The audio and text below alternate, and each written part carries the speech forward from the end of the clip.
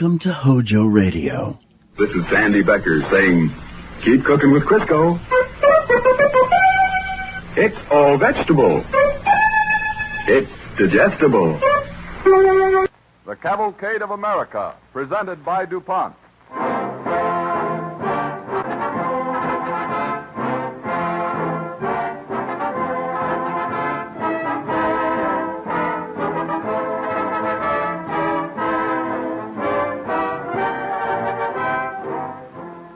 Among America's well-known men are many who came from Europe to try their fortunes and make their homes in this land of opportunity. One of the most appealing and important of these was a German Swiss named John A. Sutter. Although he is known chiefly because gold was discovered on his California property, Sutter's life was actually spent as a pioneer, a homemaker, and a farmer. For centuries, alchemists had tried unsuccessfully to make gold from base metals and failed. DuPont chemists have learned to make products infinitely more valuable from cotton, wool, coal, and other everyday substances. As Sutter worked quietly and earnestly on the work that he believed more important than the discovery of gold, similarly, the research chemist is striving earnestly towards the ideal, which is summed up in the DuPont pledge: better things for better living through chemistry.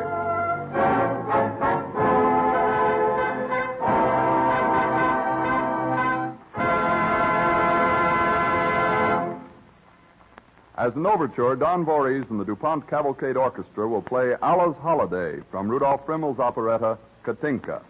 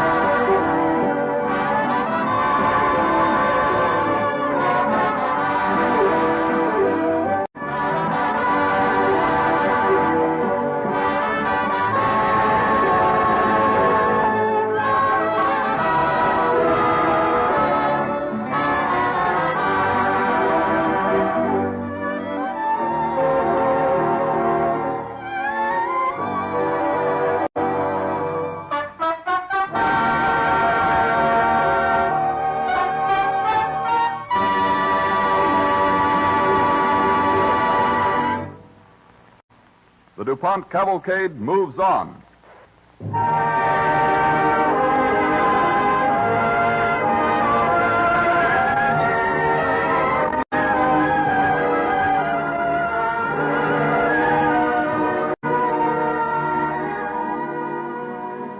Johann August Sutter was born at Kandern in Baden, Germany, of Swiss parents in 1803.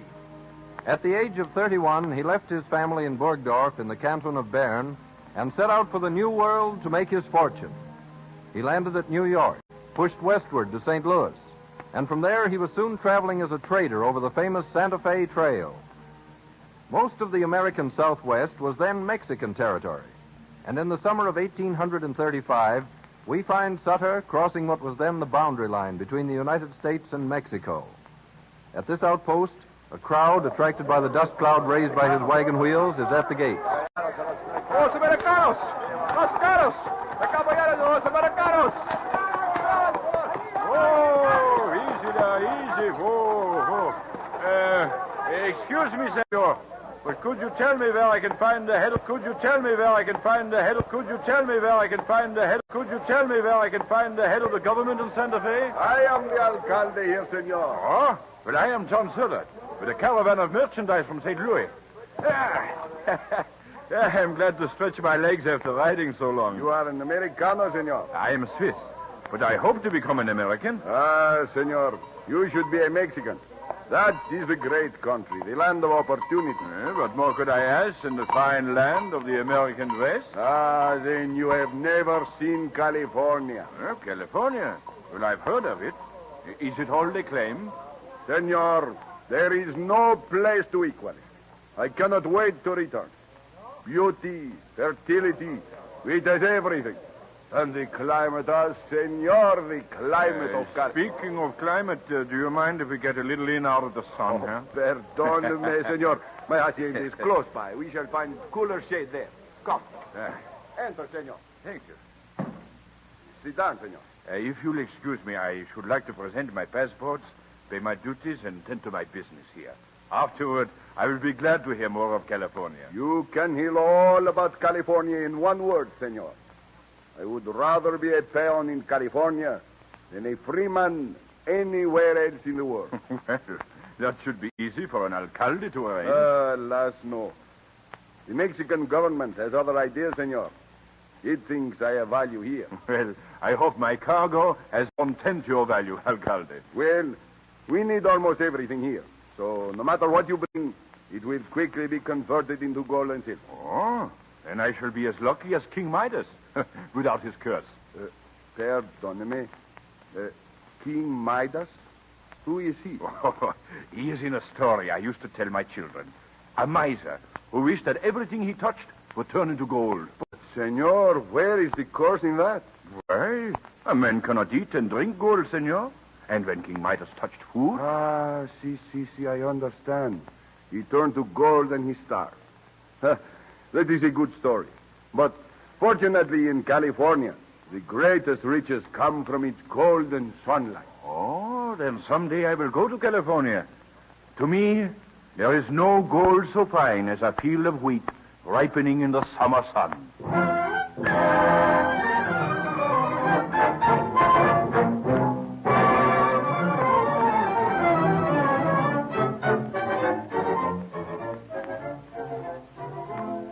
3 years later, John A. Sutter started for California by way of the Oregon Trail.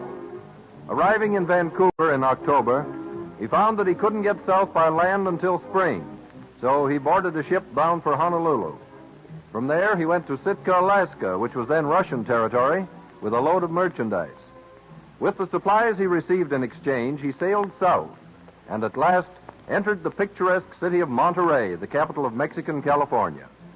In the patio of the bright adobe headquarters, Sutter is received by the governor, Alvarado. Senor Sutter, your papers are in good order.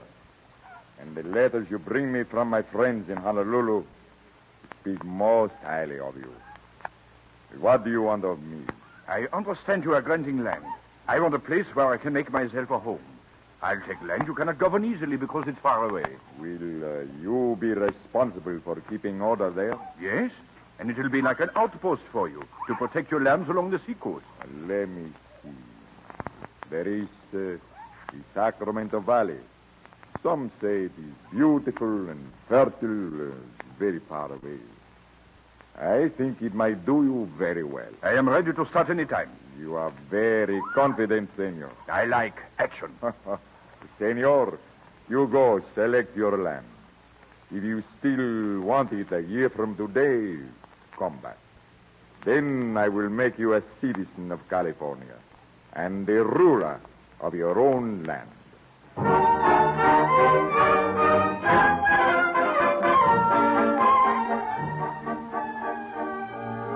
The DuPont cavalcade moves forward.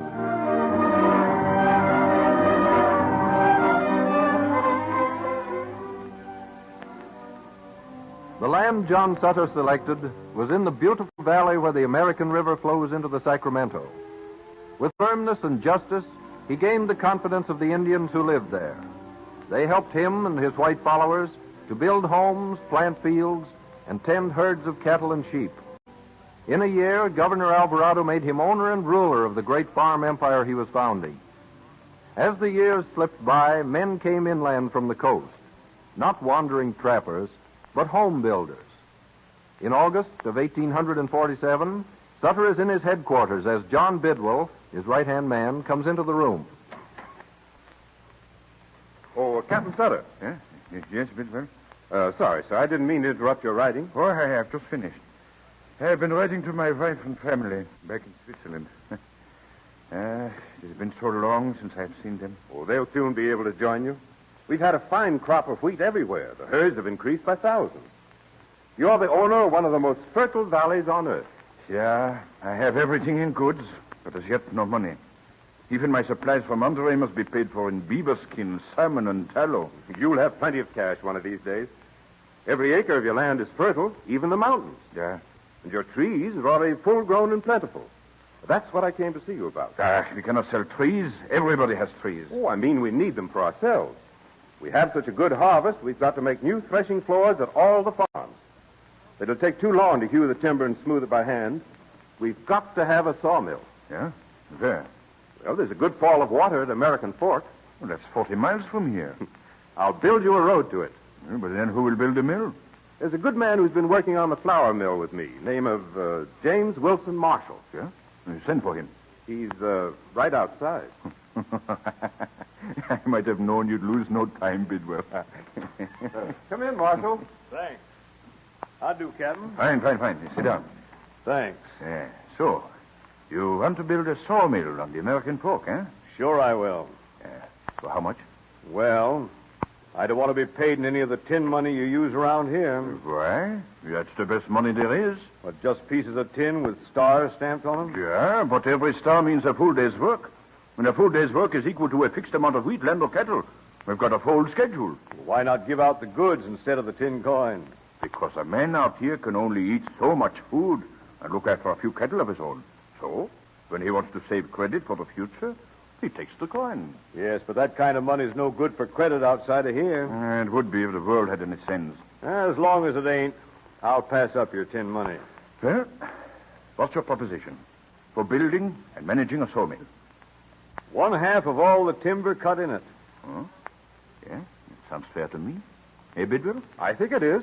All right, then. Draw up the agreement, Bidwell. Yes, sir. I'll make a note of it in my diary.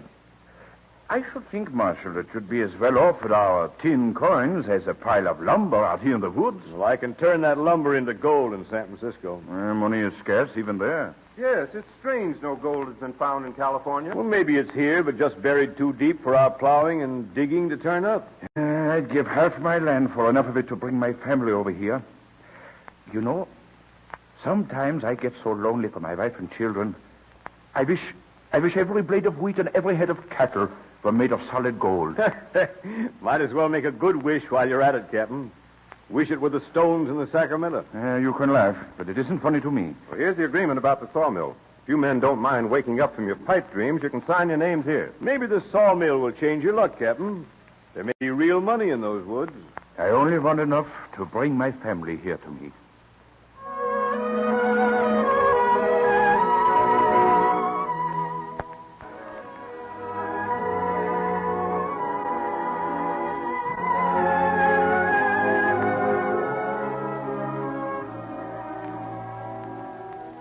The work at the sawmill progressed slowly. After the mill race was dug, there was trouble with the tail race. The stubborn rock made it hard to dig deep and wide enough to carry the water from the mill. Meanwhile, California became a part of the United States, and the wild new territory now flew the American flag. On January 24th, 1848, Marshall comes into Sutter's Fort in great excitement. Captain Sutter. Eh? Oh, hello, Marshal. You look all head up as though it was summer. Are we alone? Yeah? I'll bolt the door. You're very secret and mysterious, Marshal. What are you so excited about? This. It looks just like an old dark bottle to me. Take it up. Look what's in it. Yeah. Oh, it's heavy. Why? It is. It's gold. Gold. Well, how do you know? Have you tested it? Maybe it's fool's gold. Feel the weight of it. Bite into it. I beat it with rocks. It's malleable. Soft and heavy. It's gold, I tell you. Jim, where did you get it? In the tail race of the sawmill. The gravel's full of it. It's everywhere. You're a rich man.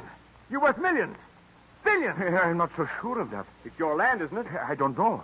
It was when California was Mexican country, but now it's occupied by the United States. I don't know for certain whose it is. Well, can't you do something to make sure? Well, I can send a copy of my lease to the American governor for official approval. Do it quick. There's no time to lose. I'll do it now. You can take it to the governor. No. I got to get back to the sawmill. Then I'll send Bennett. We got to keep the secret.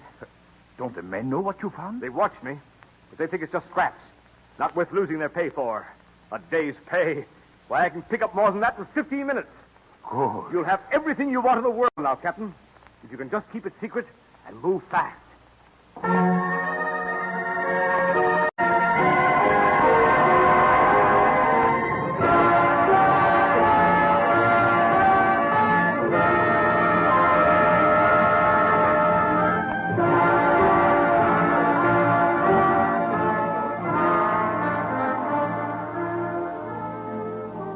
As Sutter watched Charles Bennett sail down the Sacramento River to get official confirmation of his lease of land from the Indians, he knew it would be no easy matter to keep the great bonanza secret.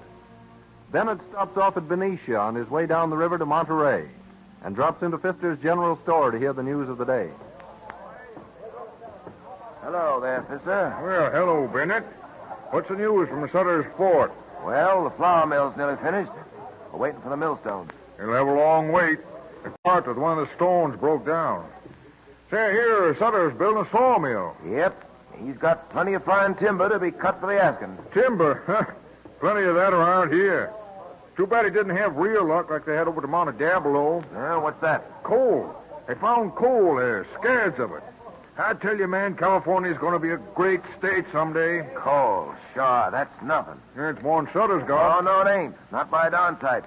You fellas up the valley are just dirt farmers, digging crops out the ground. That is, if there ain't no frost or drought or flood. Now, coal... Coal, huh? We got something a heap sight finer and better than coal. Here, get a knife full of this. Well, what's that? What do you think it is? It looks like gold. Is it gold? I ain't saying it is, and I ain't saying it ain't. Well, there must be 6 ounces of it. That's a lot of money. Where'd you get it? Well, I ain't come from no place but Sutter's. Gosh, old Jupiter. Gold. Boys, come on over here. It's on the ground and you have to dig for it. What's the row, Pfister? Look at this. Just look at it. Look at what? What is it? Gold. Gold.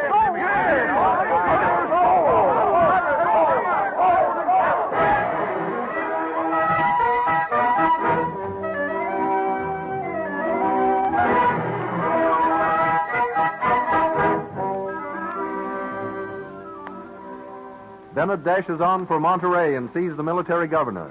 While he is making the return trip, a wagoner comes into the saloon run by C.C. Smith at Sutter's Fort. What's there? Oh, there's Smith. Set him up. No, not me, Joe. You owe me for the last time. Oh, set him up, I tell you. I'll take your word for what I owe you. And I'll take your money for it before I pour you a drop. Money, is it? Well, here. Take this. What's that? Gold. Gold. Where did you get it? I was up the sawmill with some supplies. Just picked this up at lunchtime. Joe, you're a thief. Yeah, and you're a fool. Yeah, I would be if I thought gold was lying around waiting to be picked up for the asking. Well, you're a fool if you don't believe it. Tell you everybody up there's picking up some of it when they got nothing better to do. Nothing better than you idiot. What else could be better than picking up gold without work? Just some of that fool's gold. There won't be fool's gold until it belongs to you, Smith. No, you can't talk me into giving you any more credit, Joe. Now, you take that gravel somewhere else. Go on, get out of here. But Go it's on. the real thing, I tell you. Well, here's Captain Sutter. Just come in. You can ask him. He knows about it. Captain! Yeah, but what sort of rumpus here, Smith? Captain, this fella here says there's gold at your sawmill. Oh, so you heard about it already, eh? Is that it? Tell him it is, Captain. I picked it up in the tail race, same as everybody else. It's a genuine article, ain't it? Yeah, it's gold right enough. Say, is there much of it there? I'm afraid there's a great deal of it. You're afraid? Why, Captain Sutter, let me congratulate you, sir. You'll be the richest man in California. Hey, is the captain here? Oh, there you are, Captain. Bennett, I'm glad you're back. What luck, huh? Well, sir, you see, Captain, sir? Oh, the governor refused, eh? Well, no, sir. Not exactly refused, sir. You see, California ain't Mexican now, and it ain't exactly part of the United States yet either. Yeah? Ain't no laws apply here now. Governor Mason says he couldn't confirm your lease if he wanted it. Oh, I see. Then until the United States takes over, there's no real authority in California. Well, of course, they'll confirm your land for sure then, but meanwhile... Yeah, I understand. Meanwhile, we're all just squatters. Well, I reckon I'll be getting back to the sawmill. Wait a minute, I'll go with you. You'll be needed in the fields tomorrow, Bennett. I'll be working only in the gold fields from now on, Captain. Come on, Joe. Yes. Smith, pour me a brandy. What's the matter, Captain? You don't seem pleased. You ought to be jumping with joy. Why, you'll be the richest man in the world. Everybody says so. I'll be lucky if I have enough left at Hook Farm to make a good home for my family now. I don't understand, Captain. Surely all this gold really belongs to you. Well, I heard him call it Sutter's gold. Yeah, but they'll take it for their own just the same, and nobody can stop them. Ah, there must be enough for all. The more there is, the poorer I'll be. Don't you see? They will come here by hundreds, by thousands. All my workers will leave me. The wheat will rot in the fields. My sheep and my cattle will wander away into the wilderness. They will be shot for food by anyone who is hungry. Miles and miles of land, all lost for gold. Like the story I used to tell my children. King Midas, with his golden touch. Yeah, I see, Captain. Well, help yourself to anything you want, Captain. I'm going after the boys to see if I can find some gold myself.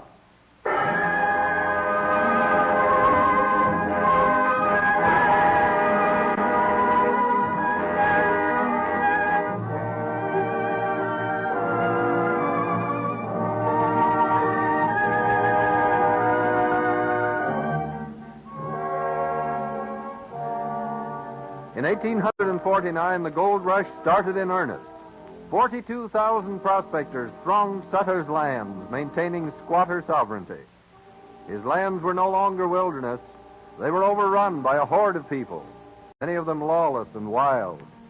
In 1852, Sutter was joined by his wife Anna and their children. He brought them to Hoke Farm, which was all that was left of his land grants. One evening a year later, John Sutter and Anna were standing on a porch in front of their modest farmhouse. You are very silent, Johann. Is it because the view is so quiet and beautiful? No, Anna. I was just thinking how many long years I've worked to bring you and the children to California.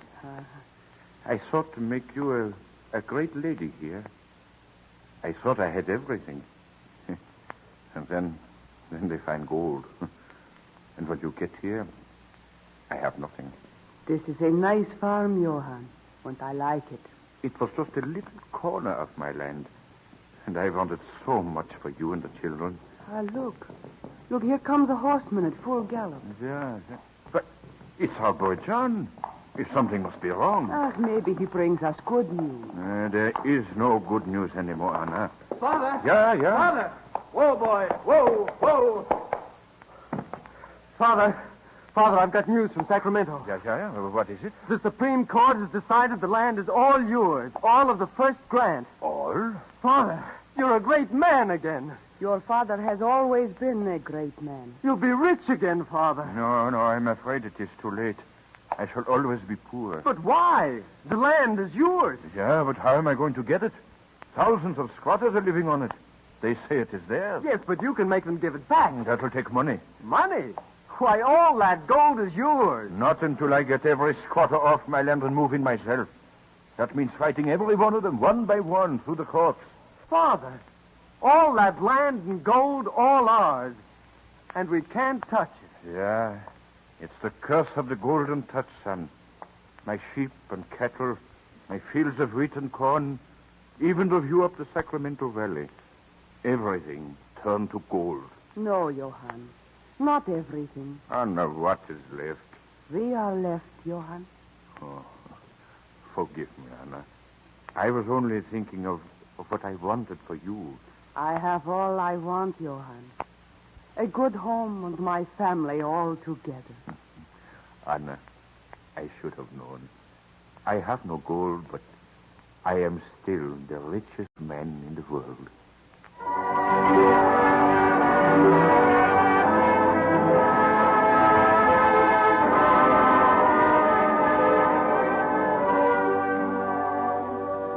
Sutter's work was not done.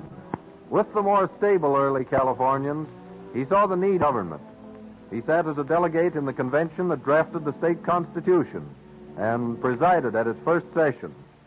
As a man whose courage and enterprise brought wealth and opportunity to millions, and as a pioneer in the founding of one of the great states of the Union, DuPont salutes John A. Sutter as a gallant leader in the cavalcade of America.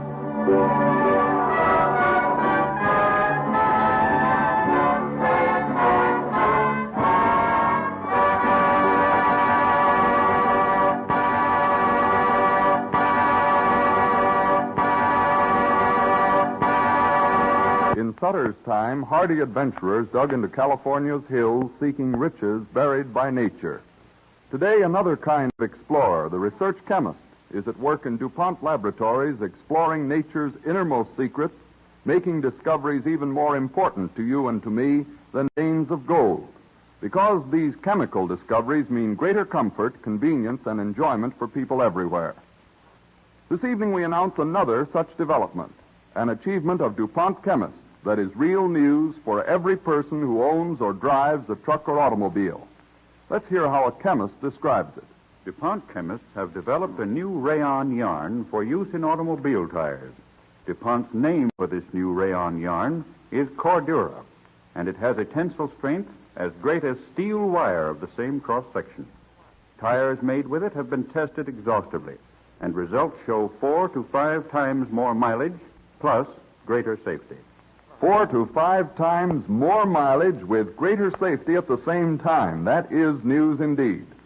Many tests were made on trucks and other motor vehicles under the most stringent conditions of heavy loads and high speeds.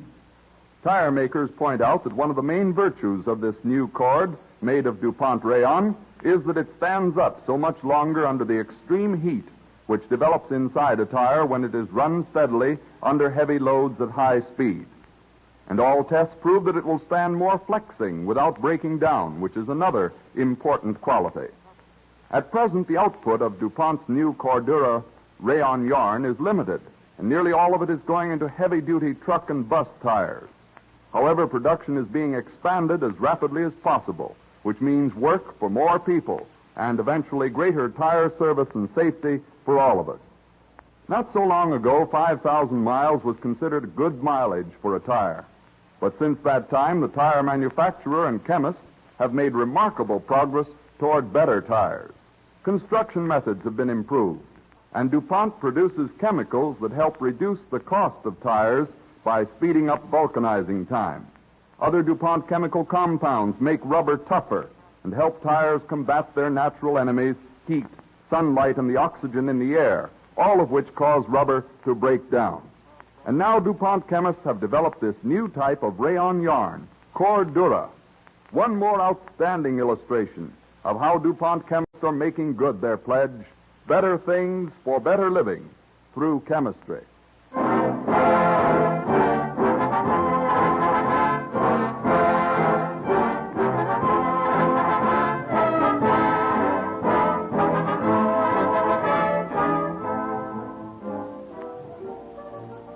George Washington, scientific farmer, will be the subject of next week's broadcast. This coming Sunday, April 25th, many communities will change to daylight saving time. If your city or town does not adopt daylight saving, remember that next Thursday, the Cavalcade of America, presented by DuPont, will come to you 1 hour earlier.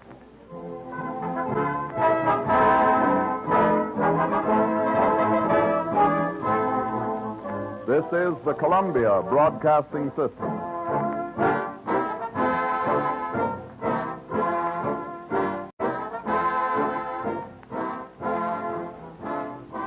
In every Chevrolet showroom across America, more and more people are looking at the car that's just out and just wonderful, the 1957 Chevrolet.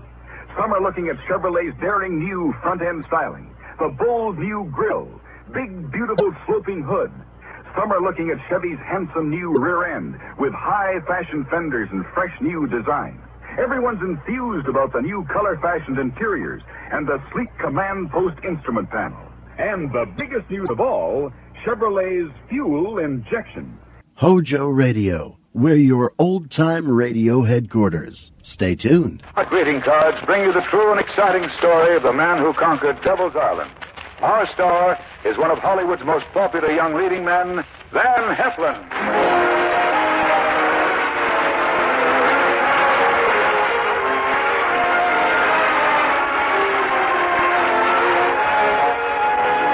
For more than a third of a century, quality has been a habit with the makers of Hallmark cards.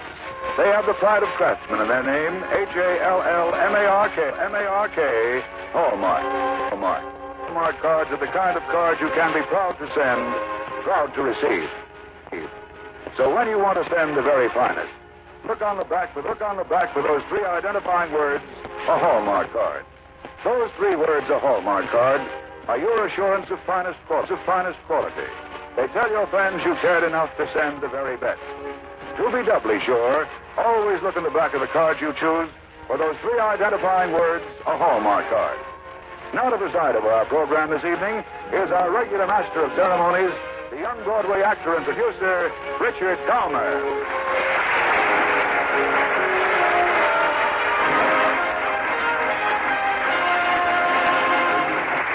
Thank you, Tom Shirley, and good evening, ladies and gentlemen. There are a few spots on Earth that have held the terror, the stark human suffering of Devil's Island. Tonight, we take you there in the company of a Frenchman named Charles Payan. And in the title role, the makers of Hallmark greeting cards bring you an actor whose unusual and colorful background makes him eminently suited to star in tonight's story. Besides being one of Hollywood's most talented actors, Van Heflin is an able seaman who has worked with men to whom all parts of the seven seas are home. Tonight, he takes you to the most evil spot on Earth. As the makers of Hallmark greeting cards present on the Reader's Digest radio edition, Van Heflin in The Man Who Conquered Devil's Island.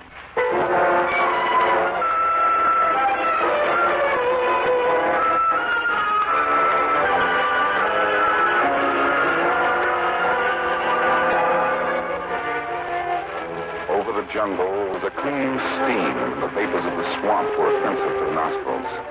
There was stillness all around with a slow pulsing beat to it like the stillness of a fever-laden hospital ward.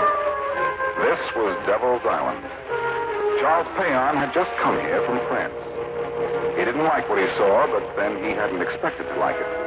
He was here precisely because this was a bad place, and he lost no time in getting to the governor's mansion and explaining his mission. This is a nasty place, Your Excellency. Yes, Monsieur Payan. It has been a nasty place for years. That's why I'm here. But, yes, I'm a Salvation Army officer. True. Go on. And where there's a spot on Earth as unpleasant as this, and when the people there are, well... Depraved is the word. Yes, doubtless it is. Well, when there's a spot like that and people like that, they are the business of any Salvation Army officer. And so you have made Devil's Island your business. Exactly. What are you going to do here? Clean the place up. You mean preach to the convicts? I mean clean the place up spiritually and physically. Who's going to help you? I'll find helpers. You'll have to import them from France. I'll find helpers right here. Monsieur Payan, I have used the word depraved. It describes the convicts. You won't find helpers among them. I think I will. You won't. Well, perhaps not. What about the officials? You'll learn about the officials. They don't like it here, but they make a good thing of it. I see. My advice to you is to take the next ship back to France. Thank you, Your Excellency, but I'm not taking your advice.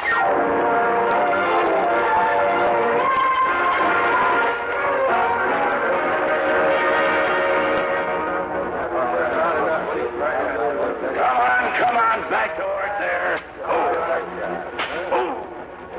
Is this how you treat your men, God? Men? Who said these beasts were men?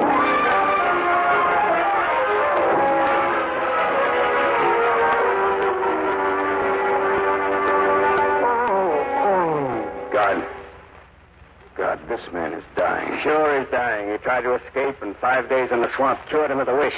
He's crawled back to die. Many of them do. Those who don't disappear into the quicksand. But we must help him. We must? Why?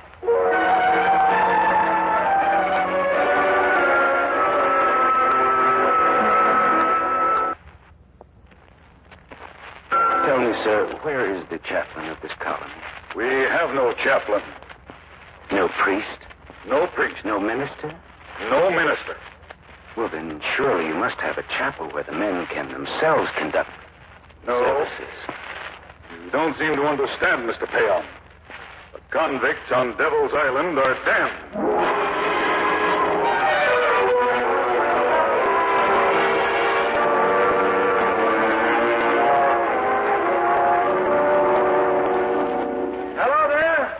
Who's that? I'm a friend. Put your hands at the back of your neck and walk in here toward the fire.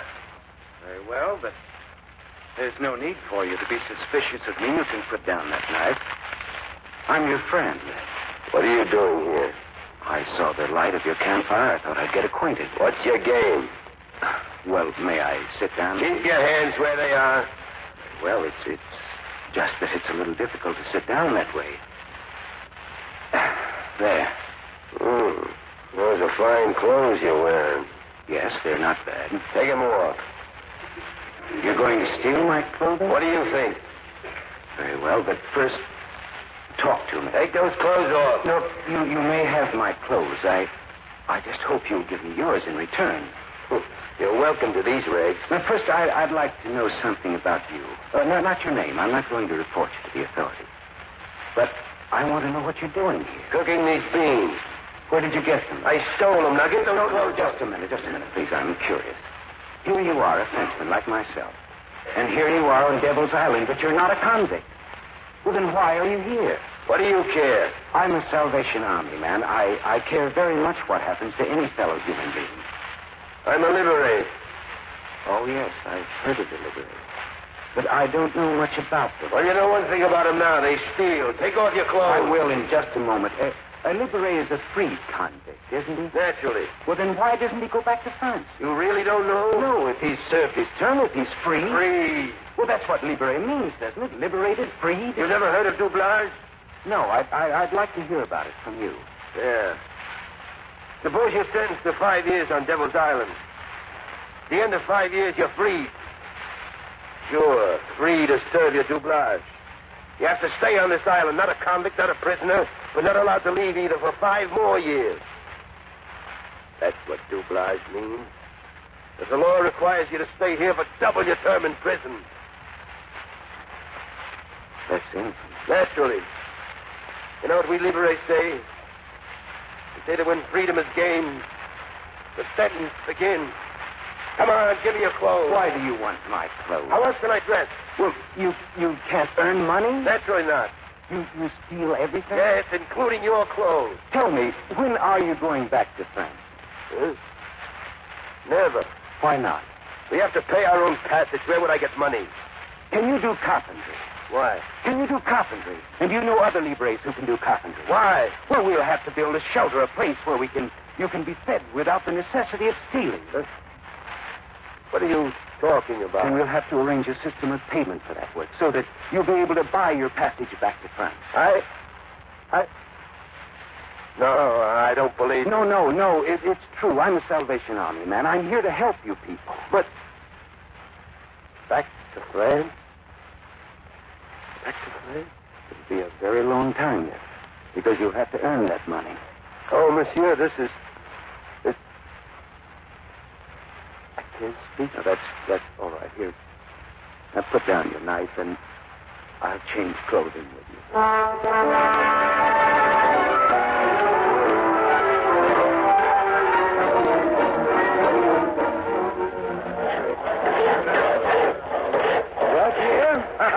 Progress, Monsieur Vian?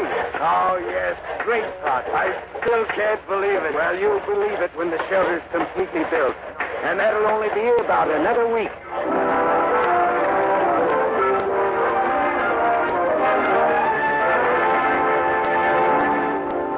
So, Monsieur Pian, your shelter will open in 2 days. Yes, Your Excellency. Who will operate it?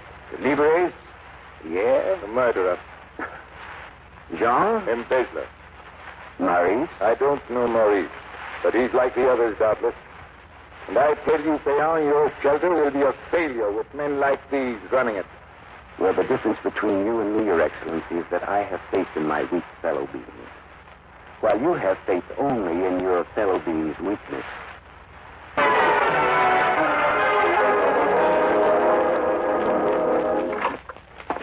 You want me, sir? Yes, Jack. Sit down. Huh? Oh. Well, thank you, sir. We may as well be informal. You may as well forget that you are the guard and I the official. All right, sir. You enjoy beating the prisoners, Jacques? Has somebody complained? No. Yes, I know. I can always tell when you ask a question like that. Well, the prisoners have to be beaten. They're sullen. They're lazy. They're brutish. They won't work. I beat them because it's the only way to deal with them. And whoever said that, enough. Now, how much do you make from your little graft? Selling cigarettes to the prisoners for more than you pay the Libres to steal them for you. How much do you make? Who said I did that? I did. You know it's true. How much do you make? Sir, I swear I... All right, enough. Your little grafts are going to stop, Jock. And you're going to have to stop beating the prisoners. But I told you once that I'm never... Unless we stop this fellow Payon. You mean... I mean what I say. You see, Jock, as long as this talk is unofficial, I have my little grafts, too. We must stop this fellow Payon. Can you arrange it? You mean... hurt him? No. I regret to say that to hurt him would only hurt us. But surely the opening of his shelter can be stopped. Hmm. Which Libres are helping it? Pierre Fournier, Jean Breot, and Maurice Pommier. Yeah, I know them. All right. But I'll need money. For what? Why, for a liquor, sir.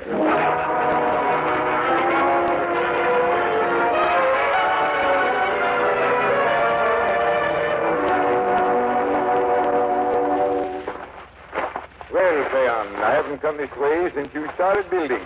Well, I'm very glad you consented to come this way now, Your Excellency. In time for the opening of the shelter. It is a nice building. From this distance, at any rate. Well, it's better inside. Too bad to build it here in this wilderness. Too bad this is a wilderness. My intention is to civilize it. You are a dreamer, Payan. Well, we shall see. You shall see. These Libres are no good. They're beyond hope. This project of yours will never work. I mean it. All right, let's go in, Governor, shall we? I want you to see for yourself what useful citizens the Libres can be. All right. But I know this won't work. Here we are. That's the way to do it. Smash everything. Let's the whole place. Let's get an axe and shut the whole place down. Shout it. Shout with the Salvation Army. Smash the body. Smash everything. What are you men doing? What is the meaning of all this? Oh, there you are. All right. not going to work for you, are we, boy? Yeah, we won't work for you. We'll throw Where are you, Bayern? You want to make religionists out of it. You want to make Salvation Army men out of it. Well, here's the shelter. How do you like it, huh? Nice mess we made out of it, don't you think? I guess you won't be opening your shelter, Bayern. I won't say I told you so. I just so. All right, you men. I think you'd better get out of here. I've got a job ahead of me. Repairing these damage.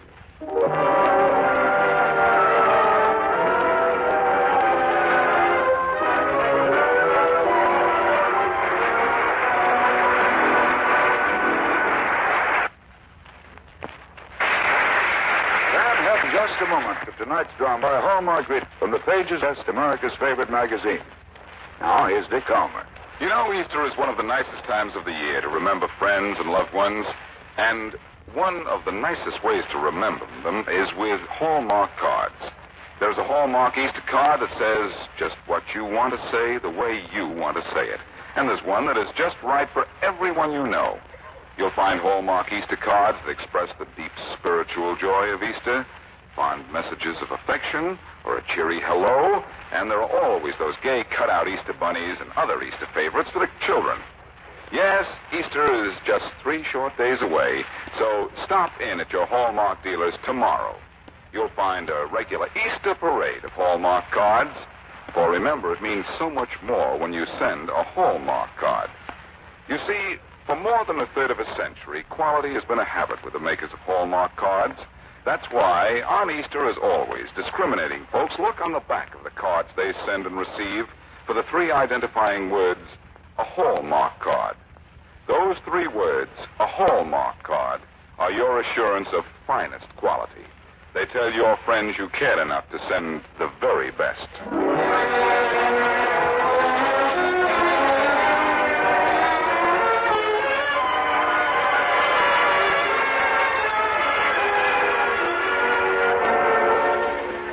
Payan is repairing the damage to the Salvation Army shelter. But he has left the door to the shelter wide open. And as he hammers the furniture back into shape, a man comes in. Charles pays no attention to the newcomer, and finally, after watching for a long time in silence, the man speaks. Monsieur Payan. Yes? Monsieur Payan, will you listen to me? Well? I'm sorry for what I did yesterday. Yes, so am I, dear. Some of the other libérés have spoken to me. Yes. They were looking forward to the opening of the shelter. Well, it will open. Yes, I hope so. I'm very glad you feel that way. You see, Monsieur Payan, liquor has been my weakness. After yesterday, I don't doubt that. You're angry with me. No. Disappointed. I would like to help you. You can. How? Just tell me how, and... You could perhaps find some assistance for me among the libérés, some men I could trust. Oh. Do you know of any such men? All the libérés are rough men, Monsieur Payan. Naturally. But they're all anxious for the shelter to succeed. You're the only man who's ever cared about us. Well, then you think I could find some helpers who could be trusted? Yes. What is it? You sound doubtful. I'm not doubtful. It's that I, too, have been disappointed in myself. You're a libéré, aren't you? Yes. What do you mean? Well, I was asking for libérés I could trust. You're a libéré. You mean you... No, you wouldn't trust me again. I'd like to. Oh, Monsieur Payan. Monsieur Payan. Monsieur Payan, why do you turn your back on me? There's work to be done. Yes, but... And there's another hammer. Here. Oh? Give me that hammer.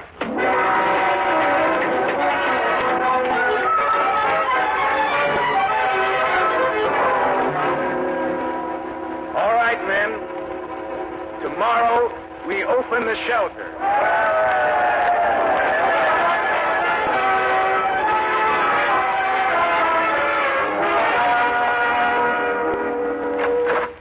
Payan. Oh, Your Excellency. Please, come in. Yes, Payan. Is it true you've arranged to take 800 livres back to France? 804. Why didn't you consult me? Because you've shown very little interest in what happens to the liberated. That's an insolent answer. No, Your Excellency, it's merely the truth. When we opened the shelter, you said you didn't care to speak to the men eating their first meal here. When we opened the second shelter, you declined even to attend the initial supper. When we started the banana plantation, you said that it wouldn't work, that the libres were too lazy to operate such a project. And never have you let me so much as explain the method of payment of these men. None of that has anything to do with this insane project of yours. I received a letter from France. My superiors are worried. Well, they might be when 800 convicts are to be loosed on them. Not convicts. Libres. Criminals. Desperate men. Former criminals, rehabilitated men. Nonsense. No, not nonsense at all. Been rehabilitated from here. We'd let them starve. Won't allow them to leave. You have nothing to say. Exactly here. And to uphold the law. The law is that all entitled to go free. They've served their sentence and they've served their infamous doublage. They can go back to France if they please. They are supposed to pay for their own passage. They're doing that. The passage to France cost 1,600 francs.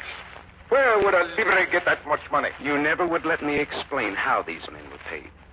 They were allowed to take their pay in cash, but if they wanted, they could take only 2 francs a day and the credit slip for the rest. When their credit slips totaled 800 francs, their projects, their own self-sustaining projects, Your Excellency, doubled that amount. That is a new doublage. I see. I don't suppose I can stop them. No, you can't. But I can appeal to your reason. Leon, these men are not rehabilitated. They are going to France to open a reign of terror on your country and mine. They are criminals, and they'll remain criminals. Your Excellency, for months now, we've had an embezzler in charge of the accounts. Our cook in shelter number 2 is a man who poisoned 4 people. And when my assistant is away and his wife is alone, his home is guarded by a killer. These men are all discharging their duties very well. And they will be good citizens in France.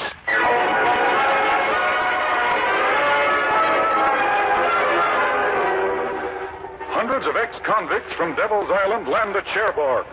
Salvation Army official brings back horde of criminals. This newspaper predicts a crime wave such as France has not had before in all her history.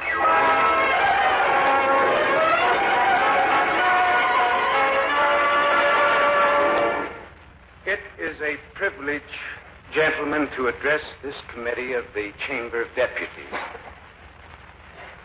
It is 1 month since the libres from Devil's Island set foot once again on French soil. And no crime wave has broken out. Nor has any crime in all of France been traceable to one of these men. This makes it possible for me to ask you to start now, in the name of humanity, to liquidate the prison colony on Devil's Island. Monsieur Payan, we knew, of course, what you were going to ask. We ask you to wait for our answer. To wait a long time. To wait years. We are convinced that these men you have brought to France will get into trouble again. If they don't, then you can return to Devil's Island and liquidate the colony yourself.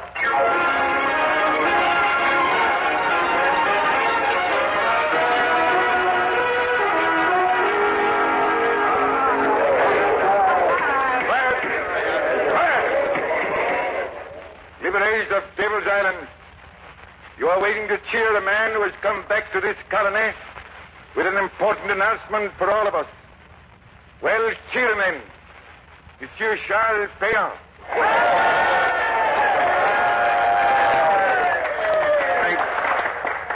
I thank you from the very bottom of my heart. I never expected this reception that you've given me. I expected to slip into the colony quietly to go about the work that I have to do and never be called upon for a speech. A speech that I find very difficult to make because my eyes are filled with tears. My libres, my free men, do you know what report I have for you from the 804 brothers who are now in France? I have to report that in all the years that I've been away writing and speaking and pleading the cause of the convicts and liberators of this colony, in all of those years, during which the 804 men have been walking free in France, only 3 of them have been in trouble with the police again. Applaud and cheer, because that is a record made by your brothers. It is a record made by you, in effect. It is a record that you will make, for I have this to report also. The government has agreed to liquidate Devil's Island. I am in charge of that liquidation. You will all return to France. I have said all that I have to say, and I'm very tired, but I'm very happy. And now that you are about to receive a rebirth, I can only feel how fitting it is that this meeting should take place on Easter Sunday.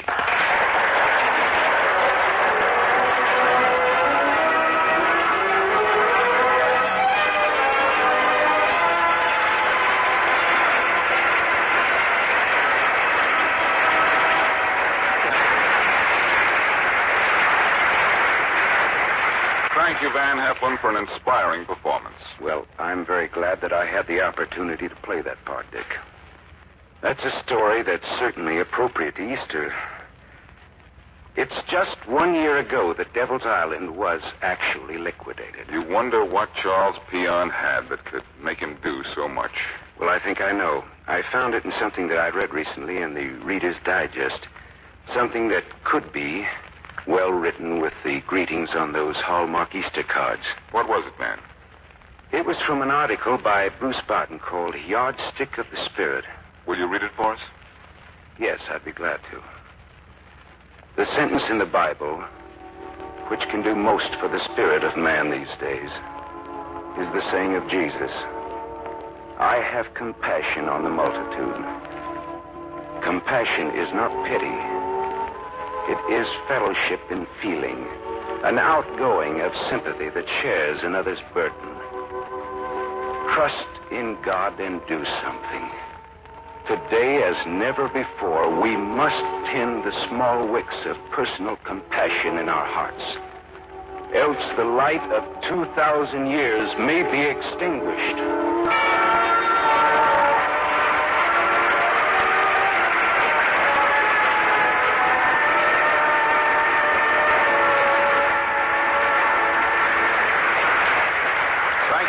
Van Heflin. Folks, here's some real happiness news. Mr. Bluebird, that lovable little fellow from the latest Walt Disney movie, Song of the South, is now on the new Hallmark Mr. Bluebird cards. Yes, Mr. Bluebird is the talk of the town, and he's flying into the hearts of everyone on the wings of that gay new hit tune, Zippity-Doo-Dah. So if you want to send an extra bit of happiness, send the new Hallmark Mr. Bluebird cards. Send them for birthdays, anniversaries, to cheer a sick friend, or just to say hello. Be sure to ask your Hallmark dealer for Mr. Bluebird cards, and you can be doubly sure of sending the happiest kind of greetings. You're cordially invited to be with us again next week at the same time for another fine dramatic program brought to you by the makers of Hallmark greeting cards. If you enjoyed tonight's show, won't you please tell your friends about it and ask them also to tune in for next week's program sponsored by Hallmark greeting cards. At that time, you will hear a story that is true and inspiring and brave. It's about a splendid young American patriot, Nathan Hale, and it stars a splendid young American actor, Richard Ney.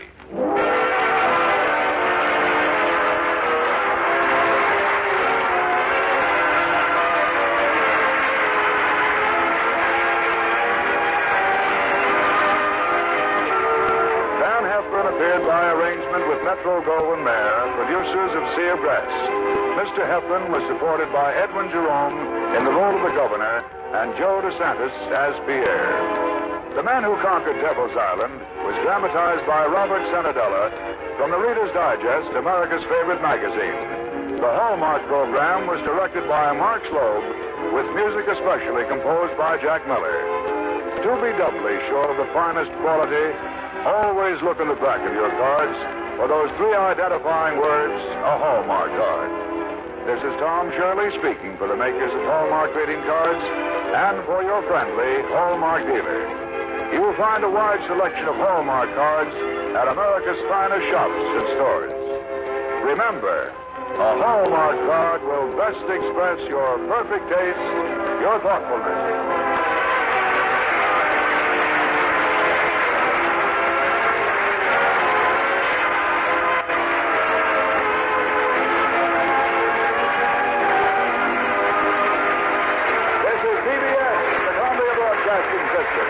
If you want to relieve headache, neuritis, or neuralgia pains quickly, try Anacin.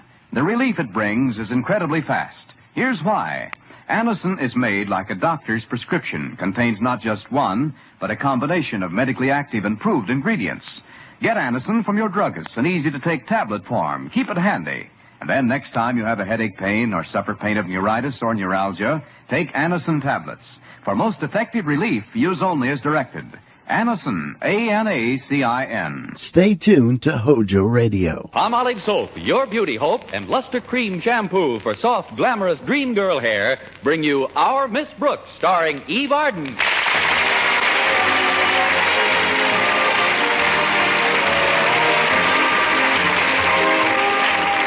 Our Miss Brooks teaches English at Madison High School. She's very fond of her pupils, and they're very fond of her.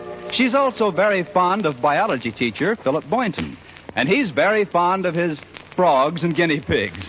Well, this absorption in his laboratory is largely due to Mr. Boynton's natural shyness. Well, that is to say that he's shy in the world of reality. But in the dreams of our Miss Brooks, Philip Boynton is every bit as ardent and attentive as any woman could desire. Let's listen. Oh, my darling Constance. You're so lovely, so desirable. I feel I could fly on the wings of our love. Won't you join me, Constance, on a flight to paradise? Contact. I must pause for a moment, my darling. You know why? For station identification? I want to look at you again before I kiss you. And if you notice anything strange in my eyes, dearest, it's stardust. Well, sweep it under your lids and let's get going. Oh, isn't it wonderful, Connie? Just you and I alone in our dream house. Yes, it is, Philip. And if anyone comes calling, we'll refuse to answer the doorbell. Sorry, wrong number. Okay, alarm clock. Oh, you win. Quiet. If I could have slept a few more minutes, that dream might have gotten the Academy Award. Come in. Good morning, Connie. Good morning, Mrs. Davis. I've brought you a little breakfast tray. Hope you like the surprise recipe on it. Another surprise recipe? I'm still trying to get used to the last one. Rye crisp boiled in breadcrumbs. Oh, this isn't anything like that, Connie. This is a famous Alaskan dish. Want to know what it consists of? No, what? It's very simple. You just take a pound of frozen whale meat, thaw it out, roll into patties, and fry in deep seal fat. Oh. What do you call this Eskimo's delight? Blubber burger. Blubber burger? Yes. Of course, not everyone can enjoy them at first eating. How do you stand on the whale meat, Connie? I really don't know, Mrs. Davis. I've never stood on any.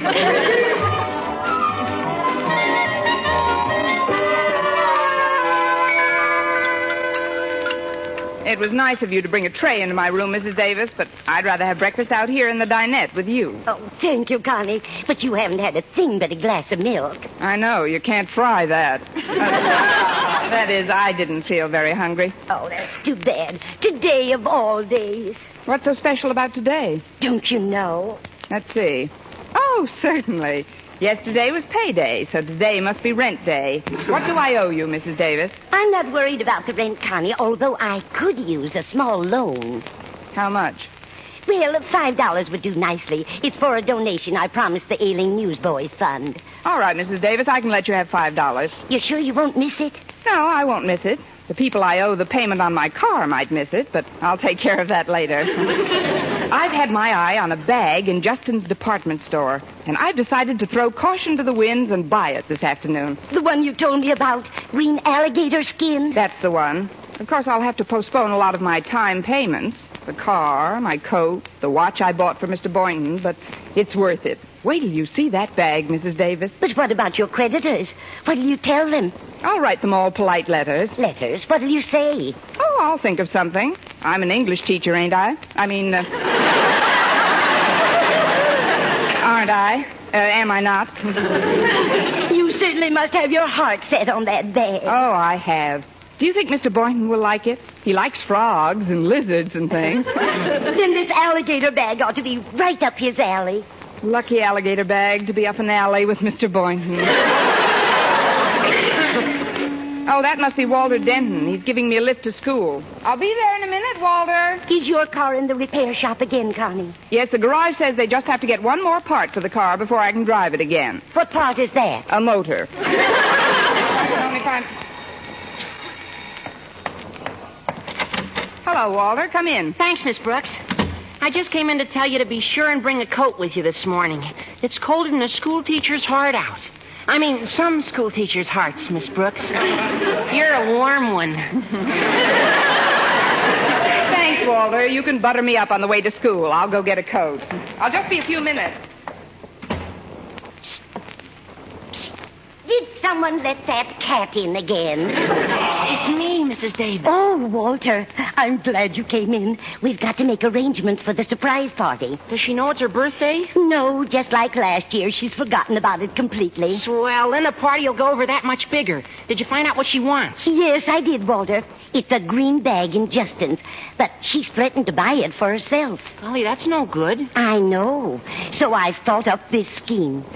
If we all borrow some money from her, she won't be able to buy it. Then we can give it to her for a present. I'll call the Conklins and tell them to be sure and borrow something from Miss Brooks when she gets to school. Good. She's so soft-hearted she'll never turn anybody down, as long as there's a hard luck story with it. And I'll put the bite on her and... I'll borrow something on our way to school. Here she comes. I'll go back into the kitchen. I don't want her to think we've been conspiring. Okay, Mrs. Davis. Well, that wasn't such a long wait, was it, Walter? Oh, not at all, Miss Brooks. Gosh, that's a nice coat. Well, when did you buy that?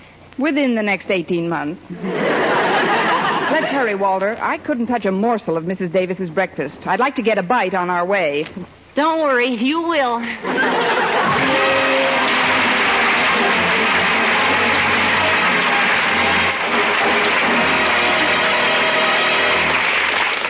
Our Miss Brooks will continue in just a moment, but first, here is Vern Smith with an important announcement. Palmolive Soap is giving away prizes worth $67,000. A grand prize of $25,000 in one lump sum, or $100 a month for life. And that's not all. There are over 2,000 prizes in Palmolive's big treasure chest contest. Ford sedans, Westinghouse laundromats, From Silver Fox scarves, Toastmaster toasters. And it's easy to enter. Complete the last line of this jingle. A fresher, brighter-looking skin is something I would like to win.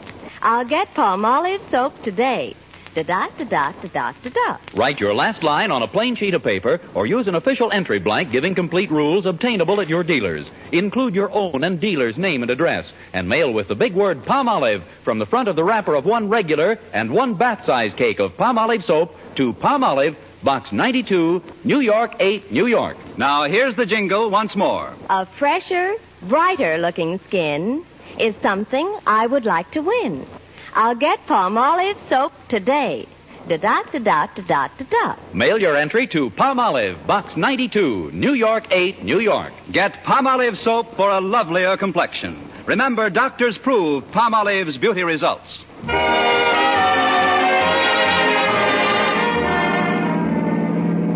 I just had a tune-up job done in the car, Miss Brooks.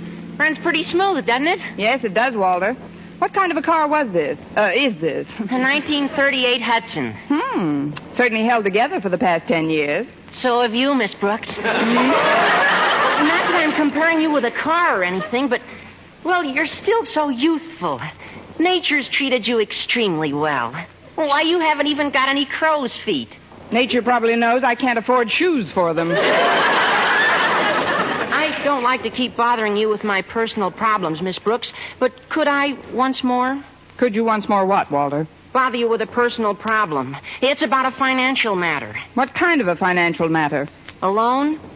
Are you asking me or telling me? I'm telling you. I'm telling you. I'm broke. Really? How long have you been a school teacher?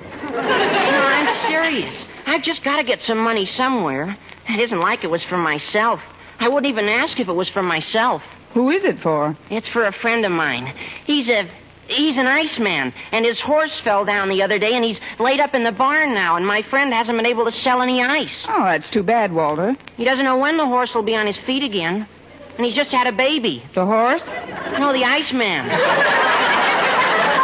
Well, that's a switch. His wife, you see, and they haven't got enough money to buy milk to feed it, let alone the other 7 children in the family, plus oats. You think it's sad, Miss Brooks? Saddest thing since Camille. How much do you want to borrow, Walter? $5 would help a lot. Okay, here you are. Gosh, thanks. Are you sure you won't miss it? No, I won't miss it, Walter. The people who sold me this coat may miss it, but I'll take care of that later. Thanks again. You don't know what this money will do for these people. And you'll get it back just as soon as my friend's foot heals. Your friend's foot? I thought it was the horse who fell. The horse? Oh, sure. But didn't I tell you? When the horse fell, my friend tried to lift him up and sprained his own ankle. Oh, great. Between his sick horse, sprained ankle, and having a baby, your friend is the busiest iceman I ever knew. Well, we're right near school. Oh, gosh, I got so wound up talking about my poor friend, I forgot to stop and let you get some breakfast. Well, after that story, Walter, I'd feel guilty eating anything but hay. I'll have an early lunch in the cafeteria. Okay, Miss Brooks. Well, here we are. Thanks, Walter. Say, isn't that Harriet Conklin going up the steps? Yeah, that's Harriet. Oh, you better hurry. She's anxious to talk to you. How can you tell from the back of her neck? I'm psychic about some things. Go ahead, Miss Brooks. All right, Walter. See you later. Good morning, Harriet. Oh, good morning, Miss Brooks. I'm so glad we bumped into each other before school starts. I've been very anxious to talk to you. Walter is psychic at that, among other things. What did you want to talk to me about? Well, it's rather embarrassing. Not that you're hard to talk to or anything, but, oh, golly, I just don't know how to say it now that we're face to face. Well, we'd look pretty silly chatting back to back. What seems to be the trouble? Well, it's really not my trouble, Miss Brooks. It's just that I've got to get some financial assistance for a friend in need. What friend, Harriet? Well, it's a little boy I know. He comes from a very poor family, and in order to help his folks, he shines shoes after school. Now, he's got a little dog that helped him get his business started. What did he do, put up the money? No, Miss Brooks. He used to do tricks and attract customers. But just the other day, he fell down and hurt his foot. Now the poor little dog can't even get downtown anymore.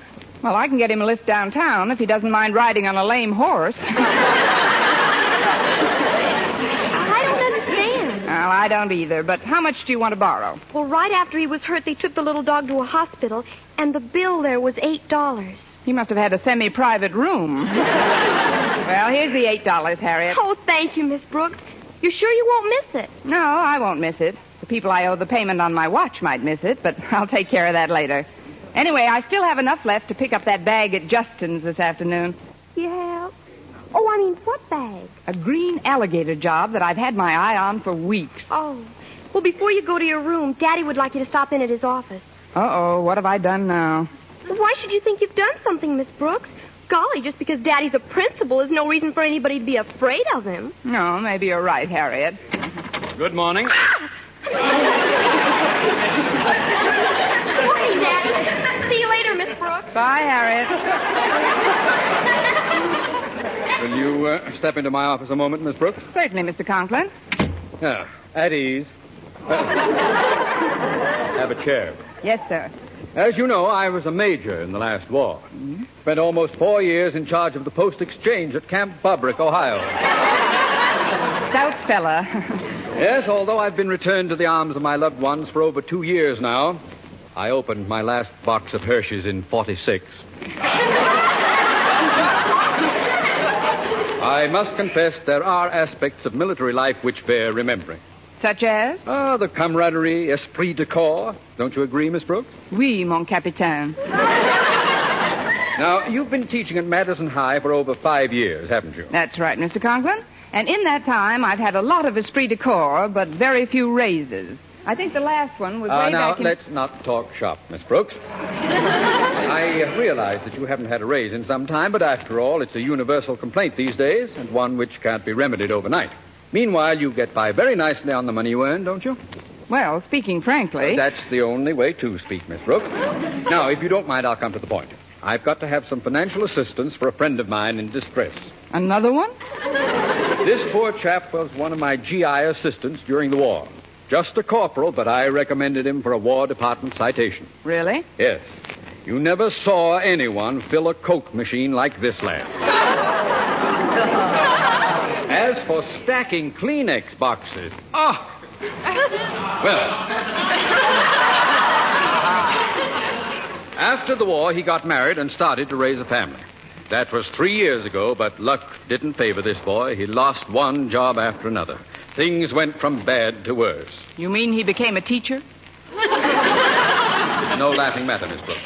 He's just written me that his wife is going to have another baby. They're 4. In 3 years?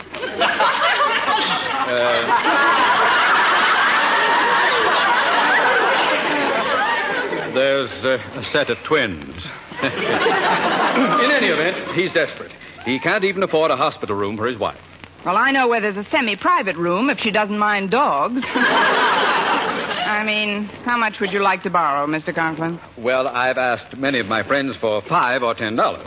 I see. Well, I guess But you're such an old friend, Miss Brooks, I feel that I can ask you for $15. Before our friendship gets any older, here's the $15. Oh, thank you, Miss Brooks. You're sure you won't miss it? No, I won't miss it. The people I owe a repair bill on my car might miss it, but I'll take care of that later. Very well. That'll be all then. Dismissed.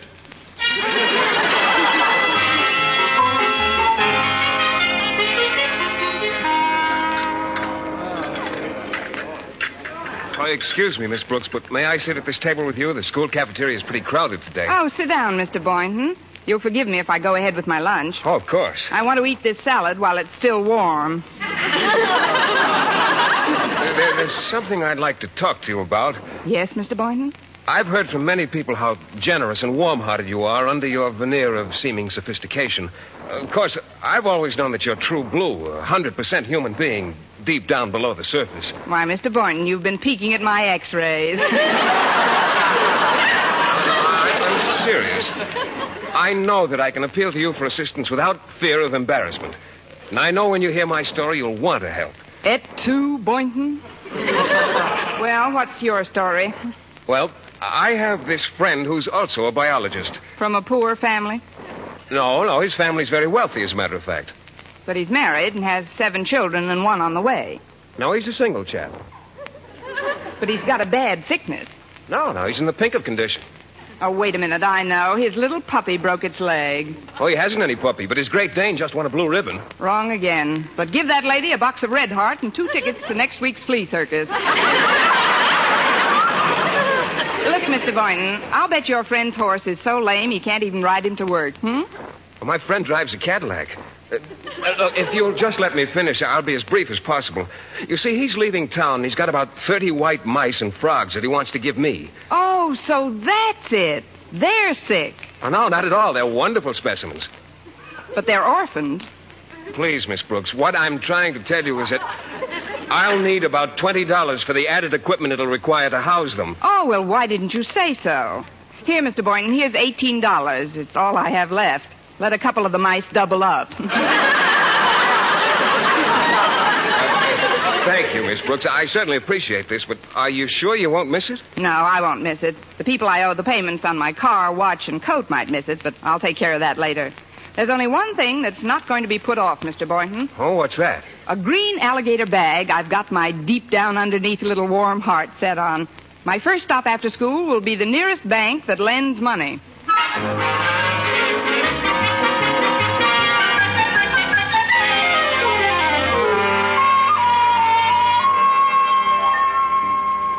All right. Attention, quiet, please. Now then, Harriet, it was your idea to have this surprise party for Miss Brooks. Suppose you outline the plan. All right, Daddy.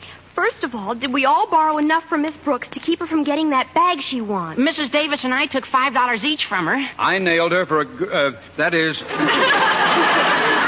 I appropriated 15. And she loaned me $18. Good for you, Mr. Boynton. I'm afraid it's not good enough, Mr. Conklin. She told me at lunch she was going to the bank and borrow the money for the bag. Oh, golly, that'll spoil everything. I know. Why don't we call the store and tell them under no circumstances to sell her that bag? Tell them we're buying it. Excellent, Walter. It's a wonder that agile mind of yours doesn't function quite so efficaciously in the schoolroom. Gosh, thanks, Mr. Conklin. Then I'll run down to the store, pick up the bag, and take it home. Now, who'll get Miss Brooks and bring her over to our house? Oh, I will. I'll call for her at about 5 o'clock and bring her over to your house at 6. Fine. Now, synchronize watches, everybody.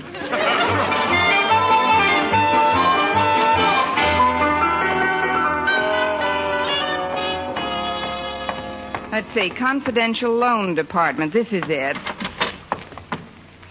Pardon me, I've read your ads, but I'd still like to be assured that any business we transact will be strictly confidential.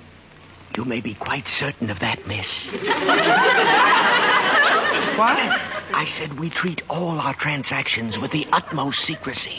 Well, you can let me in on it. I'd like to borrow about $35. Yes, ma'am. What is your occupation, please? I'm a school teacher. How long have you been teaching, and at what school, please? 5 years at Madison High.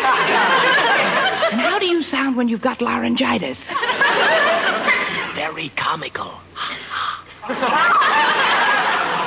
Here, write your name and address down, and I'll get you the money. Is that all there is to it? Yes, we don't believe in a lot of red tape. Oh. All you have to do is sign a few papers. First here. Yes. Now here. Right. Now this one. There you are. Now here. Mm-hmm. And here. Again. And this one. Yes. Now we start on the second page. Here. Yes. And here. Mm-hmm. And here. Mm-hmm. And here. And here. Here.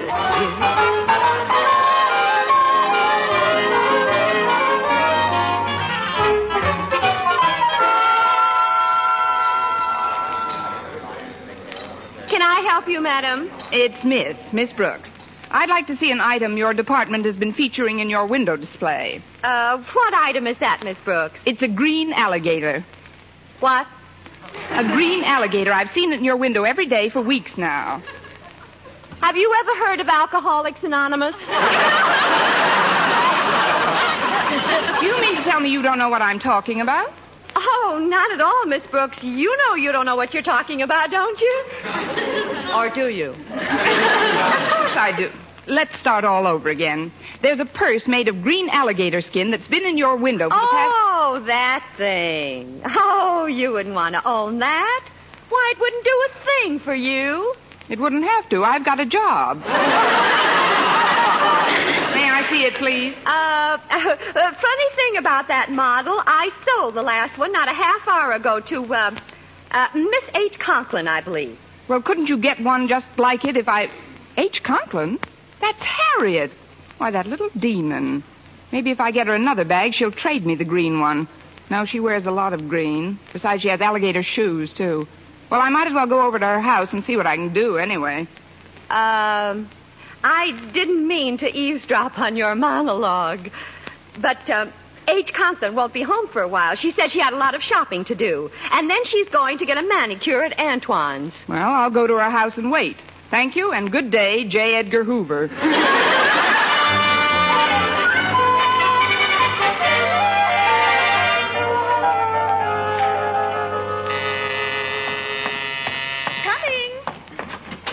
Hello, Mrs. Conklin. Is Harriet at home? Why, no, Miss Brooks. She's out doing some last-minute shopping for the... Miss Brooks, isn't it terribly early?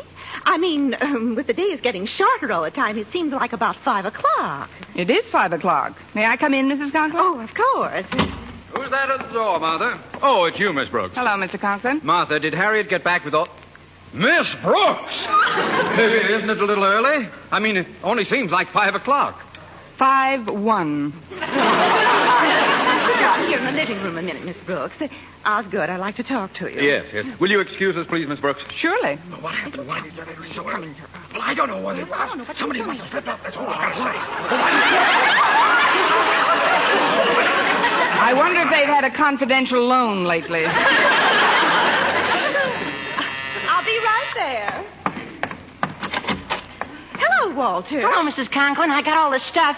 Funny hats, noisemakers, confetti, and streamers. Oh, come on in the living room and we'll start decorating the place. But, Walter, look who's here, Walter. Hi, Miss Brooks. Hi, Walter. Now, we'll take the streamers and we'll start in this corner of the room and we'll... Miss Brooks! When you hear the tone, the time will be 5-2.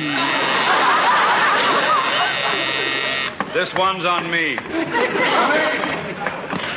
Oh, hello, Mr. Conklin. I was just over to Mrs. Davis's house, but you... Say no more, Boynton. Come into the living room. Hello, Mr. Boynton. Hi. Oh, hello, Mrs. Conklin. Walter. Hello, Mr. Boynton. Oh, hello, Miss Brooks. As I started to say, Mr. Conklin, I went over to Mrs. Davis's to pick up Miss Brooks, but she...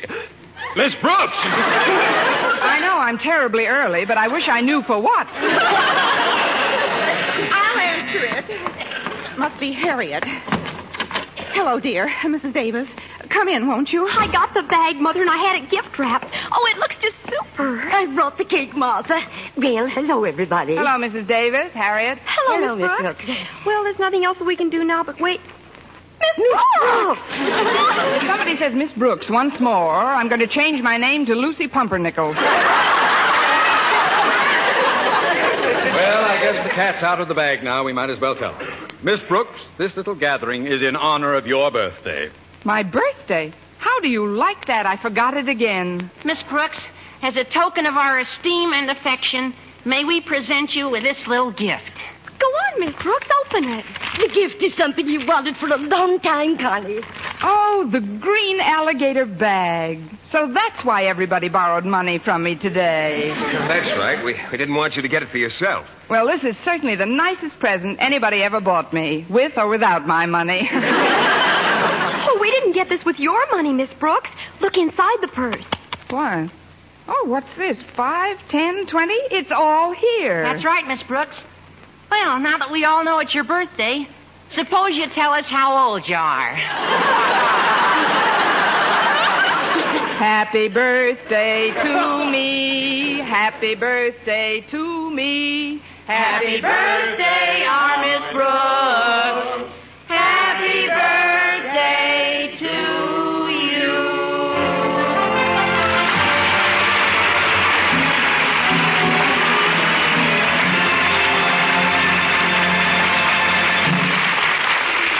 Eve Arden as our Miss Brooks returns in just one moment. But first... Dream girl, beautiful luster cream girl. Tonight, you can see this come true, revealed by a luster cream shampoo. You'll see your hair lovelier, your wave or curls softer, more glamorous, easy to do quickly. Even in hardest water, luster cream shampoo leaves hair 3 ways lovelier. Fragrantly clean, easier to manage, brilliant with sheen. Don't wait. Tonight, use Luster Cream Shampoo. Not a soap, not a liquid, but a dainty magical cream. Discover why it's by far the top favorite cream shampoo. Get the big jar, $1. Smaller sizes, either tubes or jars. Tonight, you can be a Dream girl, beautiful luster cream girl. You owe your crowning glory to a luster cream shampoo. And now, once again, here is our Miss Brooks. So you see, I won't need the $35 I borrowed from you people yesterday. Here it is. Fine. The interest is practically nothing. Oh, that's nice. May I have a receipt, please? Of course. Just sign here. Yes. And here. Yes. And here. Yes. And here. Yes. And here.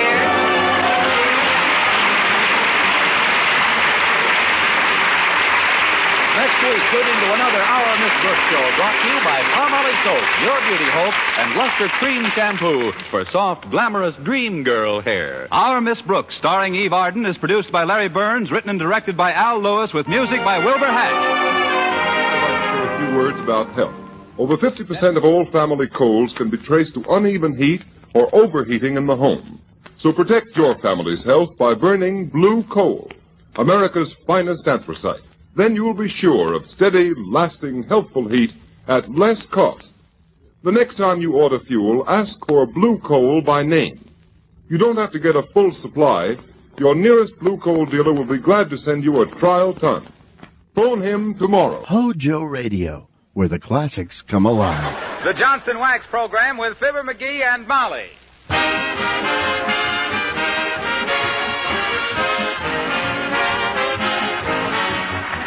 The makers of Johnson's Wax and Johnson's Self-Polishing Glow Coat present Fibber McGee and Molly, written by Don Quinn, with music by the King's Men and Billy Mills Orchestra. The show opens with Here's My Heart.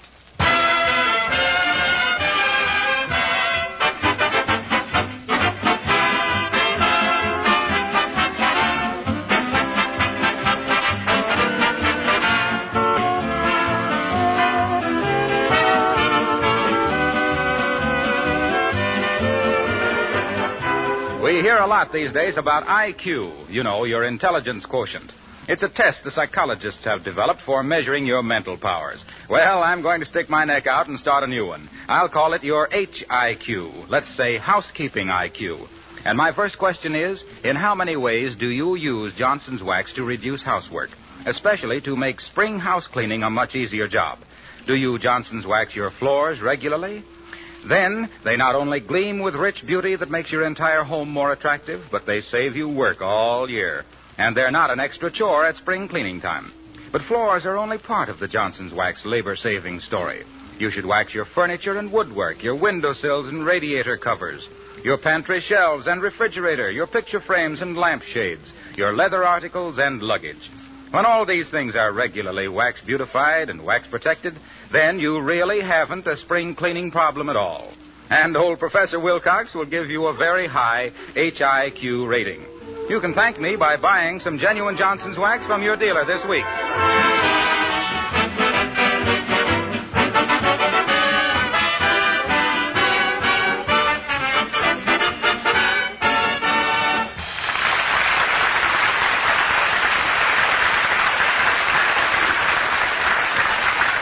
Ladies and gentlemen, there comes a time in a husband's life when he screws up his courage to tell his wife that in spite of all domestic joys, tonight's his night out with the boys. And that is just about what's going to happen this evening at the home of Fibber McGee and Molly.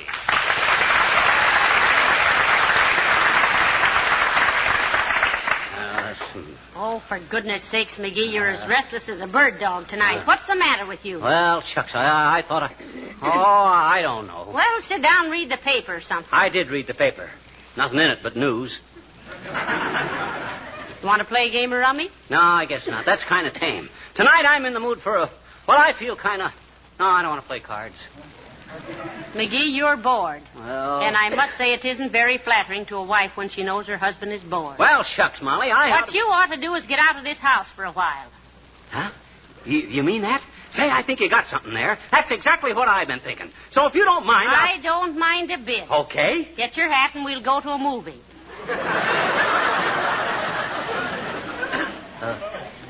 A movie? What's at the movie? Adam had 4 sons and Bob Hope. I've seen all 5 of them. Well, I'm sure I don't know what to do with you. For goodness sake, stop fidgeting around, dear. Well, I guess I'll go work on... Come in. Oh, hello, Mr. Gildersleeve. Good evening, Mrs. McGee. Hello, little chum. Hi, Throcky. I'm sure glad you came in, Mr. Gildersleeve. McGee's been restless all evening. How's your wife, Gildy? My wife's out of town, and you know it, because that's why we framed her. She is, eh? Out of town, huh? Where'd she go, Mr. Gildersleeve? Well, she went down to her sister's. Her sister's having a baby. Ah. Did you get a telegram or something? Oh, no. But every year about this time... by the way, McGee, what are you doing tonight? Who, me? Why, I don't know, Gildy. I hadn't given it a thought. Thought maybe I'd work a while on my ship model. Yes. He's making a ship model in a glass bottle, Mr. Gildersleeve. Yeah. Say, didn't you have some trouble with the keel, dearie? Yeah, I got to get the hull out of there. Why did you ask, Gildersleeve? Well, I just thought, well, I'm at sort of loose ends tonight, and I thought maybe I'd drop down to the Elks for a while. How about going with me? Oh, he can't. They don't allow women down there. I ain't a woman. I am. But look, Mrs. McGee, don't you think it'd do McGee good to get out and mix with the boys for a while? Oh, will there be a lot of the boys there? I'll say there will. We've arranged... Oh, there won't be many there on a Tuesday night, Gildersleeve. Tuesday's kind of dull at the Elks. Oh, yes. yes, I guess it is, come to think of it. But we could have a rousing game of checkers, McGee. Just you and I. Heavenly days, you don't have to go clear down to the Elks to play checkers. We have a checkerboard right here. Why, Molly, I didn't know that. Where is it? Why, it's right out... No, you wait right here. I think I can find it in just a couple of minutes. Think fast, Gildersleeve. How do I get out of here? I don't know, chum, but you got to do it. By George, we've had this little poker game lined up for 3 weeks, and you know it. Everybody's going to be there. High stakes and a lot of laughs. Oh, Mrs. McGee, find the checkers. No, Mr. Gildersleeve, but I did even better. Here's the Parcheesi board. Parcheesi? I'm afraid I don't know how to play Parcheesi. Oh, say, McGee can teach you in 2 minutes. No, I can't. He's too dumb. Is that so? Yes, that's so. Why, you little... Yeah, I guess I am at that. Look, Mrs. McGee, I think it would do McGee a lot of good to go down to the Elks tonight. It's sort of special. How special? Well, it's sort of a patriotic affair, yeah. In fact, they've arranged a sort of a patriotic game. Oh, really? Yes, we call it 3 cheers for the red, white, and blue.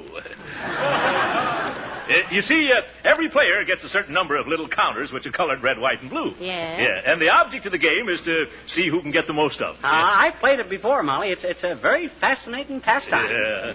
Well, that's entirely different. Now, you boys run right along and play your game. Oh, thanks, Molly. Hot diggity. Come on, McGee. We don't want to be late for that red, white, and blue game, you know. I'll say we don't. Well, so long, Molly. And don't worry if I come home kind of late. I won't, dearie. You stay out as long as you want to. Yeah, if he's later than that, he'll call you up. Goodbye, Molly. Goodbye, dearie. Give me a kiss. Okay. Goodbye. Come on, Floppy. Okay.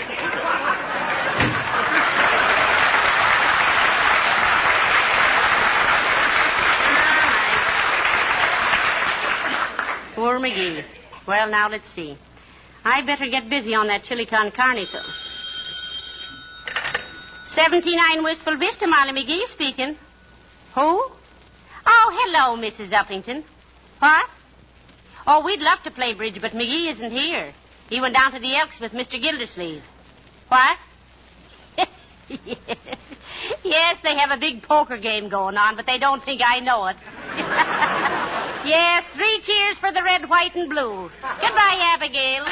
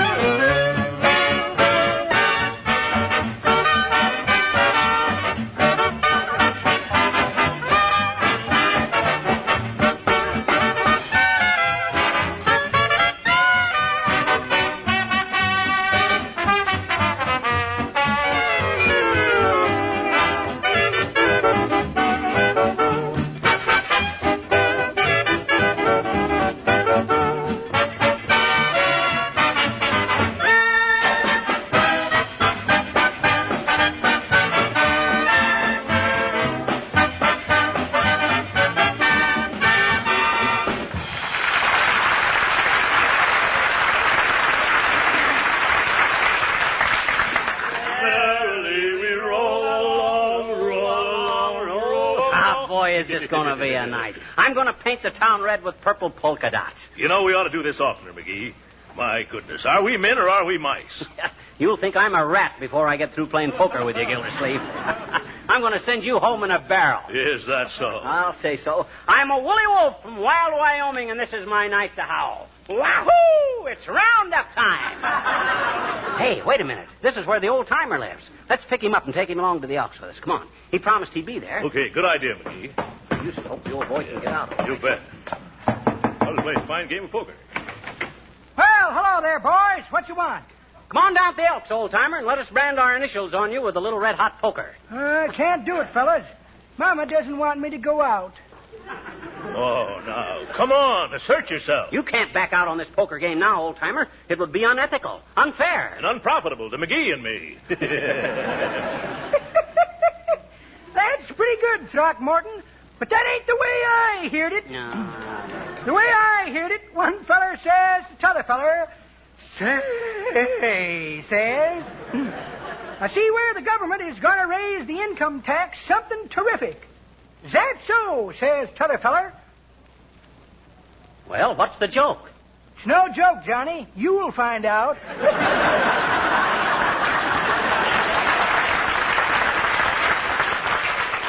Never mind that, old-timer. You coming with us or aren't you? Well, I don't think Mama wants me to go tell her you're coming. Be independent. You mean speak right up? That's it. Don't take any back talk, eh? Certainly not. Don't be a mama's boy all your life. Just get up on my hind legs and tell her what's what, eh? Yeah. Hey, wait a minute here, kids. Okay. Hey, Mama, you know what I'm going to do? We're probably doing him a big favor, McGee. Why, sure we are. Sure. He's old enough to go out by himself at night. Absolutely.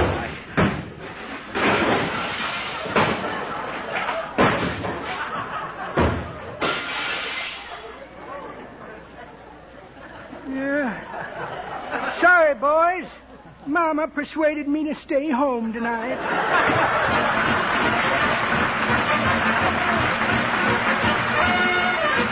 Well, how about it, Wilcox? You're going to back out on the biggest poker game we ever had? Yeah, come on, Wilcox. You promised, you know. I'm sorry, fellas, I can't do it. There's a new floor show at the Biltmore, and I've got to go. A fine thing.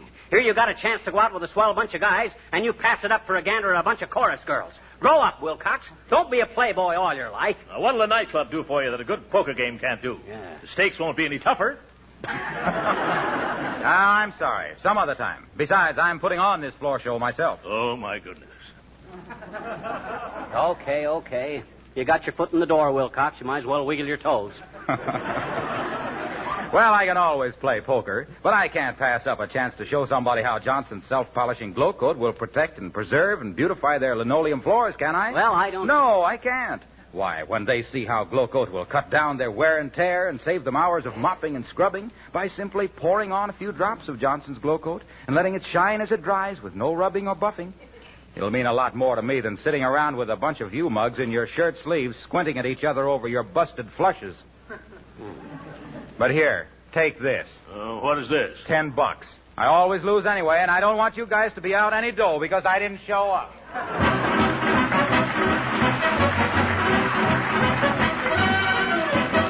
Oh, but look, Nick, this is the night of the big poker.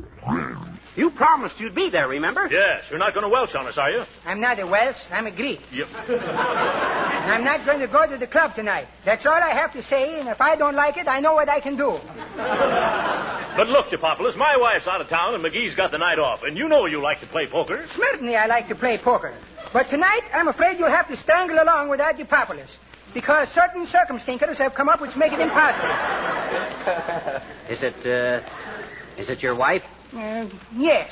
Won't she let you go? Sure she let me go. Well, if she'll let you go, why don't you go? What is this, anyway? Well, I'm saying to my wife, look, Mrs. Dipopoulos, I'm saying, putting my best foot in my mouth. Look, Mrs. Dipopoulos, I'm going out to play poker tonight, I'm saying. And she is saying, okay, Switch Patootie, go ahead. Oh, I don't get it. You got her permission, so come on, let's go. No, sir, I won't do it. Huh? If my wife is saying I can't do it, then I would be with you in 2 jerks of a fairy tale. You grab me? But when she's saying, okay, go ahead, no, sir, she can't throw Dipopoulos out of his own house. I'm going to stay home tonight if it takes all evening.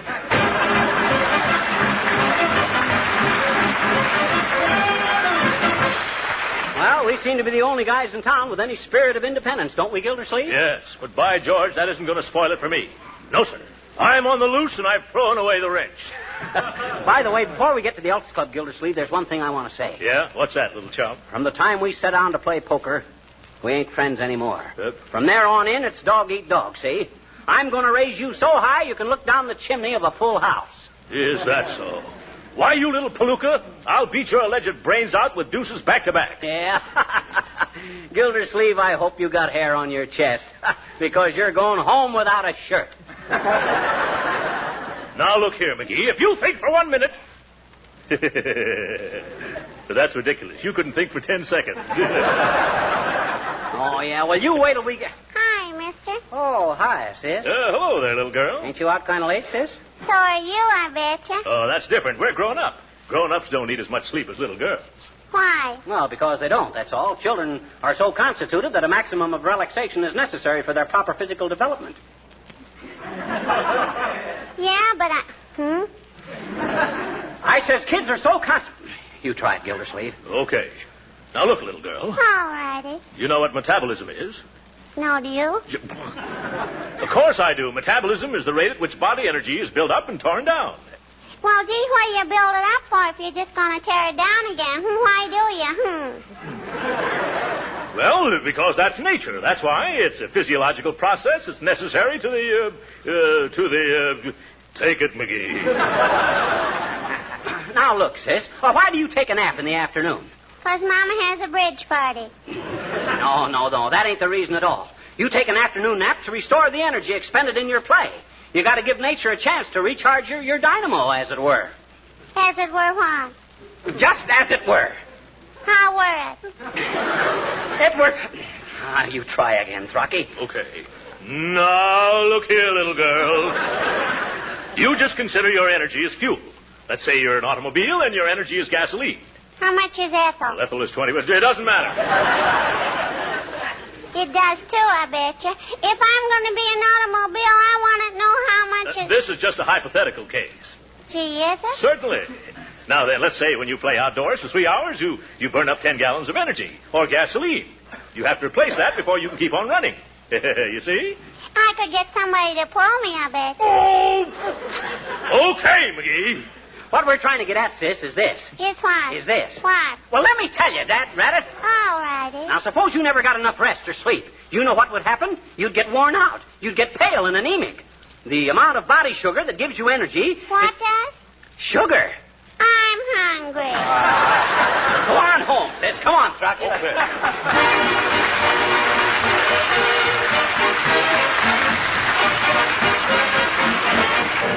The King's Men sing the Hut-Sut song. In a town in Sweden, by a stream so clear and cool, there sat a boy just a-fishing and a-dreaming when he should have been in school. Now he couldn't read or write a single Swedish word, but happiness he found in a little Swedish song he heard. Here's the way he made it sound. Hut-Sut Rawlson on the river off, and a little brawler to it. Hut-Sut Rawlson on the river off, and a little brawler suet. Now the Rawlson is a Swedish town, the Rillera is a stream, the brawler is a boy and girl, the Hut-Sut is their dream. Hut-Sut Rawlson on the Rillera, and a little brawler to it. Hut-Sut Rawlson on the Rillera, and a little brawler suet. Now the girl played hooky from school that day and came down to the stream. She sat down beside the little Swedish boy and they began to dream. Hut-Sut Rawlson on the river and a brawler suet. Hut-Sut Rawlson on the river and a brawler suet. Hut-Sut Rawlson on the river and a brawler suet. Hut-Sut Rawlson on the river and a brawler suet. Now the brawler is a boy and girl, Hut-Sut is their dream. The suet is their teacher who caught them by the stream. Hut-Sut Rawlson on the river and a brawler suet. Hut-Sut Rawlson on the river and a brawler suet. Now the boy and girl are back in school, shattered is their dream. The teacher planted poison oak all along the stream. It's a funny kind of a song to belong to a boy and girl in love with a beautiful dream. But they love to sing, swing all the livelong day. Shoot to sin, shoot to sugar, shoomin' on the Rillera.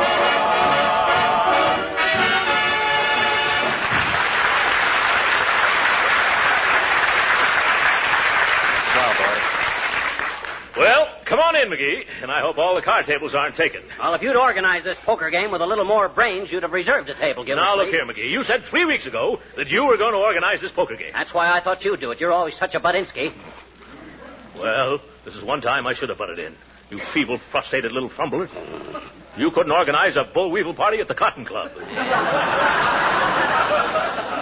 trouble with you, Gildersleeve, is your voice drowns out your brains. You'd be better off if you'd think louder and talk softer. You're a hard man, McGee. And by George, when I think of all the trouble I went to... Hey, Rocky.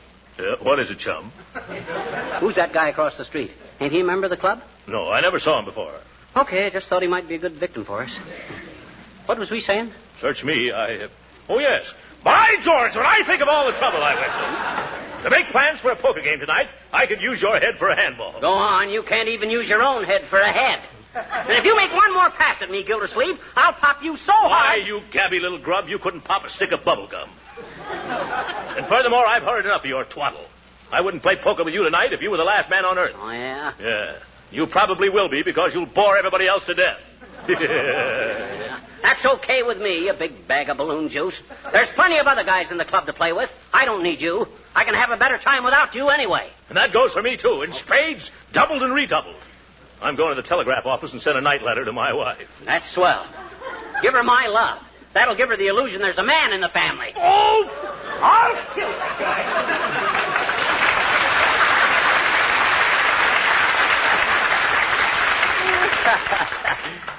Good old Gildersleeve. He's got the makings of a great guy.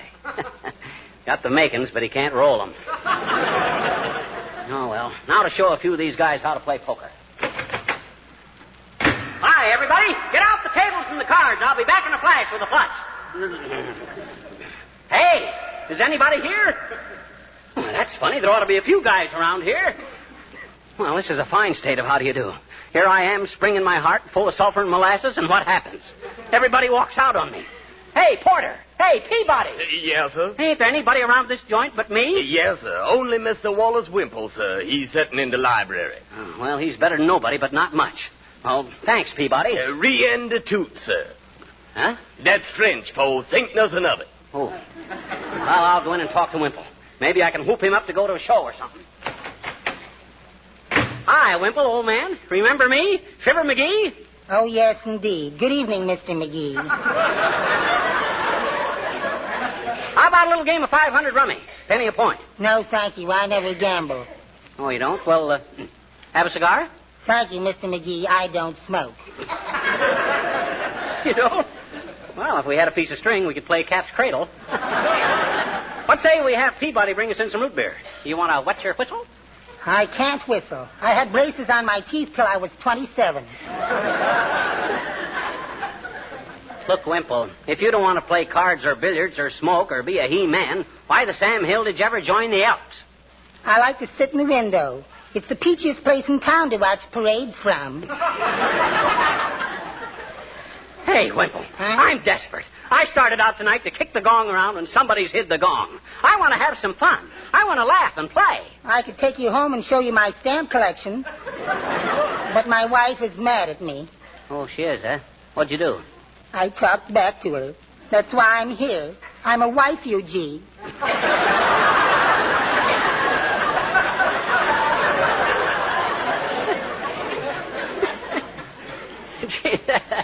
That's tough, Wimpy. She's awfully mean to me, Mr. McGee. Sometimes I think I can't stand it another year. You know how it is. No, I'm afraid I don't, Wimple. I got the best little wife in the world myself. Sweet, sympathetic, and beautiful. I wonder what she's doing now. I know what mine is doing. What? Rolling out some dough for pies in the kitchen. Well, at least she's a good cook. She's a terrible cook. But that way, when she comes to the door with a rolling pin, it doesn't seem so obvious.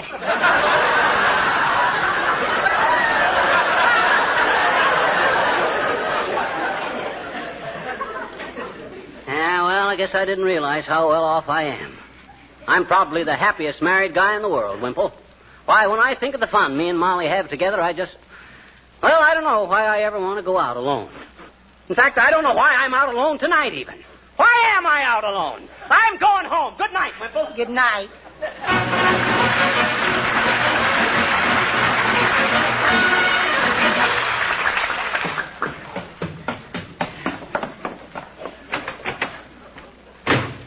Oh, hello, McGee. Did you forget something? It's only 9:15. Yeah, I forgot how nice it was. Well, I just thought, oh, shucks. There wasn't much doing down at the club. Hey, what's that I smell? Makes my mouth water. Well, I was just fixing up some chili con carne, McGee. You want some? Oh, I don't want to chisel in on any snack you fixed up for yourself. Oh, that's all right. I fixed enough for 2 people. 2 people? You expecting somebody? Yes. Who? You. Oh.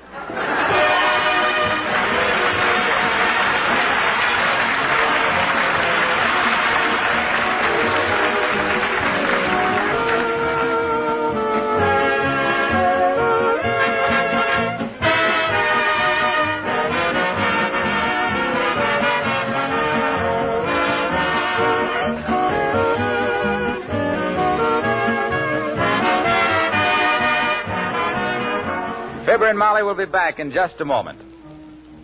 Before they return, let me remind you about the special bargain offer that many Johnson dealers are now making. How would you like to have a long-handled Glow Coat applier free? Right now, and for a limited time, many dealers are offering one of these appliers free with 1 quart of Johnson's self-polishing Glow Coat at the regular price of 98 cents. The applier is washable, and it may be used over and over. You'll find it very convenient, a companion work saver with Glow Coat. Of course, if you don't know what a labor-saver Glow Coat is, then you do have a treat coming. Glow Coat is America's champion, easy-to-use floor polish. Without any rubbing or buffing from you, Glow Coat makes your linoleum and other floors sparkle with beauty, protects them against wear, makes cleaning easy. You simply apply Glow Coat, let it dry for 20 minutes, and presto, your floors are gleaming. See your dealer right away. Ask for this long-handled applier free with 1 quart of Johnson's Glow Coat at the regular price of 98 cents.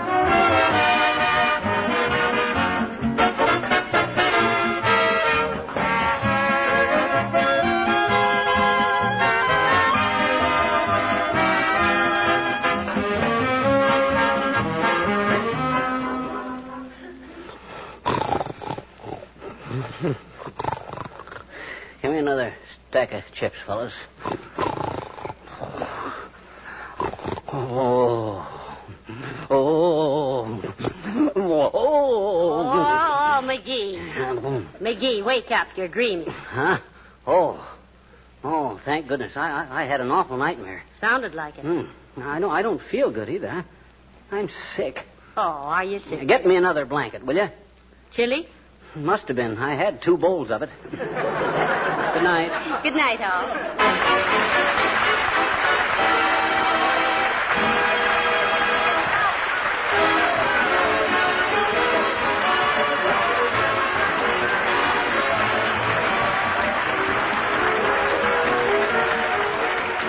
This is Harlow Wilcox, reminding you that if the community in which you live does not observe daylight saving time, Fibber, McGee, and Molly will come to you beginning next Tuesday night, 1 hour earlier. Good night. Mom, can I have a quarter for the movies? You've had your allowance, son. But I'll tell you what I'll do. I'll let you earn a quarter if you'll wax polish the car. I just bought a can of Car New, that new Johnson auto polish that cleans and wax polishes in 1 application. It's a deal, Mom. With Car New, Jimmy Smith did their car in a little over an hour. And his pop was so pleased, he gave him an extra 2 bits. Hand me that Johnson's Car New. You'll be riding in a new car tonight. This is the National Broadcasting Company. Golly, what a wallop. He rang the bell again.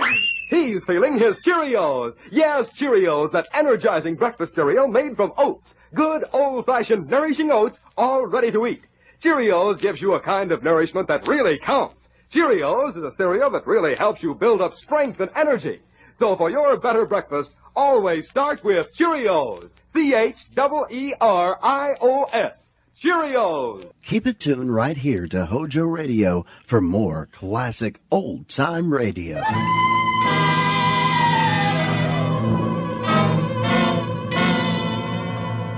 My name is Russell.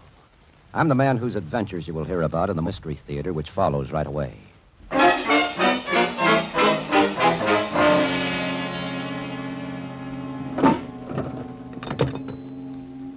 Hello, headquarters. This is Patrolman Witt reporting from police call box number 5 at Drake Avenue. Any orders? Nothing, eh? Okay. Here? No, this beat is quiet as a church tonight. Yep, goodbye. What the hell? Gunshots. Came from that direction, too. Here, what's going on? Oh, the policeman. I'm glad you came along. Officer, my name's Murray. What are you doing with that gun? Drop it. Yes, sir, but I want to report a murder. Wait a minute. This man here, he's dead. Who is he? Huh? I don't know. Oh, you don't, eh? Put your hands up. You're under arrest.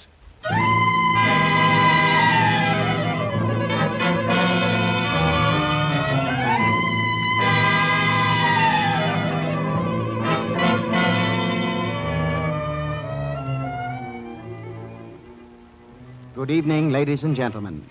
This is Jeffrey Barnes welcoming you to the program that presents the best in mystery and detective fiction. You have just heard the opening scene of tonight's exciting story. It is entitled The 11th Juror, written by Vincent Starrett and presents one of the most unusual court trials in mystery fiction. You have just heard the committing of the murder and the arrest of the accused, James Murray. But on with the trial.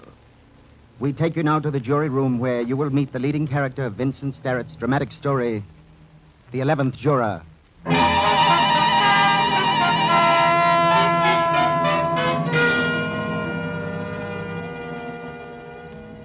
Yes, my name is Russell. Steve Russell. I'm the 11th juror of the jury assigned to the case of the people versus James Murray. We've been out for 2.5 days, and every ballot we've taken has had the same results. 11-1 for a guilty verdict. I'm the one. I'm the holdout. And by now, my fellow jurymen are crying to go home and beginning to hate me. Hate me because I won't go along with them and hang an innocent man. Now, wait a minute, please. Now, wait a minute. Quiet down.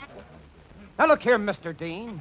Being foreman of this jury doesn't give you the privilege of riding roughshod. I demand that we take another ballot. Riding roughshod? Huh. Look who's talking. Mr. Russell. As you well know, we've had 27 ballots now. And unless you're ready to change your vote... Hold on. How do you know some of the others won't change their vote? Now, let him have his ballot, Dean. Maybe it'll make him see the light. Okay. So we'll have another ballot. Get out the pencils, boys. Well, I got writer's cramp. Can't we just have a voice vote? Okay. Voice vote it is. And, Russell, if you lose this time, I hope you'll get over your pig-headedness and come along with us. I'm not half as pig-headed as you are, Dean. Oh, you're not, eh? Well, let me tell you... Come on. Are we going to vote or aren't we? All right. All who vote guilty, say aye. Aye. All opposed? Nay. 11-1. Same old song and dance. Well, I'm sorry, boys, but like I've said before, unless one of you can prove to me that James Murray had some motive to kill Howard Blessing... Motive be hanged. Murray was drunk. He shot Blessing in a drunken rage. Oh, don't waste your breath arguing with him. In 2 hours, the judge will be calling this a mistrial. And then some other jury can put the noose around Murray's neck.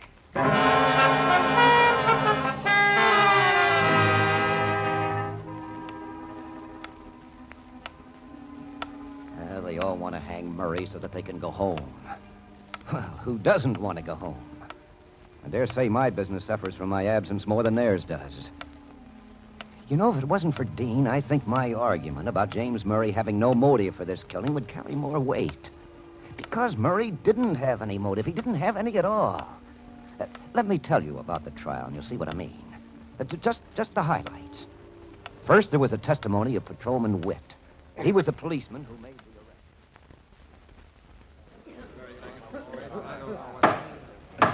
Continue, Officer Witt. Well, I ran in the direction I heard the shots come from. Howard Blessing lay dead with 2 bullets in him.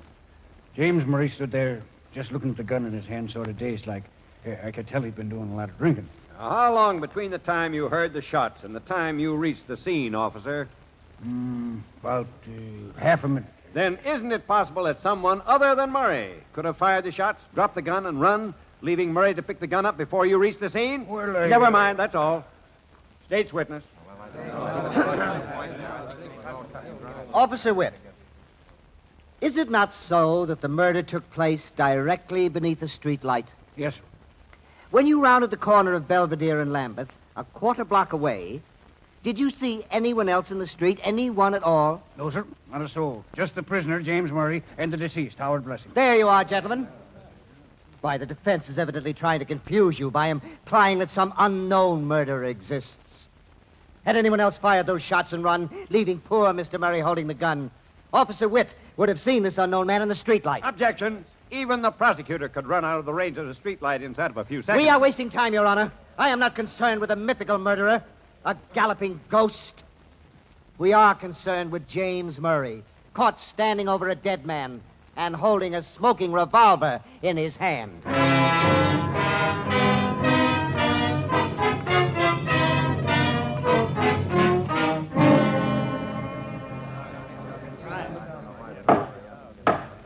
Mrs. Pearson, you live on the ground floor apartment on Lambeth Avenue near Belvedere? Yes, sir. Tell the court what you heard about 2 o'clock on the night of the murder. Well, I was sitting by the window when I heard 2 men pass by. They were arguing. You heard the prisoner speak. Was either of the voices his? I beg your pardon? I said, was either of the voices you heard that of the prisoner? Certainly not. One man had a kind of whiny voice.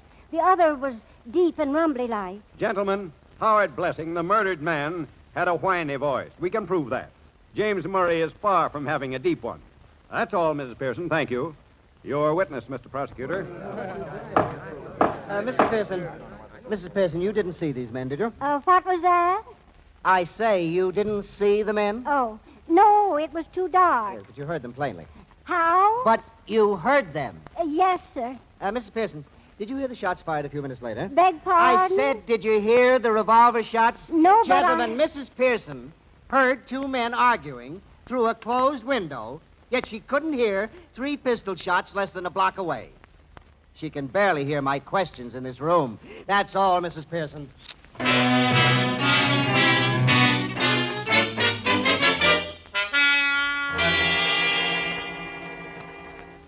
Mr. Trapp, you've known the deceased, Howard Blessing, for some time? About 5 years. We were pretty good friends. And you knew Blessing was a widower, Mr. Trapp, whose wife died some years back? Yes. Did Howard Blessing ever show you a small framed miniature of his wife? Oh, yes. Many times. He always carried it with him. Did he show it to you the night he was killed? Yes. Did you see him put it back on his person? Yes. What is the point of this line of questioning? I am trying to establish, Your Honor, that this miniature disappeared. That it was taken from the murdered man by some unknown person. That's all, Mr. Trapp. Prosecution's witness. No questions.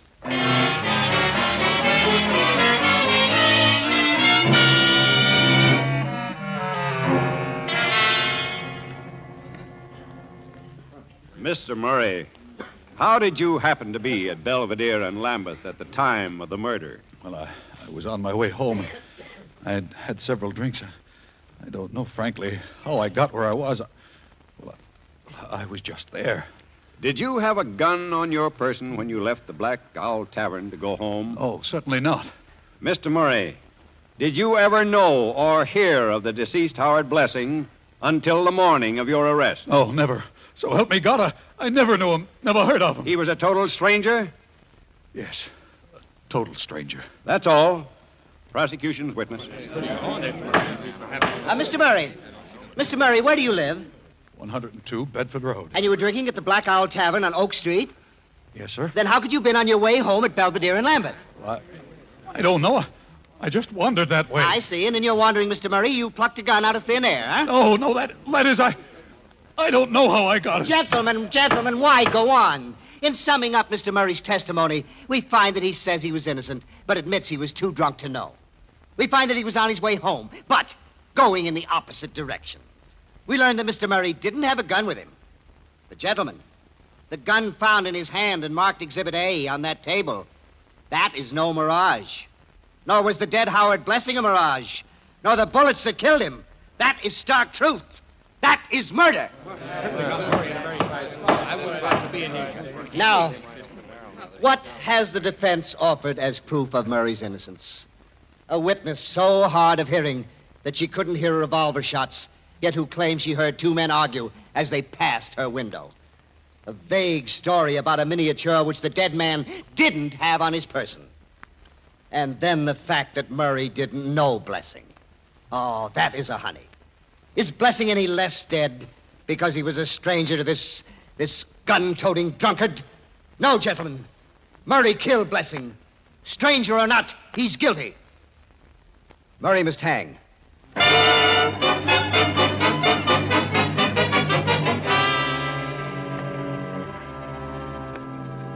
Well, those were the highlights of the trial. Oh, I admit the circumstantial evidence against James Murray is pretty strong. But the judge said if there was any reasonable doubt in our minds as to whether Murray killed Howard Blesson, we should find Murray innocent. Well, there's plenty of reasonable doubt in my mind. Oh, that must be the bailiff coming in to ask if we reached a decision. Yeah, the 2 hours are past. Oh, now it looks like we'll have to admit a mistrial. Well, boys, this is it. I'll let him in. Oh, just a minute, Dean. You dropped something. Huh? What? What did I drop? Oh, on the floor here. Looks like... Holy mackerel. What's the matter, Russell? What is it? This changes everything. Just a minute, boys. Bailiff, come back in 30 minutes. What does he mean?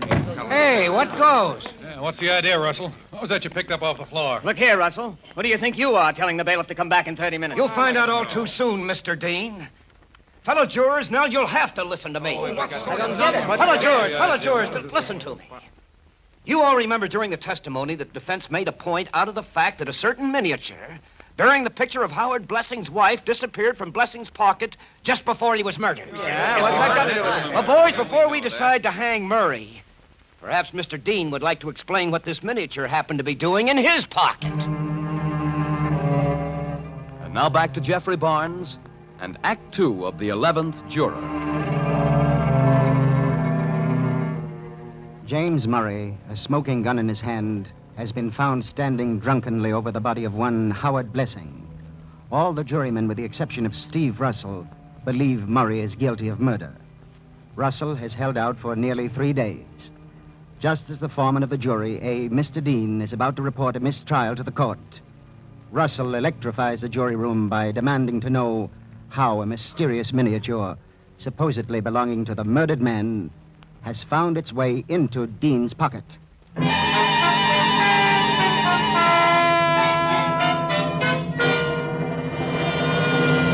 For the 10th time, fellow jurymen, I tell you I never saw that miniature before in my life. And I don't know how it could have gotten into my pocket. And Dean's the man, my friends, who wouldn't believe James Murray when he said he didn't know how that gun got in his hand. How about that, Dean? Your story doesn't hold water, Dean. Take it easy, will you, fellas? All right, boys, just a minute, please. Just a minute. I think this thing has gone far enough now. I've made my point. Huh? What point, Russell? Here's what Dean dropped out of his pocket. Well, I'll be... That's my watch fob. What? Your watch fob? Hey, what goes here? Yeah, what is this, Russell? What are you trying Boys, when Dean accidentally dropped that watch fob on the floor, I saw my chance to teach all of you a lesson. A lesson? I picked it up, said it was the miniature. Then slipped it in my pocket and watched you fellas swarming all over Dean, ready to hang him at the drop of the hat. On circumstantial evidence, mind you. Now, don't you see that you're doing the exact same thing to James Murray? No one actually saw him shoot Howard Blessing, and Murray was too drunk to know what happened.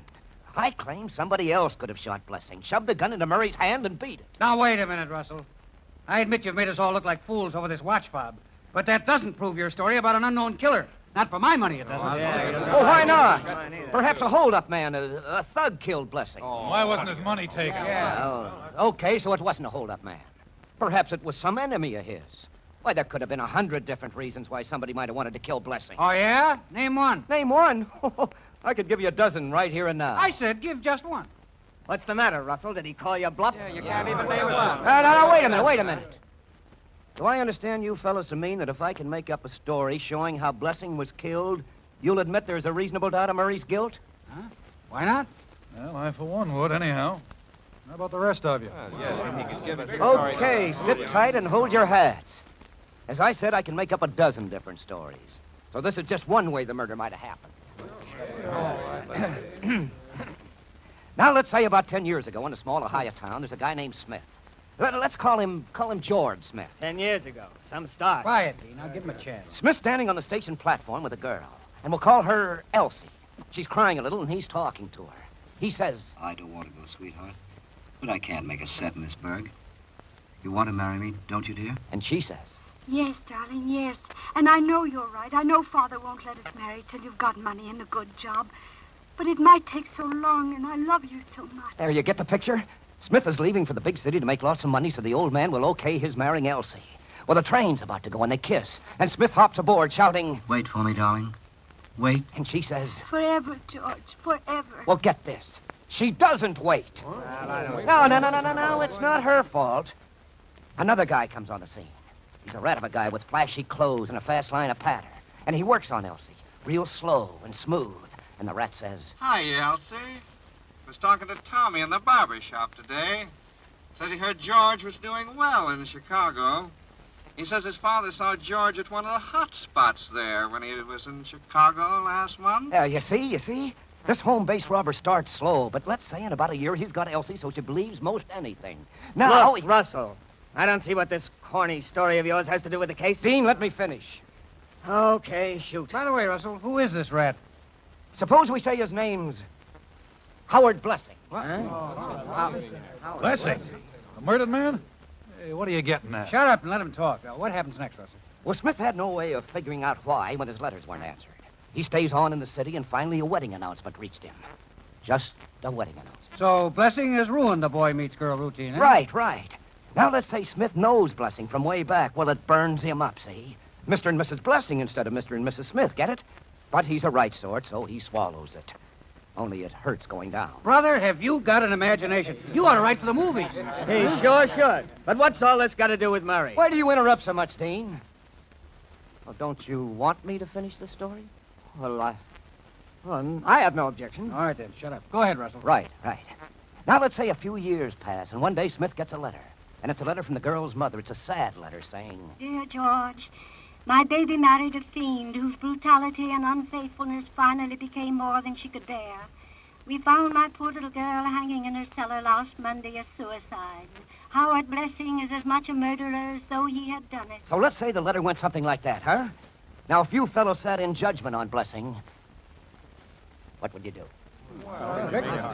Wait a minute. Are you guys going to let him go on with his third-rate version of East Lynne? No skin off your nose, Dean. Now, look, Dean, this is the third time you've interrupted. You sure you haven't some reason why Russell shouldn't finish the story? Why, no. Okay. Go ahead, Russell. Yeah, go ahead. All right. Well, let's imagine Blessing caught sight of Smith in town one day. Might make a guy like Blessing carry a gun from then on, mightn't it? Might. Well, we'll suppose so, anyhow. Fine. Now comes the night of the murder. Smith runs into Blessing on Lambeth Avenue. Smith says he's going to beat Blessing's head off. They go up the street arguing. And that's what the Pearson woman heard through her window. Yeah. They get to the corner, and Blessing begins to whine. He takes out the miniature of his dead wife, Elsie, and he shows it to Smith. And Blessing says... Smith, look, I want to show you something. Look, I loved Elsie. Here, I've got her picture. Would I carry it with me if I hadn't loved her? Well, that's all Smith needs, the sight of that picture. He slaps it out of Blessing's hand and grabs him by the collar. Blessing pulls a gun out of his pocket. Smith grabs his hand and says... Give me that gun, you idiot. Blessing pulls the trigger. Once. And Smith grabs Blessing's wrist. Smith wants to protect himself, you see. All right. The men struggle. And suddenly the gun goes off. Twice. Blessing is hit. He goes down. Right there is where Murray comes up. He staggers up, drunk as a hoot owl. And then Smith scoops up the miniature and beats it, leaving Murray standing over the dead man. Then the cop rushes up, sees Murray, and Murray's on the way to the gallows. Exactly. Absolutely right. And that, boys, is one story of how it might have happened. Yes, you know very well it could. Then they think he's the guy. Now, you want to hear a few more possibilities? Not me. I'm convinced there's plenty of reasonable doubt about Murray's guilt. I vote for acquittal. I do, too. All right, let's make that official. Let's make it official.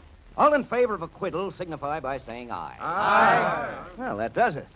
I think we're now ready to inform the court that we've reached a verdict. Not so fast. What? I haven't voted yet.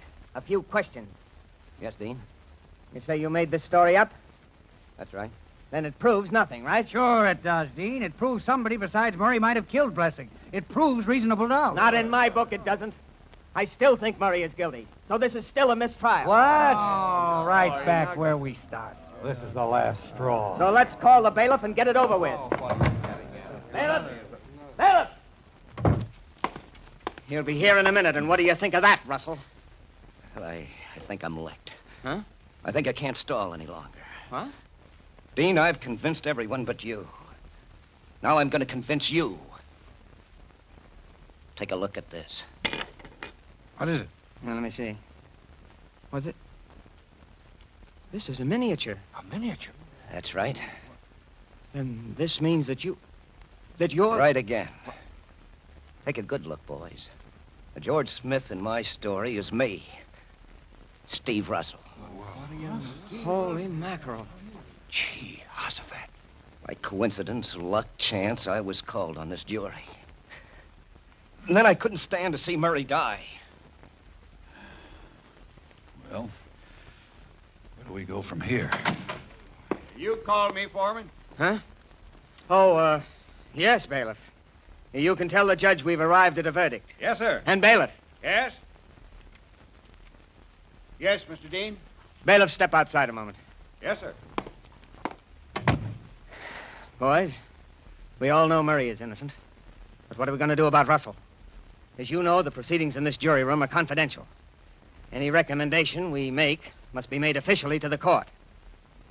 Now, do we turn Russell over for trial or not? Well? Mr. Foreman, Yes? Well, I say we forget Russell's story. What about the rest of you? Dean, in my opinion... Yes? In my opinion, Russell killed Blessing in self-defense. I say we forget about it. That's a good idea. Forget about it. Okay, then. It's agreed.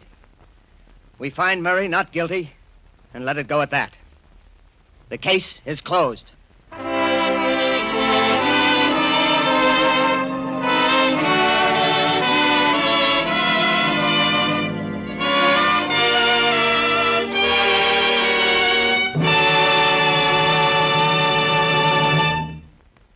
There is an epilogue to tonight's story.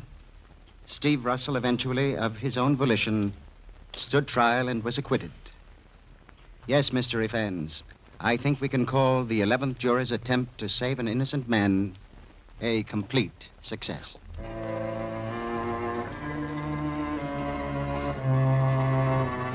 This is Jeffrey Barnes again, ladies and gentlemen, inviting you to be with us next week when we will present Eric Ambler's suspenseful study of mortal terror, his popular adventure and mystery entitled Journey into Fear. It was especially adapted for radio by the very popular Milton Geiger. So, mystery fans, be sure to listen next week to Eric Ambler's Journey into Fear.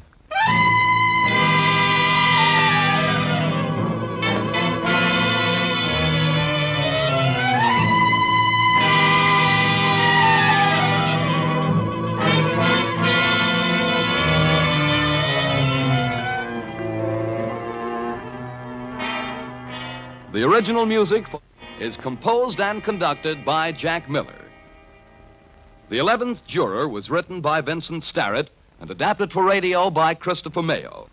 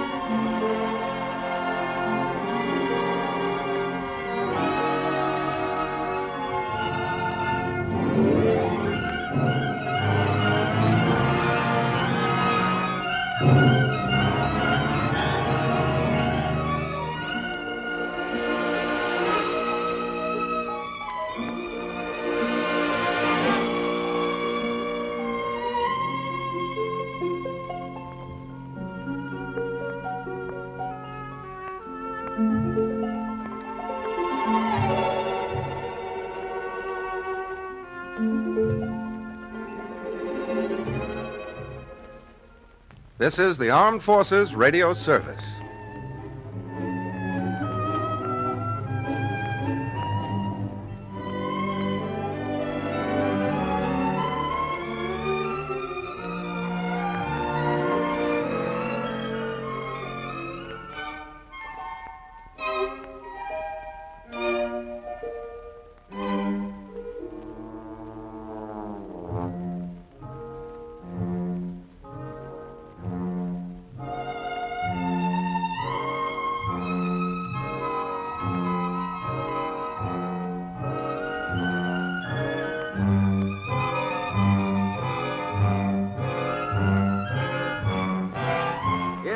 Just ahead, there will be many days that are cloudy and gray.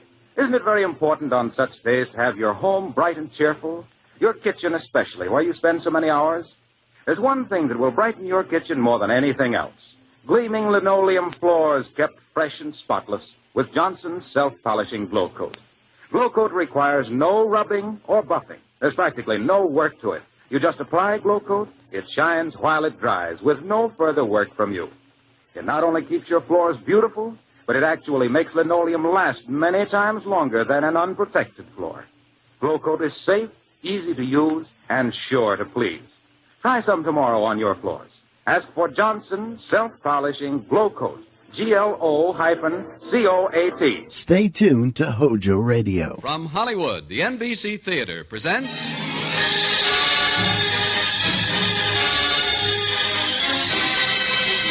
Screen Director's Assignment. Production, Music for Millions. Director, Henry Koster. Star, June Allison.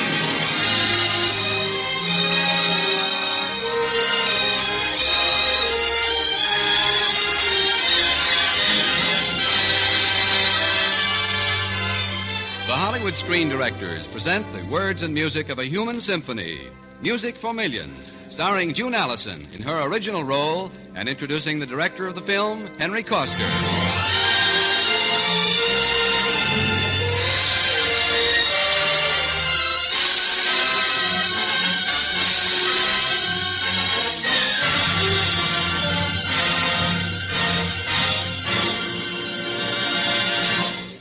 Tonight's guest screen director once said that Adolf Hitler handed him a motion picture education by chasing him in and out of virtually every studio in Europe. Along the way, he acquired the wealth of experience which he later brought to the American screen, along with the imaginative style of directing so well exemplified in such pictures as 100 Men and a Girl, It Started with Eve, The Bishop's Wife, and the soon-to-be-released films Happy Times and Come to the Stable. Ladies and gentlemen, the director of Music for Millions, Mr. Henry Koster.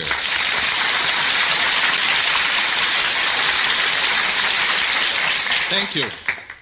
Thank you. For two reasons, I'm most glad to be here.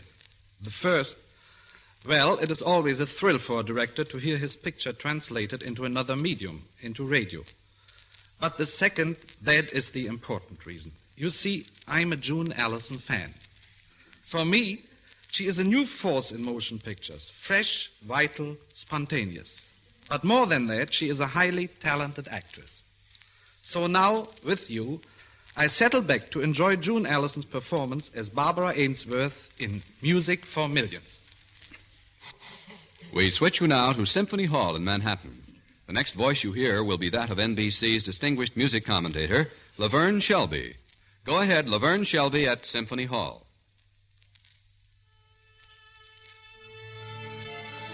Good evening, ladies and gentlemen. This is Laverne Shelby. In just a moment, we are going to hear this splendid orchestra in another of its popular Music for Millions programs.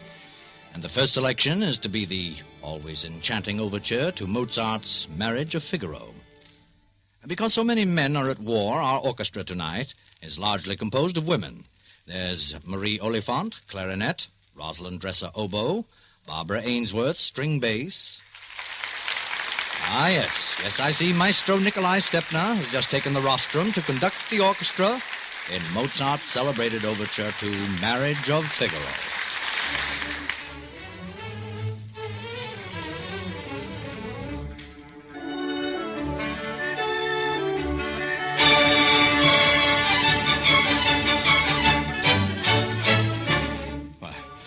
Ladies and gentlemen, well, this is most unusual.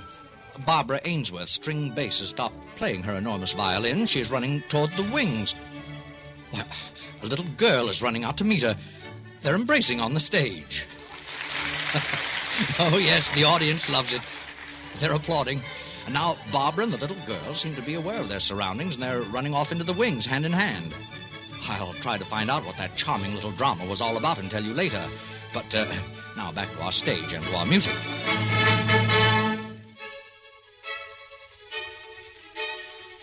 Mike, baby, oh, it's so wonderful to see you again.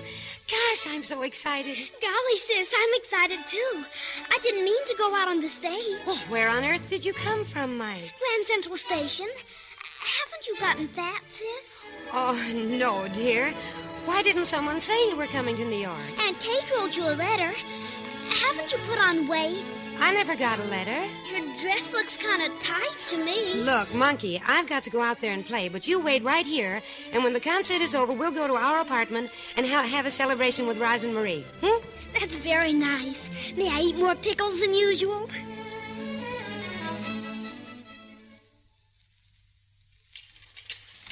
Speak up. Who'll have more coffee? Corned beef? Roz? Not me, Barbara. I'm stuffed. You look very natural, though, Roz. May I have more beans, please? I'm wide awake. Well, I'm not wide awake. Little Marie here has a date with the Sandman. I'll bet even he stands me up. I'll join you, Marie, but first let's help Barbara and Mike put the folding bed down, huh? Oh, I can manage. You run off to bed. Oh, no, you don't, baby. Not in your interesting condition. Marie? I know. The dawn is breaking. Some joke. Really, Roz, I can handle the bed. Or Uncle Ferdinand can put it down for us when he comes in. Assuming that he's a free man and reasonably sober. Oh, cut it out, Roz. My Uncle Ferdinand is a very good little egg. A bit scrambled, you'll admit, Marie. Listen, my Uncle Ferdinand is nice people. Now, you just lay off the jet. All right, Marie. Let's go to bed, huh? Night, kids. Night. Good night. Don't be bitter, Marie, my girl. They'll be sending you to the troops to substitute for quinine. Good night. Gee, Marie and Roz, they're nice. They're wonderful. Babs, I'm worried about Joe. You're worried about Joe? He never sent me that Japanese sword he promised me. Oh, well, Joe is very busy now. Everybody in the Army is busy these days. He's changed toward me since you married him, you know.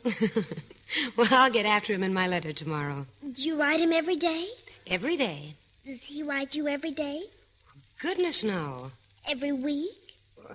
No. Every month? Well, I haven't heard from Joe in a long time. Don't worry, Babs. I've been praying for him. You have? To St. Christopher. Thank you, Mike. You look kind of tired to me. Well, standing up with that big fiddle for hours gets me down sometimes. We'd better get at these dishes and then get some sleep. Hello, girls. Well, hello, Uncle Ferdinand. Just had a very rewarding chat with the police down at headquarters regarding my most recent rap. They say... Oh, well, who have we here? Uncle Ferdinand, this is my little sister, Mike, from Connecticut. Connecticut, eh? Yes, sir. She's going to spend the summer with us. I shall be ever grateful to that gallant state of Connecticut for the rousing stand her farmers made at Concord in 76. Or was it Lexington in 58? I believe Concord is in Massachusetts. And what do you play, little one? The tuba? I whistle. I had a wonderful whistle once, but it withered for lack of proper moisture. A whistle, to retain its beauty and roundness, must be oiled and... good night, ladies. A fond good night. Good night, Uncle Ferdinand. He's kind of mixed up. He's very tired, dear. We all love him very much. I like him, too. Well, now suppose we gather up these dishes and get going, Oh, you forgot to get him to put down the bed. Oh, I know, but I can manage perfectly well. Babs! Marie! Rosalind! Babs fainted! Something's the matter with Babs!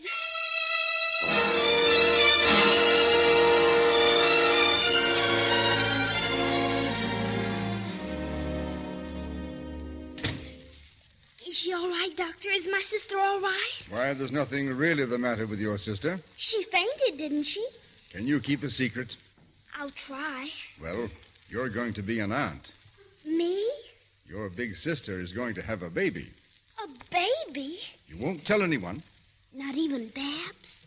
But no one else. Is it going to be a boy or a girl? Why don't we just wait and see? Well, you can go into her now. I'll talk to the other two ladies. They're in the kitchen being upset. Thank you.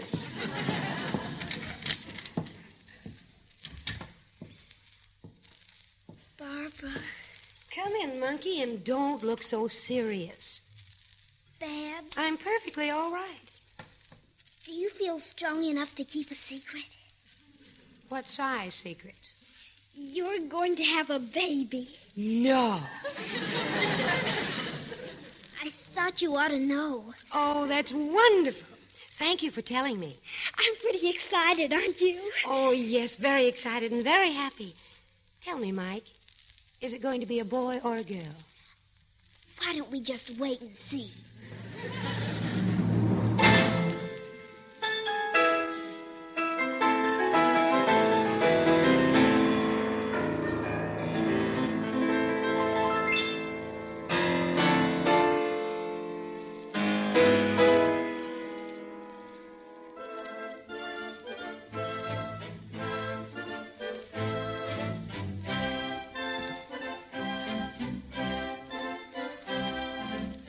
Excuse me, ladies and gentlemen, but this is Laverne Shelby breaking in. There are some remarkable shenanigans occurring on the stage. Just now, the same little girl who almost broke up last week's concert walked out on the stage and placed a high stool on the platform for Barbara Ainsworth, the bass violin player, to sit on. Well, if that's to be the little girl's job, she has her work cut out for her in the next 2 months because tonight the orchestra leaves on a tour of army camps in the East. Now I'll return you to the stage of Symphony Hall in the Grieg Piano Concerto, Konstantin Prokop at the keyboard.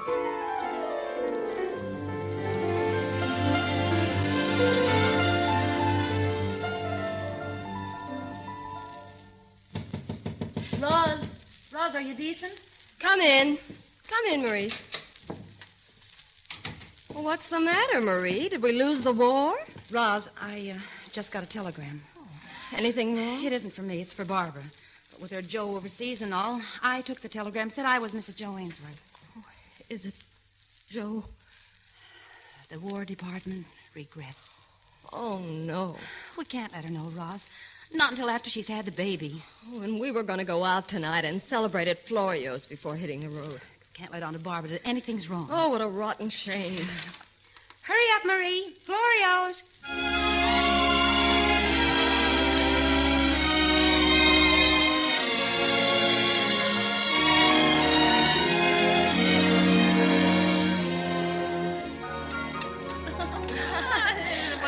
Florio, more spaghetti and meatballs. I would like some more ice cream, please. Spumoni for the bambino. Egad, but I'm a character. Claire de Lune. Who asked him to play Claire de Lune?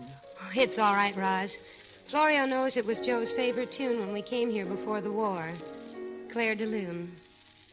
Moonlight. I wonder, is he thinking of moonlight? Moonlight on 100 beaches scarred with wreckage. Moonlight on steel. On broken island paradises. On white crosses. Far from home. Oh, Joe. Joe, wherever you are. Can you hear Claire de Lune? Moonlight. Wherever you are, Joe. Wherever you are.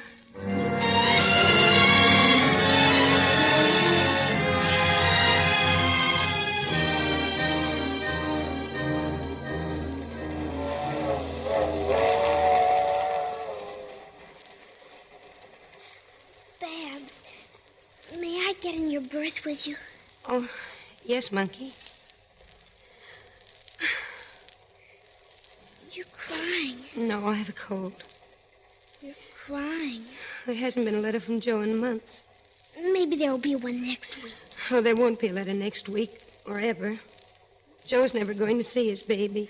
Oh, Babs. If you just pray hard, Joe will come back. He's sure to. I used to know the Psalms almost by heart, but I haven't prayed ever since I was a little girl. It's not what you know, it's who you know.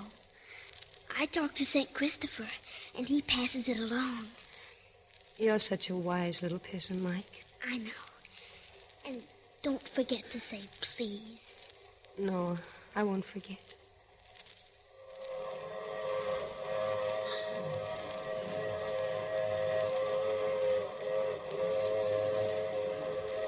Thank you, God. Now go to sleep, huh? I said, please. That's fine. Good night, Monkey. Good night, Joe.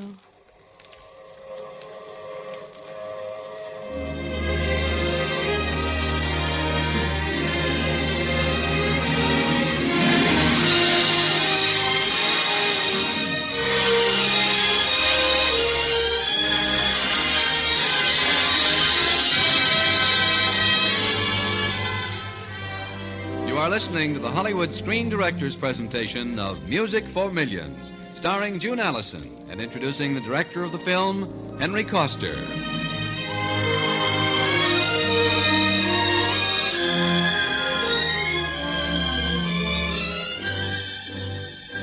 This is Laverne Shelby, NBC music commentator on tour with the Manhattan Philharmonic. Now, it may be true that many of the soldiers hearing this great orchestra on tour are whistling at the girl musicians. But a lot more of them are whistling great music that they never thought they liked before.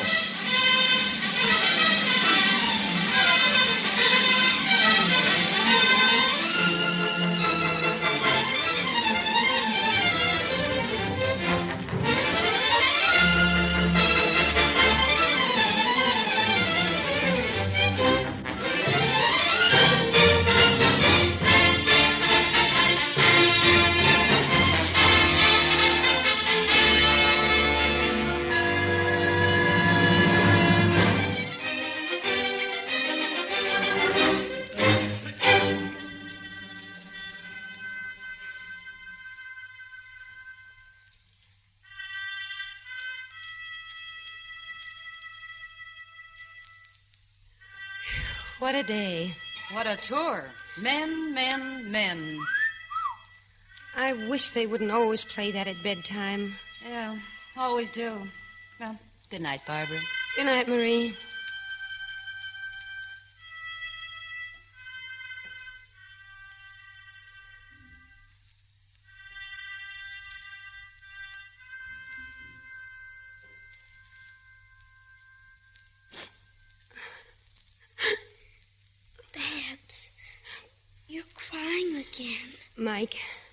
Mike, go over to Marie's bed and see if you can find some tissues in her handbag.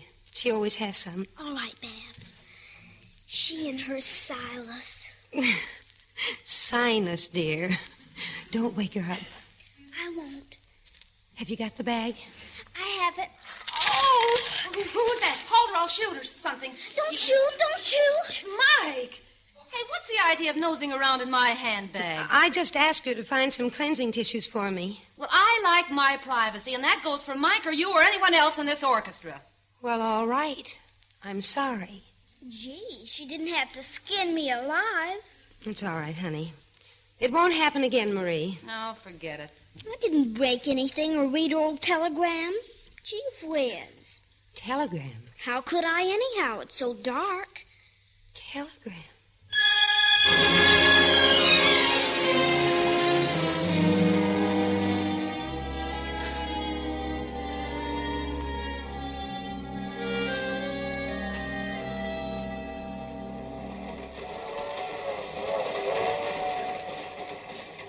Gee, Marie, I'll be glad when this tour's over. Let's go to the club car. No, wait, Roz. I've been wanting to talk to you. Well, what's the matter? Mike blundered on that telegram from the War Department last night. I lost my head, and I've a hunch Barbara knows what the wire's all about. Well, how would she suspect? Well, why should I blow my top over a little thing like the kids looking through my bag for some tissues? Yeah. She knows I had something on my conscience, but she mustn't know that Joe is dead until after the baby comes. I'll buy that. Yeah, but what'll we do? Is your Uncle Ferdinand going to meet you at Grand Central tomorrow? If he's not in the clink, why? Well, where could we see him? In private. Well, he has an office, which some coarse people call a saloon. Tables for ladies? I reckon. I'll send him a telegram. Tell him to meet us there tomorrow. We can use his talents. I hope.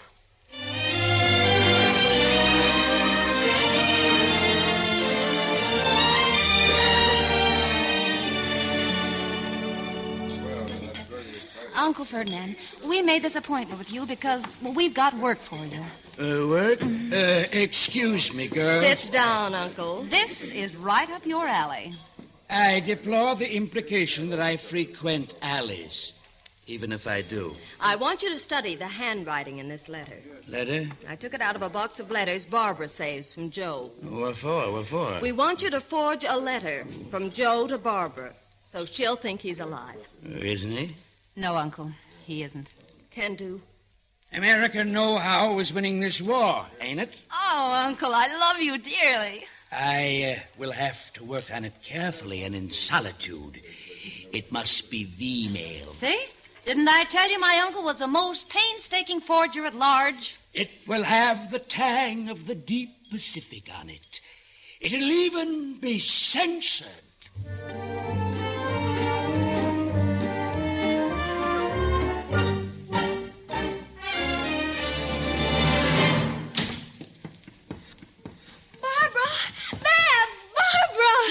Whatever on earth? A letter, B-mail. Oh, give it to me. It's from Joe. Open it. Yes. Oh.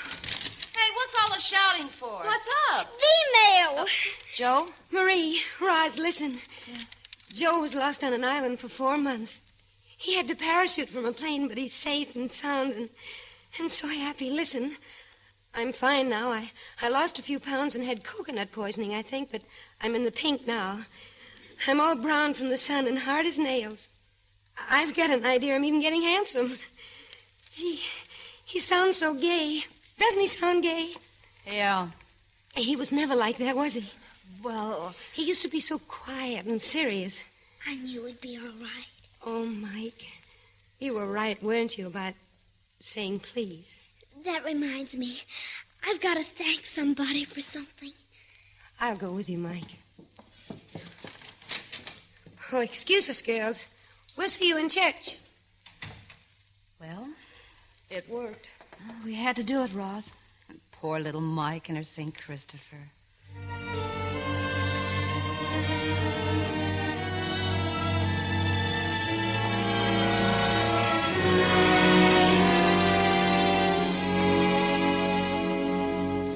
Mike. Monkey. Yes, Babs? Please find Roz and Marie, will you?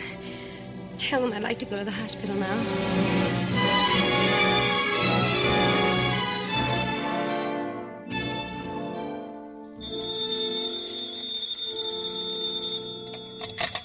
Hello? Oh, yes, Roz. Well, how is she now? Is Roz calling from the hospital? A boy? Oh, no kidding. What else but kidding? I'll be right over, Roz. Bye. I'll go over to the hall and watch rehearsal. No, you won't. You're coming to the hospital with me. I might need you for something.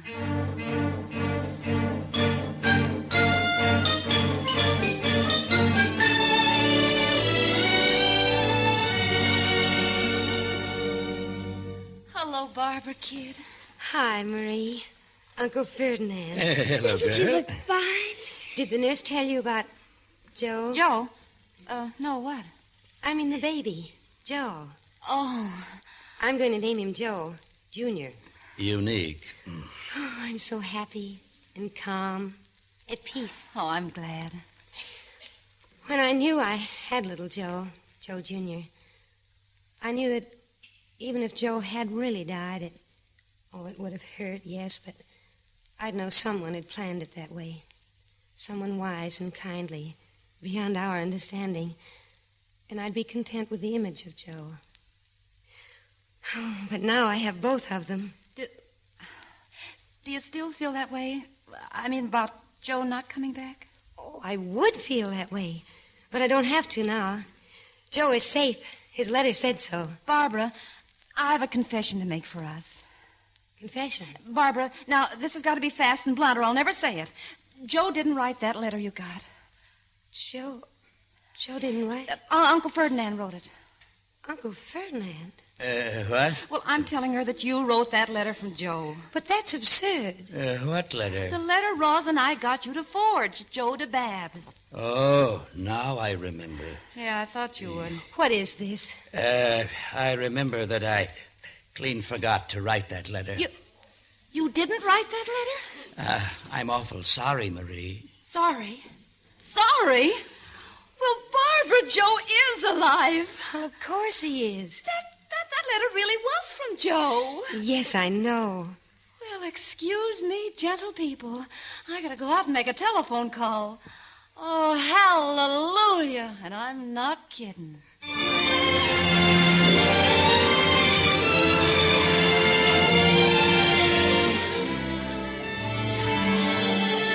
Ladies and gentlemen, we're back in Symphony Hall again, and we're waiting for conductor Nikolai Stepner to take the podium.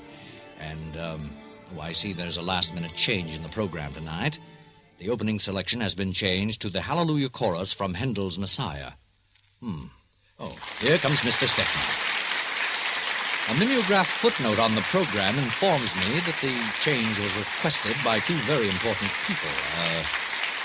Two guys named Joe, it says here. That's curious. The Hallelujah Chorus from the Messiah. Two guys named Joe.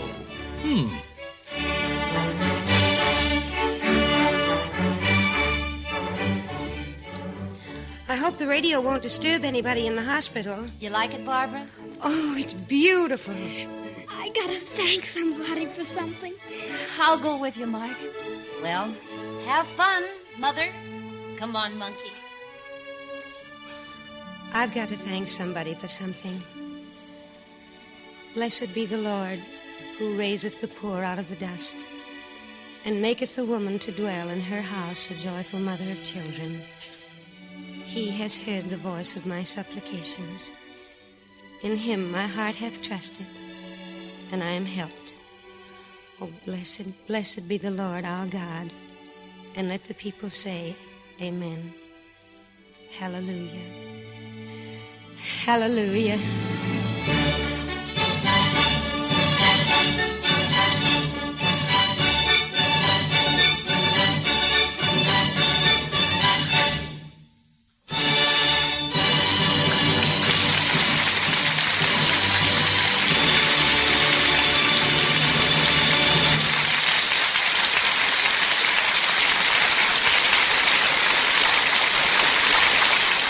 Next week, on Easter Sunday, the NBC Theater proudly presents one of the most widely acclaimed dramas of our time, the Academy Award-winning motion picture, The Best Years of Our Lives, and our star will be Dana Andrews. And now, before our guests return, the National Broadcasting Company extends congratulations to station WHO in Des Moines, today celebrating its silver anniversary in radio. Now, here again are June Allison and screen director Henry Coster.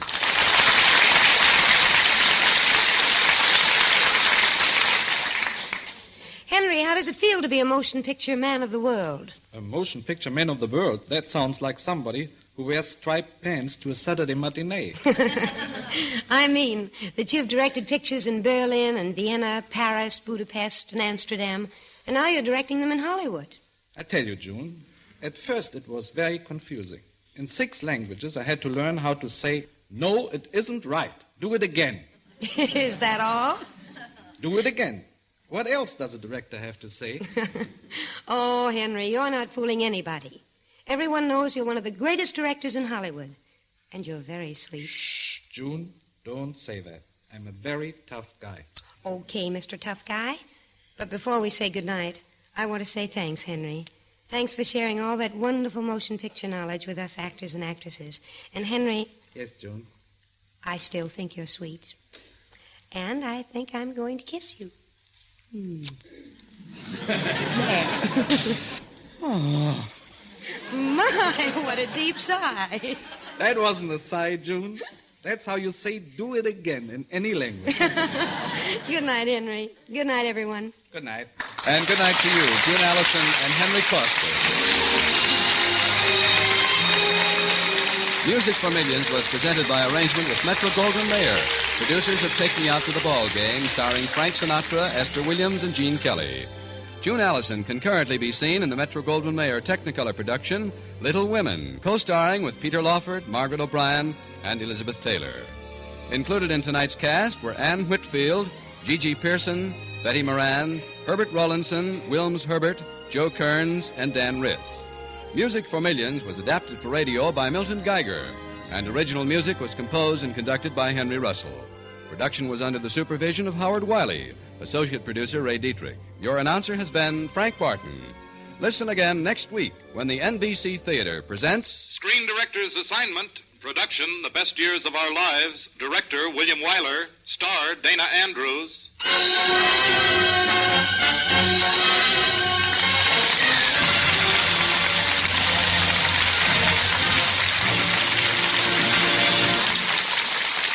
The NBC Theater came to you from Hollywood. This is NBC, the National Broadcasting Company. Bobby Riggs, the holder of the world's professional tennis championship, plays a dazzling game of tennis. And he handles a razor as smoothly as he does a tennis racket. Bobby Riggs is a brush and lather shaver. He writes me that Colgate Lather Shaving Cream helps give him that smoothness in shaving. Here's his letter. Want to know why I'm sold on Colgate Lather Shaving Cream, Bill? Because every shave with Colgate Lather is sweet and smooth and clean as a whistle. That light, fine-textured shave cream makes wonderful whisker-wetting lather. It gets down in the stubble, softens the whiskers fast, makes shaving a breeze. Yes, sir, Colgate Lather Shaving Cream sure covers the court from baseline to net with speed, smoothness, and real shaving comfort. In my opinion, Colgate Lather is tops. Thanks, Bobby Riggs. Your experience should get other brush and lather fans to try Colgate Lather Shaving Cream. That's all we ask, fellas. Just try it. Notice the rich, moist lather that the light, fine-textured shave cream makes. How thoroughly Colgate Lather softens your whiskers. When you use Colgate Lather Shaving Cream, you'll find your razor doesn't pull or scrape. Instead, it cuts through clean and smooth, and it leaves your face truly comfortable. Please, get some Colgate Lather Shaving Cream tomorrow. It's the lather shave of champions. Keep it tuned right here to HOJO Radio for more classic old-time radio.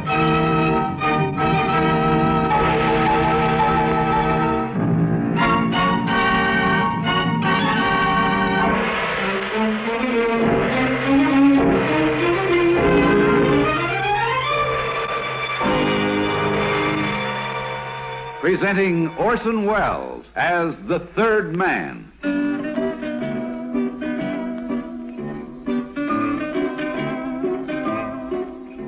The Lives of Harry Lime.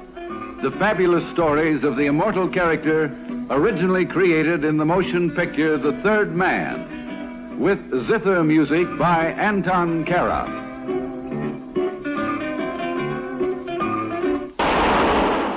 That was the shot that killed Harry Lime. He died in a sewer beneath Vienna, as those of you know who saw the movie The Third Man. Yes, that was the end of Harry Lime. But it was not the beginning. Harry Lime had many lives, and I can recount all of them. How do I know? Very simple. Because my name is Harry Lime.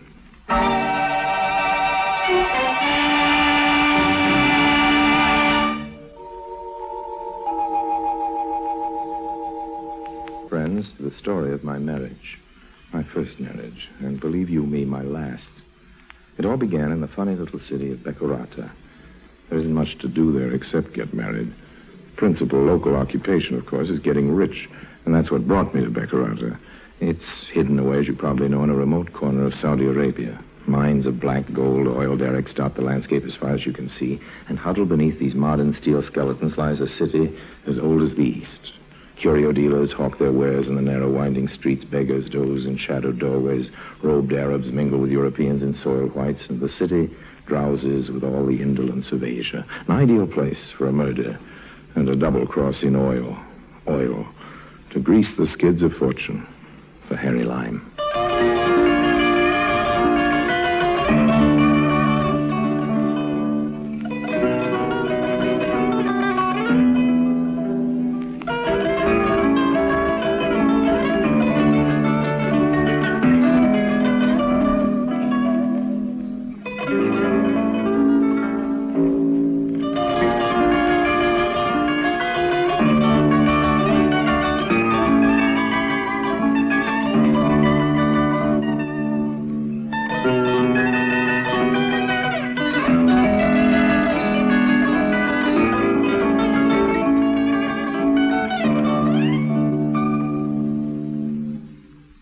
And now, Orson Welles as Harry Lime, the third man in Love Affair.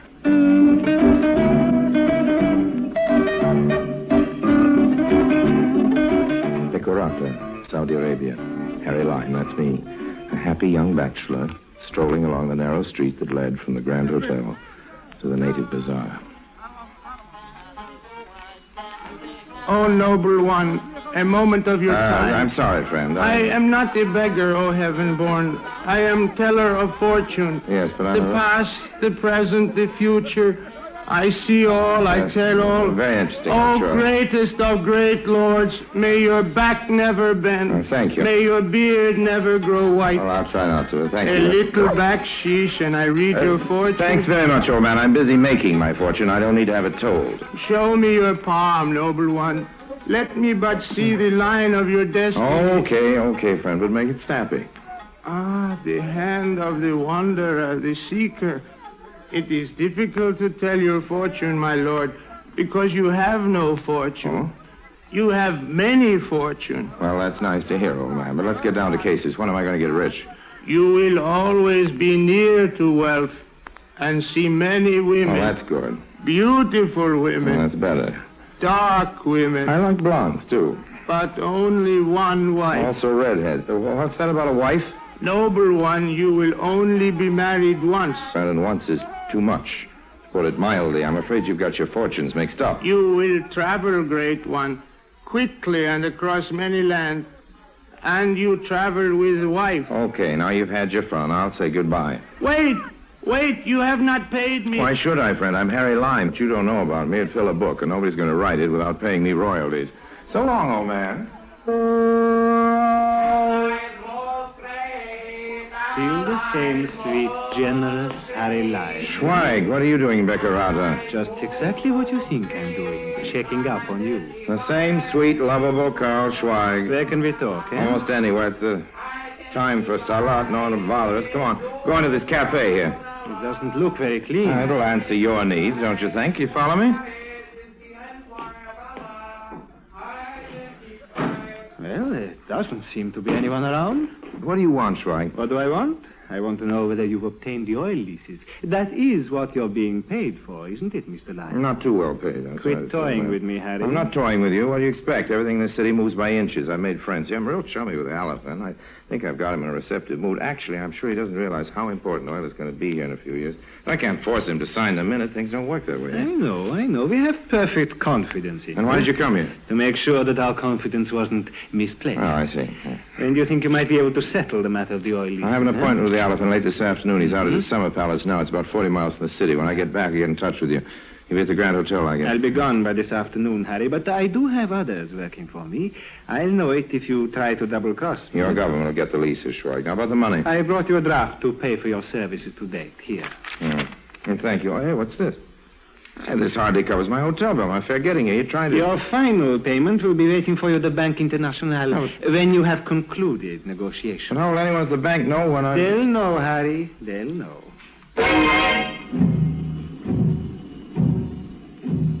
I was still burning about the size of the check as I left Schweig and headed for the Bank International. I hadn't been surprised to learn that Schweig's government had other agents in Beccarata, but I wondered how it was possible for someone employed by the bank to know when the Aliphan had acceded to my requests. As I entered the shabby monument to finance, I searched the bland, inscrutable faces behind the cages, but they told me nothing. Well, I'd come to cash the check, not play charades. I slid the infuriating little piece of engraved paper through the opening in the window of the chief teller, a lovely-looking lad, if you care for the pockmarked, beady-eyed, murderous type. He glanced down at the check and then up at me. You are Harry Lyon? Yes, I have my credentials here. That won't be necessary. You are already well known in this city. That's very flattering. How did you want this, Mr. Lyon? I don't care about the denominations. I wanted American money. American money? Yeah, you see, I'm an American. I'm sentimental about American money. Very well, Mr. Lyon. Here you are, sir. 1, 2, 3, 4, $500. Thank you. However, with the current rate of exchange, I might advise you to... Pardon me, Mr. Lime. Huh? I apologize for approaching you on the street, but I must speak to you at once. Who are you? My name would not mean anything to you, but I can tell you this. I am no friend of Karl Schweig. Oh, that's good. Any enemy of Karl Schweig is a friend of mine. What can I do for you? It is a matter of what I can do for you To begin with, may I drive you back to your hotel? I have my own car. You do not own a car, Mr. Lime, and the Citroën you have rented you did not use today. You left it in the hotel garage to be serviced. You want it in good running order for your trip to the Alafin Summer Palace later in the day. Mm-hmm. I'd be delighted to accept a lift back to the hotel. That's your car there? Yes. Gregory? The car is my own, incidentally. There are some governments that are not as cautious of their purse strings as the employers of your Mr. Schweig. Gregory, we will drive Mr. Lime to the Grand Hotel. Do not hurry. Well, old man, you know all about my car, my engagement this afternoon, apparently my business here in Beccarata. What more would you like to know? You do me an injustice, Mr. Lime. I do not seek anything. I wish to give you something. Here. What do you want kidnapped for this kind of money? Mr. Lime, we are both here in Beccarata for the same thing, but there are two major differences. You want the oil leases for the country who gave you that check you just cashed at the bank. I want the leases for another power. Mm-hmm, yes. To date, you have been successful, and I have not been. I have no signed agreement, You old man. will have. Authoritative sources tell me that it has become a personal thing between you and the Alafin. You have exercised great charm on him. He will sign the leases made out by you to whatever power you select. Maybe. I want you to make out the contracts for my country. Yeah, but Schweig's already given me several payments. Payments? How do they compare with the money you now hold in your hand? Well, they don't compare, but I can't accept this money. I've already assured Schweig. Look, Harry Lime, I know you. I know how your mind works. I have worked with men like you for years. Your loyalties belong to the highest bidder. In your hand, you hold the largest price yet offered for your services. When you present the contracts to the Alafin tomorrow, I am sure they will contain the name of the right country. A minute later, I was walking toward the bar of the hotel. I wasn't clutching the money the Baron had offered me in my tight little fist anymore. No, I was making a comforting bulge in my wallet. The long mahogany gate to forgetfulness was deserted except for George Harris. George is a sort of glorified tourist guide who sometimes brought parties of American travelers to see the quaint charm of ancient Beccarata. Quaint yet. I'm not crowding you, am I, Lime? You were here first, so you couldn't be crowding me. All right, then you're crowding me, and it's a long bar. If there's anything silly looking, it's a long bar with one drinker at one end, one at the other. Come on, Harris, break down, have a drink with me. Lime, it may interest you to know that when I bring tourists here, I give them a little indoctrination lecture. Oh, that's right. And part of it consists of a warning to keep away from a very unsavory American expatriate by the name of Harry Lime. You think I'm capable of contaminating you and your camera-toting Babbitts? I don't quite know what you're capable of, but the tourists who can afford to include a side trip to the Orient in their itinerary obviously have money. There's no sense in waving a branch of honeysuckle in front of a bee. Oh, I guess that's my cue to buzz off, Mr. Harris. Don't worry about my trying to get even with you for all the nasty things you said. I'd much rather have my revenge when you're not prepared for it. I wasn't hungry, but I walked into the dining saloon. George Harris followed me, headed for a table festooned with his party of tourists. Usually his party consisted of bicarbonate of soda addicts, fugitives from board of directors meetings, and generously proportioned dowagers enjoying the money their late husbands had worked themselves to death accumulating. But this time, there was a new note. A lovely, fresh-looking girl. She had the sort of innocence that only a Reynolds could have captured, or a Harry Lime. When she got up from the table, I followed her to the piazza. There wasn't a hovering mother, a chaperone, or a tourist guide in sight. I say...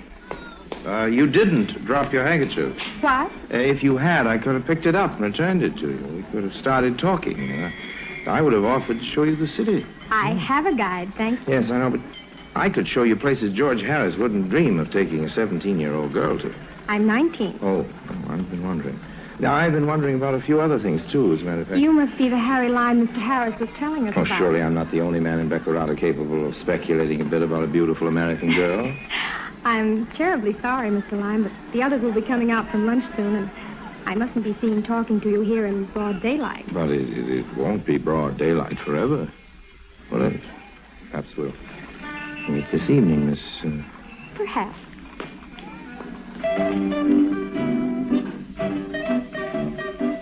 Girl was a real looker. But with all the looks, she was pushed to the back of my mind as I got to the Summer Palace, the Elephant, later that afternoon. I rented Citroen. I was behaving nicely, and I guess I wasn't watching the road too carefully because suddenly the ordinarily deserted strip of pavement became crowded, and I had to pull to a stop. Arabs riding burros crowded about the car. There were some half-castes on foot climbing on the running boards. In front of the car were 3 or 4 Bedouins, pretty fierce-looking customers with old-fashioned muskets slung over their shoulders. Hey, what's all this about? I'm on my way to see your ruler. If I'm detained, you'll be very angry. I say, isn't there somebody here who speaks English? I speak English, Mr. Well, you're the chief teller from the Bank International. That's one of my occupations. Move over, Mr. Lime. We have many things to talk about before you have your meeting with the Alafin.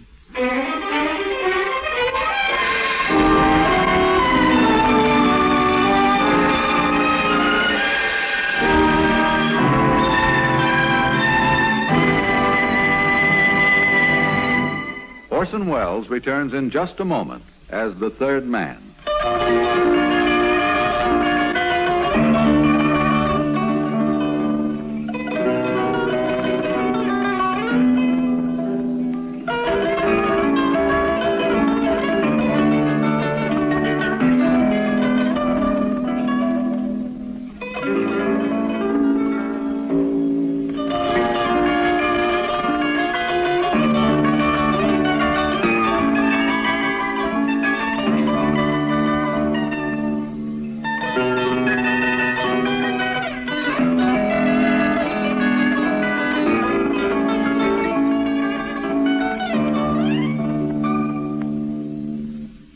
And now, Orson Welles, as the third man, continues with Love Affair.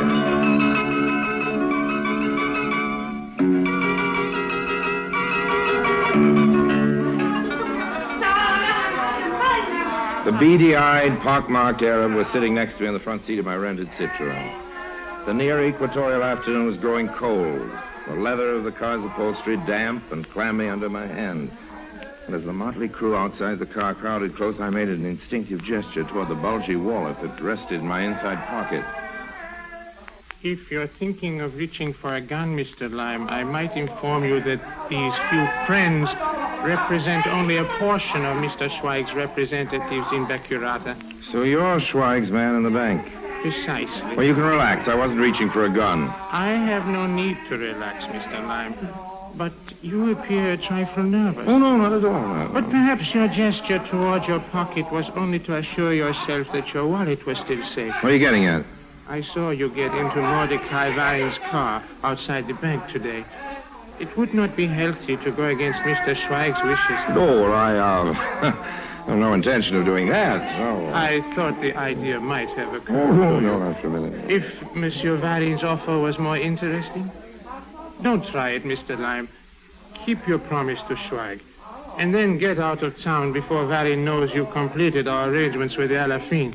I'm not leaving town till I get the balance of the money Schweig owes me. He said he'd be waiting for me at the bank. And so it will be. Well, the bank will be closed by the time I leave the Elephant's Palace. Well, you conclude the negotiations and then meet me at the bar of the hotel. Okay. I will have the money waiting for you there. All right, old man. It's a deal. And don't try any tricks. If you do, I will know about it before you have finished counting the money. My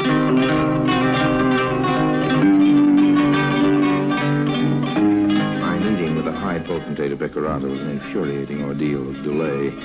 Somehow or other, the granting of oil rights seemed to be inextricably tied up with native dances and ceremonies and rituals, but the best I could manage was to leave the contracts with him and get in exchange a half promise that he would sign them. I wondered if Schweig's fascinating messenger boy would be content with the arrangements. He was waiting for me there, all right. I came prepared, but I have been informed that the Alafin did not sign the contracts. Look, if you know they weren't signed, you also know I made them out the way you wanted them in favor of the Pa Schweigen you represent. My job here is finished. Even if I wanted to stick in Bacurata until the old DOJO gets around to signing them, I couldn't. Not with Varin in town. I want the money. I've got it coming to me. Now, do you understand? Now. I'm not sure Schweig would approve. You've got the money in your side pocket. I can see the bulge. Now, pull it out and start. Watch out, Lime.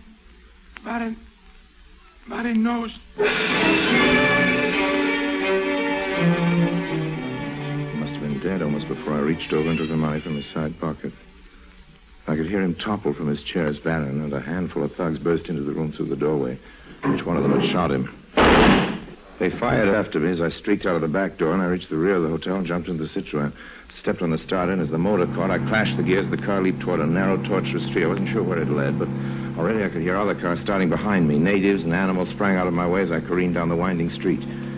Cars were further away now, but ahead of me I could see people milling about near a dimly lit cafe. There was a figure in white. Suddenly I could see that it was the girl, the American girl from the hotel. I don't know why, but something made me stop. Lime, help me, help me. Oh, jump in. Get me away from here quickly. Hold on. Out of the way. Watch out. What were you doing in the native quarter? George Harris wouldn't take me where I wanted to go, and I wanted to see the places you spoke about this afternoon. So I slipped out of the hotel after dinner, and I went to that native cafe back there. A horrible place. 2 natives came up to my table, and I started to sneak out, and they followed me. Oh, I was never so happy to see anyone in my life. That's all right, honey. I'll take care of you. It'll be all right. But I can't call you 19 years old, American girl.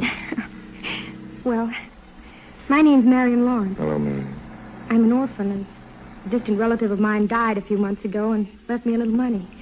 So I quit my job and decided to take a world cruise. Into George Harris? No, I didn't take one of those planned cruises. I just happened to join the conducted tour to Beccarata last weekend, and I wish I'd never come now. You better send a wire to Harris, though. He might notify your relatives or someone if you don't show up back at the hotel. Well, there's no one to notify. I have no relatives or friends over here. Mm-hmm. Have your passport with you? No, I haven't. Well, I know someone near the border who's very talented as an engraver.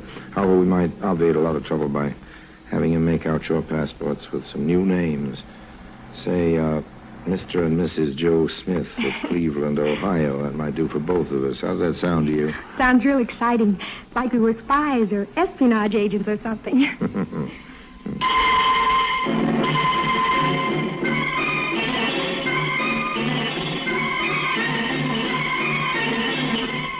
was working perfectly. Marion was enthralled with the excitement and the romance of our adventure. It would take time for Van and whoever else might be following me to pick up the trail. But by the time we'd crossed the border, all of that was changed.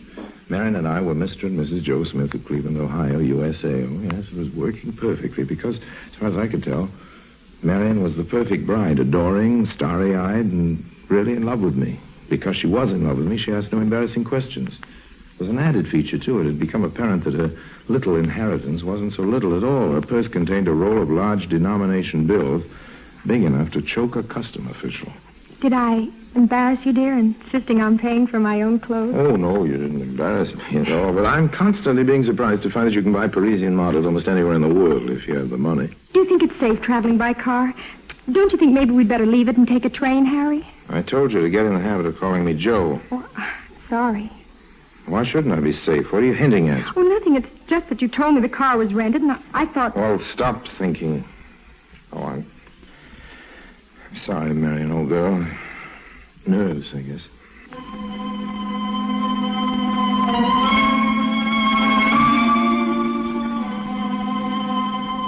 The nerves lasted all that week as we crossed border after border. Beccarata was a long way back now, but I still kept imagining that I saw Varan in crowds as we went through custom offices. I thought I caught a glimpse of Schweig as we ate dinner in a funny little restaurant in Istanbul. Even though I'd seen him die, I could have sworn I saw the pockmarked face of the chief teller at the Bank International as we walked into a railroad office in Bucharest. By the time we'd reached Vienna, I think I'd almost begun to enjoy my role as the somewhat bucolic tourist. Are you happy, Joe? Dangerously. The way I feel, I might never want to leave here. I'd hate to think of what all this rich food would do to my figure if we stayed. I suppose neither of us ought to order anything more to eat or drink. Well, it sounds as though there's plenty for all of us. Harris. George Harris. You don't mind if I join you? You talk like a cop, old man. I'm with the FBI of the United States. By the way, Harry Lime, I think you might be interested in knowing that the elephant got a little tired of all your intrigue the day after you left. He awarded the oil leases to the U.S. So then Schweig's after me, too. What charges have you got against me? Charges? We have no charges against you. It still isn't against the law to be a skunk. Well, if there No charges against me. I've just been helping the Becurata authorities track down your sweet little bride. Why? Married? I'm sorry, Harry. The night you picked her up in Becurata, she was fleeing from the hotel, where she just shot and killed her aging husband. You ready to leave, Marion? Yes. Just a minute. Marion, I want to get this straight. It's no use talking, Harry. What he says is true. You mean that's why you came away with me? You mean I was the sucker? You've been using No, me? Harry. Okay, I've been a lot of things in my life. I've even been married now. I've even been a sucker. But that's one that doesn't go in the book. But, George, I don't see how you traced us. Through the big bills your wife spent on the trip. You see, her doting husband, not you, the one she killed, cashed a large check at the Bank International a few hours before she did away with him. Luckily, the chief teller made a list of the serial numbers. Come on, Marion. Well, goodbye, Lime. By the way, where are you planning to be? We may need you for the trial. Well, you can always look for me, old man. There's no law against that. Tell you what, I'll give you a little hint. The elephant maybe hasn't signed that oil contract. You may need a little advice after all, so you'll probably find me in Becurata for a while. There's a fortune teller I want to look up. I owe him some money. So long, Marion. Goodbye, old man. May your beard never grow white. May your shadow never grow less.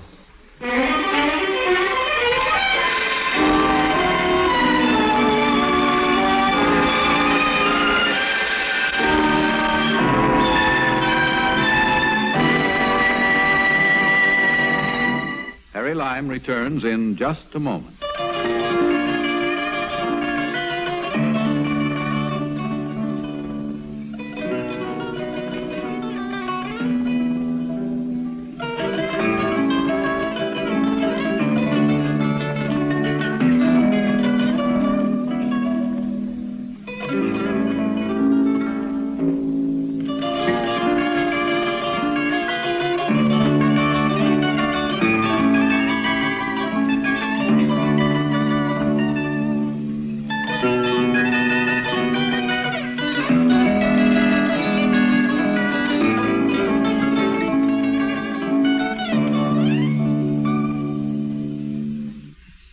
And now, Harry Lime.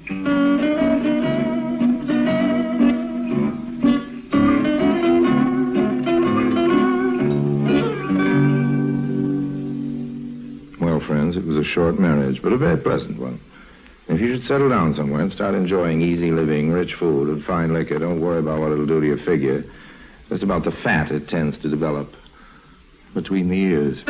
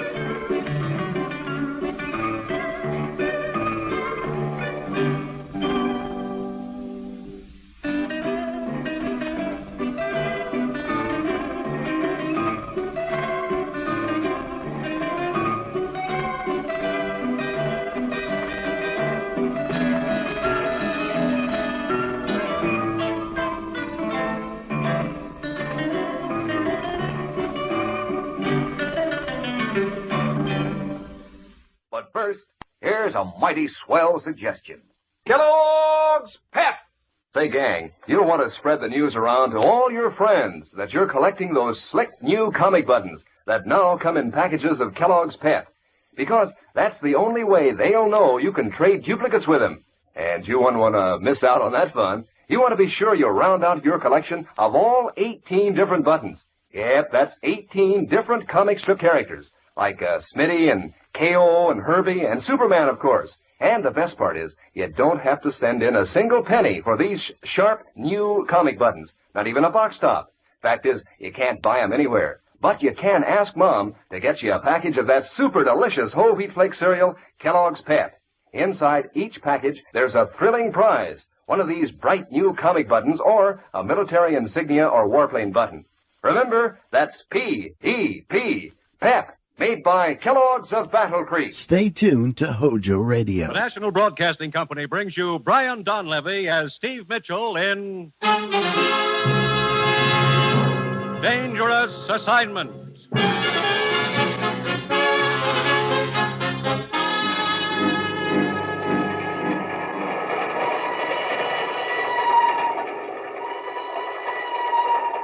The time near midnight. The place, Nigeria, West Africa. Two men stand on the swaying observation platform of a train which winds its way across a yawning chasm between two mountains.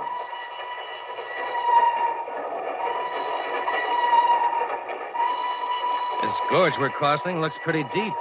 Yeah, about 1,000 feet. I didn't realize there were so many mountains in West Africa. This is the third trestle we've been over in the last hour. It is hilly country, but soon we reach the inland plateau where it is more level. Oh, you've been around this neck of the woods before, huh? Yeah. Oh, incidentally, I don't think we've met. I'm Russ Holden. Yeah, I know. Huh? I have been following you, Herr Holden. Following me? Hey, wait a minute. Get away from me. This is where you get off, Herr Holden. No! No! No!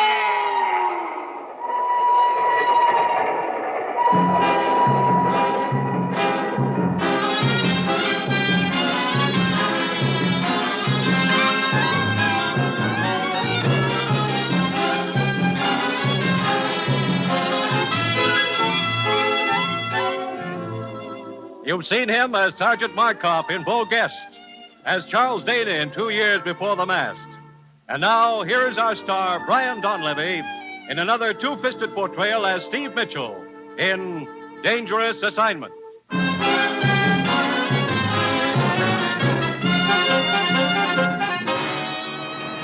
Flight 11 from Miami, Puerto Rico, Cape Verde Islands, and Dakar, West Africa. Now ready to depart. All aboard, please. That's your plane, Steve. Come on. Look, Ruth, I still don't know what this is all about. 1 minute I'm doing a smooth rumba with a smooth blonde. The next minute you're dragging me to a taxi, shoving passports and plane tickets down my throat. I can't help it, Steve. I just do what the commissioner tells me. Oh, there he is, over at his car. Steve, Ruth, over here. Coming, Commissioner. Ruth, will you see that Steve's suitcase is checked aboard the plane? Okay, Commissioner. Steve, let's get in my car a minute. We can talk there. Okay. Now, make this quick, Steve. You're leaving for Nigeria, West Africa, in 5 minutes. West Africa? Now, look, Commissioner. We've got to move fast, Steve. We may be too late as it is. What do you mean? One of our men has been over there 2 weeks, Russ Holden. He was to have sent a report back not later than noon today. We haven't heard a word from him. Well, maybe he got delayed. I don't think so, Steve. I'm afraid Russ is dead. Dead? Look, what's this all about? Manganese. Manganese? That stuff they use making steel? Yes. Last week, all shipments of manganese to this country were suddenly cut off. We think the interests behind that move are trying to form a worldwide manganese cartel. If they succeed, our entire steel industry will be crippled. I still don't see what all this has to do with West Africa. 2 weeks ago, we heard rumors that a rich vein of manganese had been discovered over there in the border country of northern Nigeria. Oh, I see. That area is controlled by a native tribal chief named Soba. And you sent Russ to negotiate with this Soba, huh? Yes. We want Soba to sign an agreement permitting United Nations representatives to start mining operations in that area. And we've got to get to him before the agents of the cartel do. And that's where I come in? On the surface, you'll be a foreign correspondent trying to get an interview with Soba. Let it get out you're looking for him. Also, that you're trying to locate another foreign correspondent, Russ Holden. Lucky me. I get to play target. I'm afraid so. It's the quickest way of flushing the opposition out into the open. Steve, you'll be up against a tough outfit. They'll stop at nothing to keep you from getting to Soba. They'll throw every obstacle in your path they can. including a bullet. Great. And they'll be trying to get the soba ahead of you, too. Steve, the plane's ready to take off. Okay, Ruth.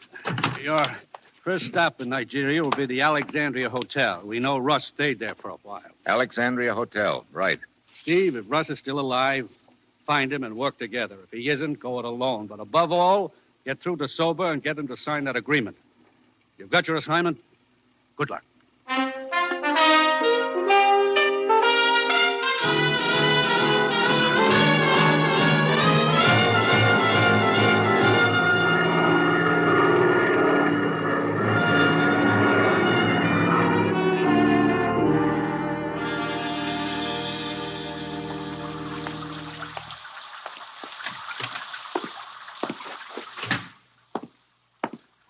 Good afternoon, sir. Welcome to the Alexandria Hotel. You wish a room? Yeah, and a blotter. This rain is even more so than what the Florida papers say about California. Please sign here, sir. This is the rainy season, you know. No kidding. From now until October, sir. You sound proud of it. You mean it's this way all over Nigeria? Off and on, sir. Fine. Mr. Steve Mitchell, United States. Boy, take Mr. Mitchell's suitcase to room 22. Will you be staying with us long, Mr. Mitchell? No longer than I can help. I shouldn't be here at all. Sir? I'm a foreign correspondent. A friend of mine was supposed to do a story over here, but I guess he wandered into a bar somewhere and forgot all about it. So now I have to do it. What was your friend's name? Holden. Russ Holden. Why, Mr. Holden stayed at this hotel while he was in Lagos. When did he check out? Several days ago. I believe he took the train to Kugama. Kugama? Where's that? It's inland and to the north, Mr. Mitchell. It is a long trip by train. What kind of country is it up there? Oh, very wild, sir. Well, I guess I'm going to need more suitable clothes. Is there a store around here where I can get outfitted? Oh, yes, indeed, sir. Carter's. It's right in the next block. Okay. I'll give it a whirl as soon as I get out of these wet clothes. Right up the stairs until you're right, sir. The boy will have your room all ready for you. Yes, sir. What can I do for you? Let me see your register. You wish a room? Let me look at that register. But why, sir? What business have you with... Register. Give it to me. All right, but... Let's have it. So he is Steve Mitchell. You may have it back. I don't understand. You ought to say nothing about this. Forget all about me, do you understand? But no, I don't understand. To help you forget.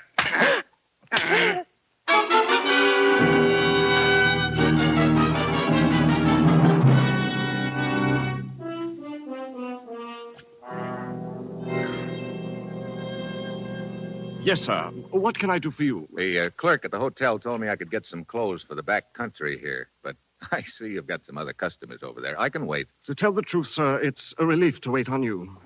What? That gentleman over there with the pith helmet on backwards is Mr. Brighton.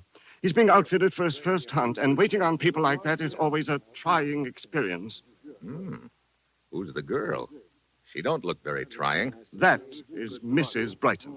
Oh. Luckily, they've hired one of the best guides around here, the tall gentleman, Mr. Campbell. Well, fix me up with whatever I'll need, huh? Let's see now. You'll want a tunic and... Mr. Brighton, watch out with that rifle, Mr. Brighton! Hey! Are you all right, sir? Yeah, 2 inches to the right, and I wouldn't be. Oh, dear. My goodness. Brighton, put down that gun before it goes off again. You okay, mister? Yeah. Well, I don't know what to say. I'm so dreadfully sorry, old man. Look, where'd you learn to handle a gun anyway? Why, you see, I was trying to find out how to load it. And, yeah, you found out all right. Such a stupid accident. I'm frightfully sorry. Peter, I think you've distinguished yourself enough for one day. Let's go back to the hotel. I need a drink. That's probably a good idea, Mr. Brighton. I'll attend to the rest of the stuff. All right. Now, look, old man. Yeah, you're frightfully sorry. Let's let it go at that. Peter! Come in, my dear. I'm very sorry this happened in my store, sir. I'll get an outfit together immediately. Okay. Ought to be an easier way of making a living than this. Yeah. I can't say I'd care to play nursemaid to a trigger-happy tenderfoot like that. Oh, incidentally, I'm Steve Mitchell. Laird Campbell. Cigarette? Oh, thanks. American, too. Mm-hmm. Yeah, being a guide, you expect a certain percentage of lemons, but it looks like I hit the jackpot this time. To make it worse, Brighton's decided there's only one spot in Nigeria where he wants to hunt. Way up north, past Kugama. Kugama? Yeah. Tomorrow we're taking that stinking train. Look, Campbell, I'm a foreign correspondent, and I'm supposed to get a story on a tribal chief up there. Soba? Yeah. You know him? Yes. I've hunted around there a couple of times. Huh. He gave me this good luck charm a few years ago. Yeah. Say, how would I go about getting to Soba's village? Oh, it's pretty rugged country. You have to pack in from Kugama. Say, our safari will be headed in that direction. Why don't you go along with us? I could take you right to Soba's village. Well, I wouldn't want to inconvenience you. Oh, nonsense. No inconvenience. Believe me, I'd be glad of the company. And I don't think Brighton would have any objections. How about it? Well, that's a thought, Campbell. Thanks for the offer. I tell you, we can talk about it on the train to Kugama, huh? Okay. See you on board, Mitchell. All right.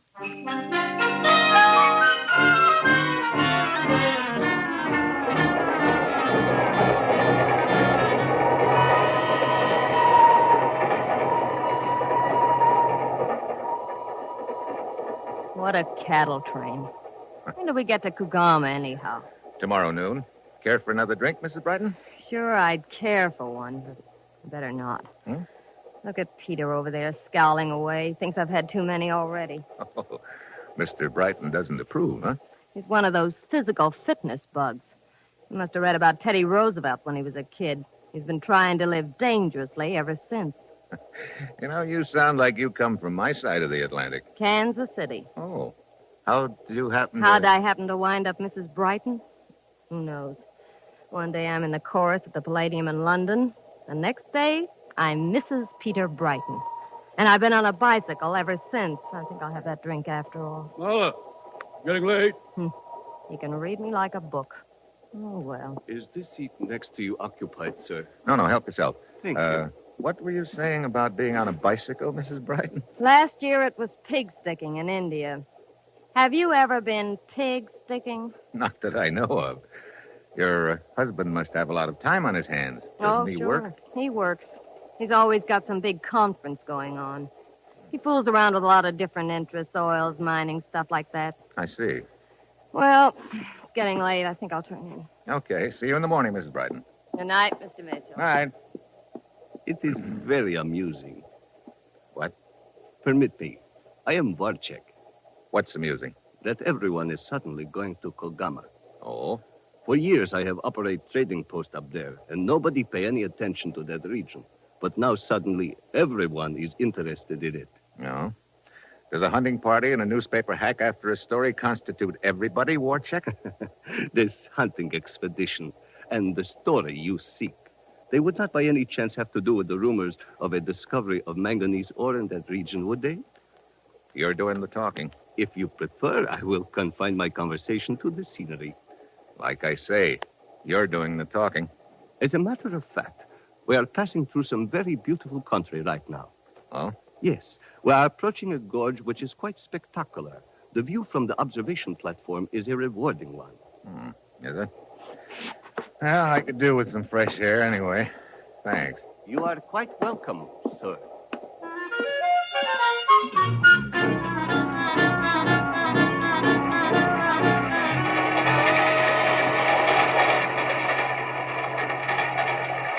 Good evening.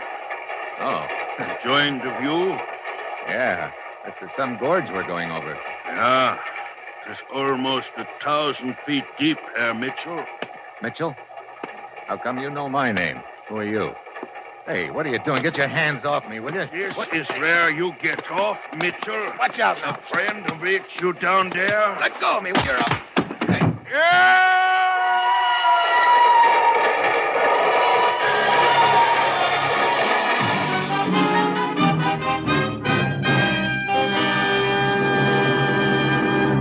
The National Broadcasting Company is bringing you Brian Donlevy, starring in the role of Steve Mitchell in the third of an exciting new adventure series, Dangerous Assignment.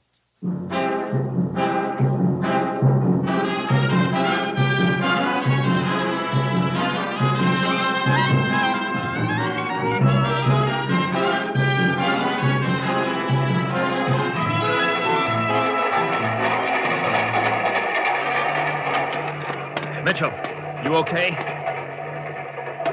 Yeah. That was close. What happened, Mr. Mitchell? Mr. Campbell and I were sitting in the smoking car. We saw a man follow you outside, and then there were sounds of a fight. There was a fight, Warchek. The other guy lost. Over the side, huh? Uh-huh. That was some view you sent me out here to see, Warchek. Or wasn't that what you had in mind? I do not understand. What's the next town we get to, Campbell? Kano. I'll be there in a few minutes. But I have about a 4-hour layover there. Telegraph office in the station? Yeah. Telegraph office? Yeah. The press association I work for is very strange, Warchek. They like me to send them stories now and then. So that's what I'm going to do, if it's all right with you.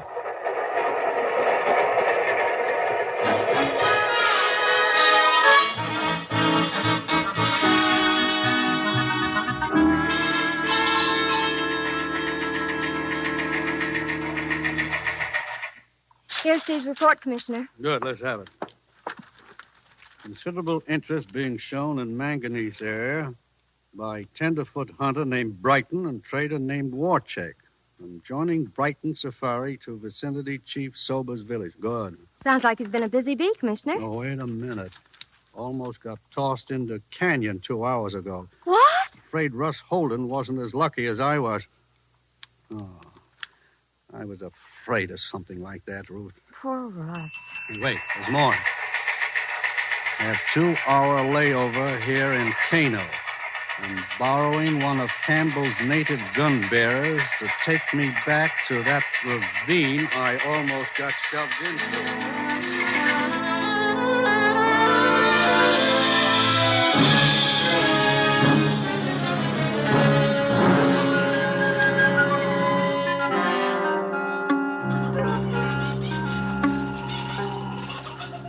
Let's see.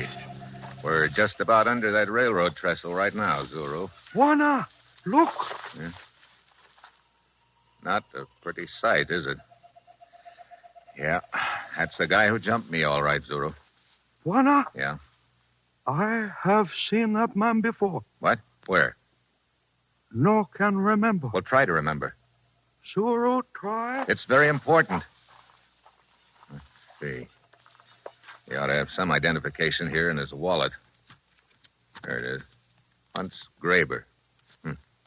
Never heard of him. Juana, me Yeah. find something? What is it? Here, A wristwatch. bones, too. It's Russ Holden's wristwatch. Train leaves station soon. Time to go back, Juana. Yeah. Come on, Zuru.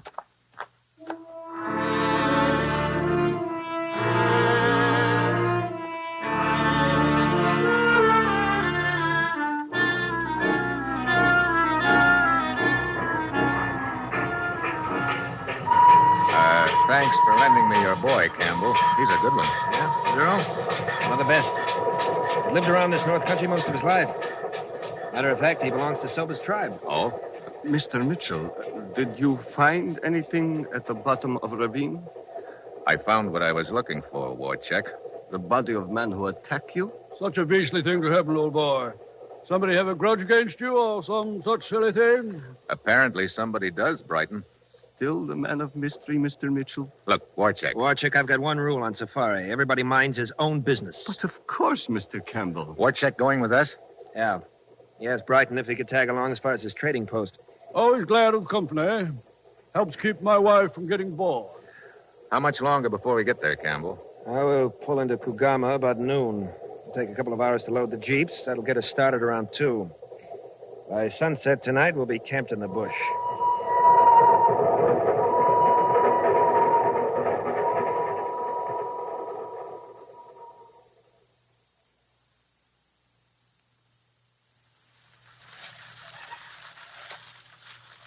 How about putting some more wood on the fire, Campbell? Yeah, sure thing. Give me a hand, will you, Mitchell? Okay, Campbell. That's better. What was that? Big cat out there somewhere. Good. Maybe we'll get a crack at him tomorrow. I can hardly wait. First a wonderful ride on a stuffy train, then a few charming hours bouncing in a jeep. Now a mangy lion waiting for us. How did I get so lucky? Well, if you will all excuse me, I think I will go to my tent. That's a good idea. Me too. Probably be a good idea if we all turned in pretty soon. We'll want to get started by dawn.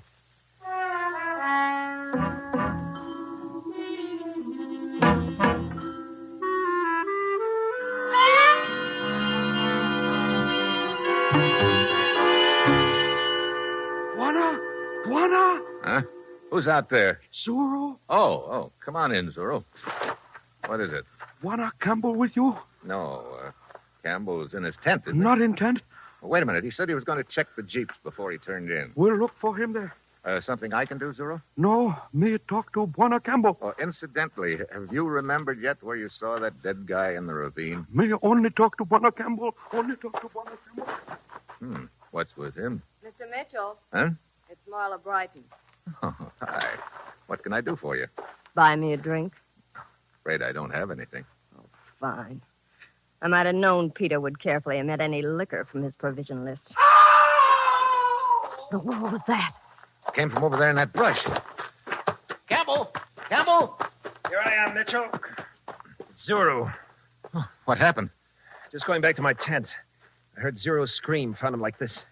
His throat's been cut. Campbell, what's all the noise about? That frightful scream, Good hell.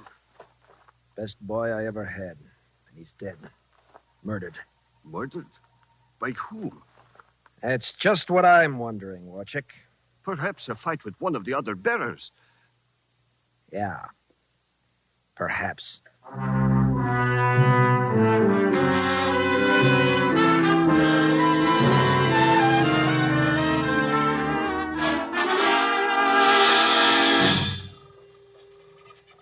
The sun's coming up.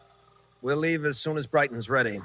Look, Campbell, maybe I better head for Sobu's village this morning instead of tagging along with you, huh? I wouldn't advise you trying it alone, Mitchell. I'll take you over there later, as soon as Brighton's had enough hunting for the day. Okay. Is Warcheck going with us this morning? No, he said he'd rather stay here at camp. Say, Campbell, I didn't get a chance to talk to you last night after Zuro was murdered, but I think I know why he got it. What do you mean? Zuro told me that he'd seen the guy who tried to push me off the train before. Huh? Where had he seen him? I don't know. But I think he remembered last night and wanted to tell you about it. I wish he could have found me sooner. Here comes Brighton. We can start now. Hey, if you don't mind, I'm going to stick pretty close to Brighton while we're out in the bush. Afraid his gun might go off accidentally in your direction again? Yeah. I might not be so lucky this time.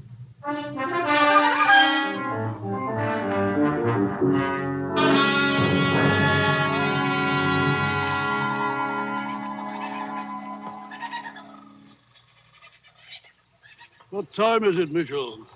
5 to 8. Sitting in this jeep in the middle of the jungle is not my idea of sport. The sun is getting hotter by the minute, and so are the mosquitoes. Yeah. What's keeping Campbell? Said he and his gun bearer would pick up the trail of that lion and come right back for us. He's been gone almost an hour. Well, he'll probably be along in a few minutes, Brighton. Well, this isn't turning out at all the way I'd hoped. But I suppose I shouldn't have expected anything else. Huh? Yeah. I'm sick of the whole business. I should never have let Campbell talk me into coming way up here in this godforsaken country. It was Campbell's idea to come up here? He said it was yours. Oh, no. He told me the hunting was better around here. Come on. Get out of this jeep. Let's get into the brush. Hurry up. Oh, but Campbell told us to stay in this clearing. Yeah. He's probably circling around behind us right now. Come on. Oh, Mitchell, I don't understand. Neither did I. Until just now. Here, into this brush. Get down. But why is Campbell shooting at us? Not us. Me. Look, you sit tight right here and you'll be okay. It's me he's after. Mitchell, where are you going? Soba's village. It's about 2 miles west of here. I hope.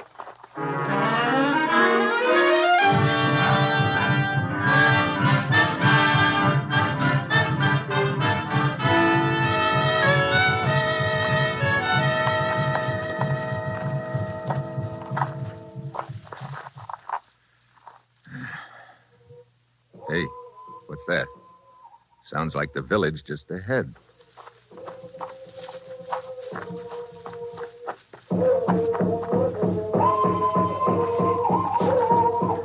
Yeah, there it is. Uh-oh. Hey, it's some square dance. Ah, well, here goes.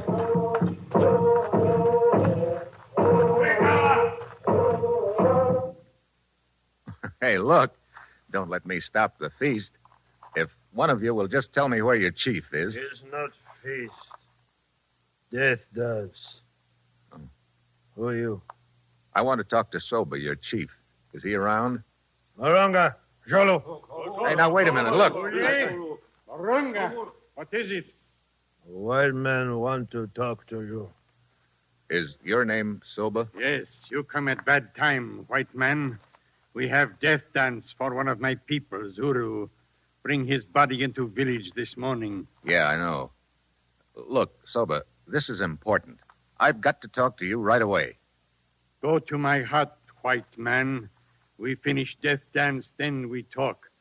Barunga!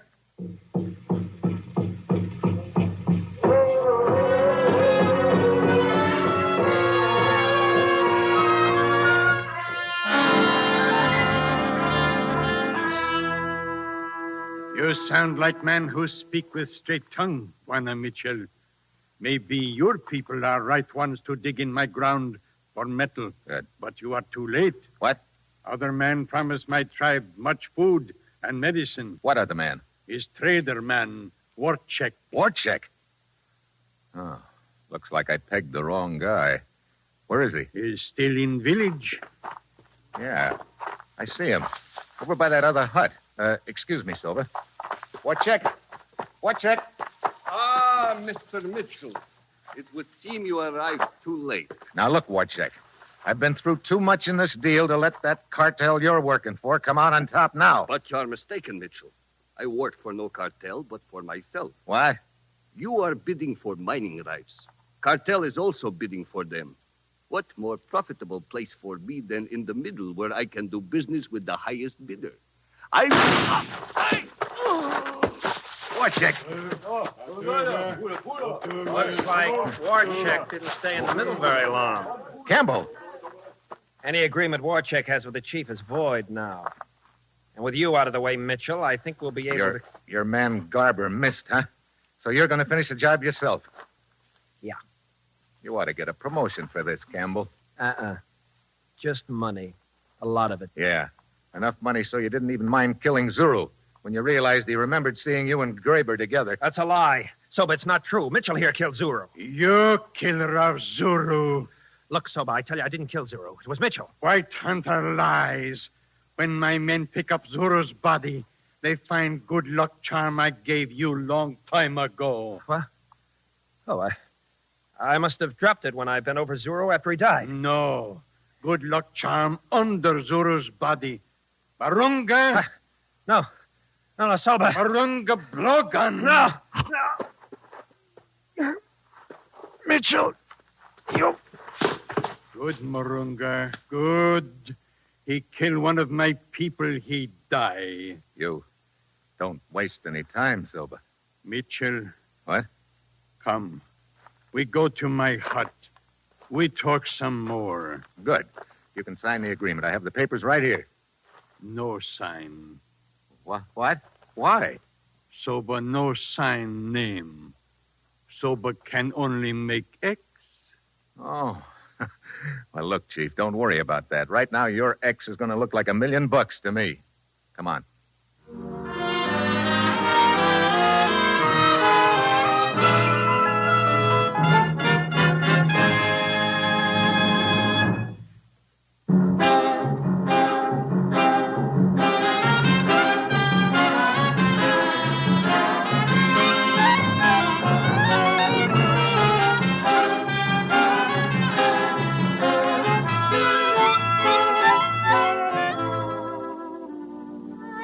You have just heard the third in an exciting new adventure series, Dangerous Assignment, starring Brian Donlevy as Steve Mitchell. Dangerous Assignment is written by Bob Reif and directed by Bill Karn, with music by Bruce Ashley. Be with us again next week at this same time when Brian Donlevy, starring as Steve Mitchell, will embark on another Dangerous Assignment.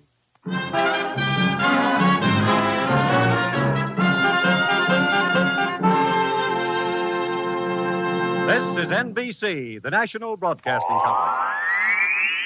Oh, this miserable cold. And my sinuses. Haven't you heard about Dristan? Dristan decongestant tablets for real relief from cold's misery and sinus congestion. Dristan is the revolutionary 3-layer tablet which for the first time makes it possible to unite certain medically proven ingredients into one fast-acting uncoated tablet.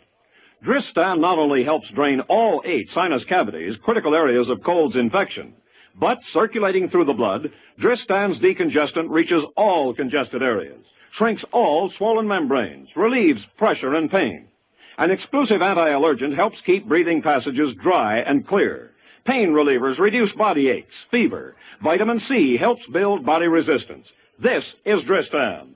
Today, Dristan is widely imitated. But the exclusive Dristan formula cannot be duplicated. There's nothing like Dristan decongestant tablet. Keep it tuned right here to HOJO Radio for more classic old-time radio.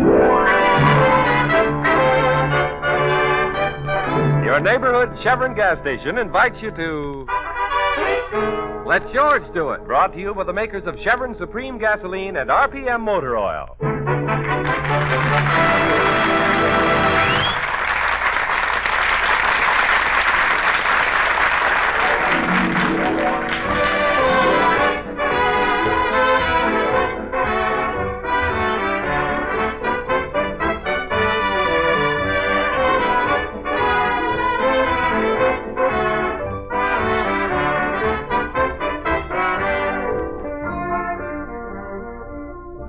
Have a crime that needs solving? Have a dog that needs walking? Have a wife that needs spanking? Let George do it. George Valentine put that ad in the paper, opened an office, and waited for the clients to pour in. He was mildly successful, but for the past few days, nobody has entered his office except his secretary Claire and her brother Sonny, his self-appointed assistant. Not one to worry, George has decided that they need some relaxation. Now we find them driving in the country looking for a place to picnic. Here? Not enough trees. Keep going, Mr. Valentine. Claire, I'm starved. I want this picnic to be perfect. We must have just the right spot. Here? Too flat. I want a hill. Keep going. Don't listen to him, Mr. Valentine, or we'll die a horrible death. Imagine the irony. They'll look in the car and see a picnic basket. Fried chicken, potato salad, deviled eggs, and 3 emaciated bodies. How about here? There's no stream of water. Keep going. Oh, Mr. Valentine, I'm in agony. After all, I'm still a growing boy.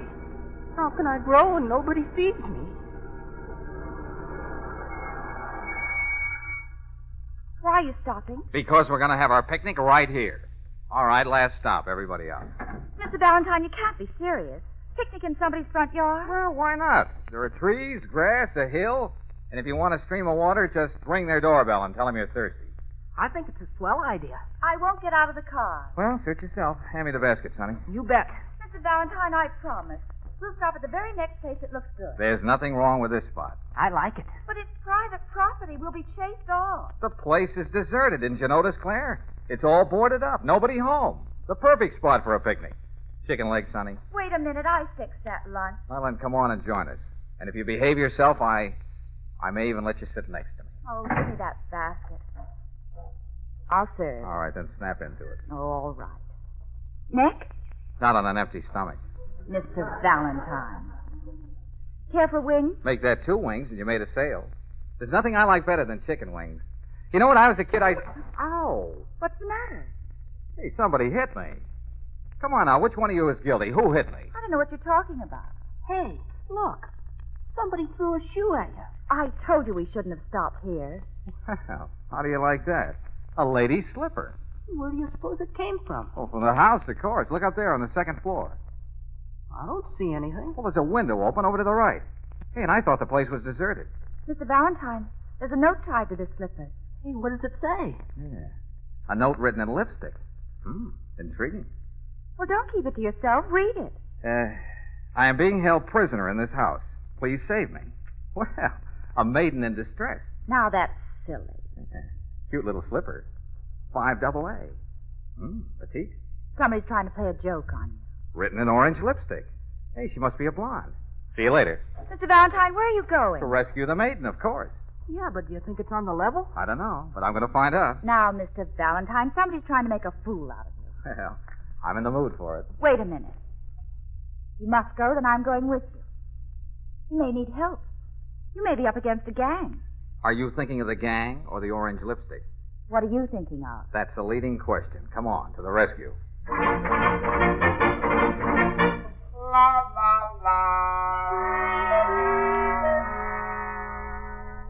Gee, do you think we'll have to break the door down, Mr. Valentine?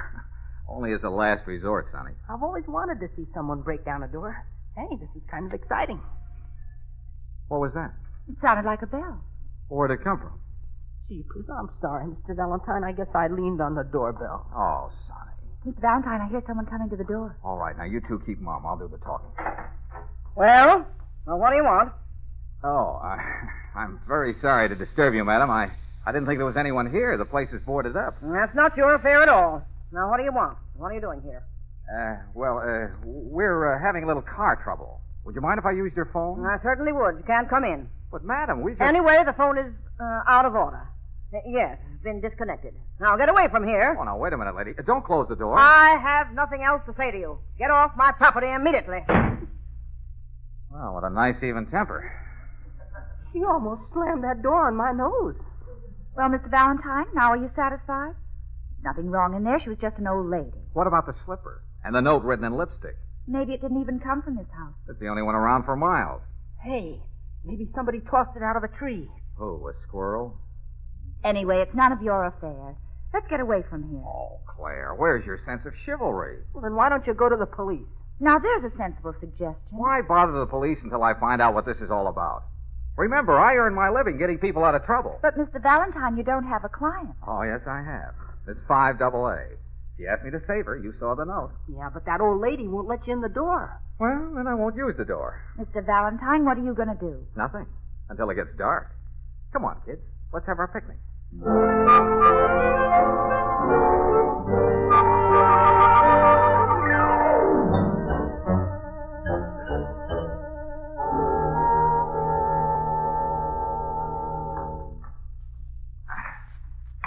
Now be careful. Yep. Quiet. I'm all right. Yeah, but do you think the trellis will hold you? You're full of chicken. Gotta hold me. Climbing up a trellis at your age. Very romantic. I feel like a cross between Romeo and Robin Hood. Oops. Mr. Valentine. Just a little slippery. How do you know you can get in that window? Oh, I'll get in. I used to be a vacuum cleaner salesman. What are we supposed to do while you're selling a vacuum cleaner? Just stay there. If I don't come out in half an hour, get the cops. It's all right. It's not locked. Some drop if his foot slips. Sonny, keep quiet. He'd be splattered all over the flagstone walk. Sonny. He'd make quite a splash. Sonny. It's all right. He got in. I don't like this. Breaking into someone's house. Oh, you gotta hand it to him, sis. He's pretty brave at that. It's the orange lipstick. Too bad it wasn't a man's shoe. He'd have kept right on eating chicken. I wonder what he's doing now. Probably looking for the other slipper. Maybe it belonged to that old lady. Well, I'm not going to stand out here all evening. This is ridiculous. Sonny, ring the bell. Oh, now, Claire, you'll spoil everything. You heard what he said. It's not a half hour yet. All right, come on in, but don't make any noise. Is it okay? What happened? Nothing. The coast is clear. Nobody around but the old woman. And she's in the front room playing solitaire. Come on. What are we going to do? Upstairs. Follow me. And take it easy. Golly, I don't like this. Kind of a spooky house. Okay. All right, now we'll start with these rooms. Sonny, are you game? Yeah, well, I guess so. What do I have to do, Mr. Valentine? You take the rooms to the right of the stairway. Try the doors. If you come across one that's locked, let me know. You got it? Where will you be? I'm going to look over the rooms on the other side. Claire, you better come along with me. Well, maybe she ought to come with me. I mean, just for company. No. I want to look after her. You think something's going to happen? Now, Sonny, if you're afraid, just say so. Oh, I'm not afraid. Just cautious, that's all. Okay, then, get going. Come on, Claire. I'm right behind you, Mr. Valentine.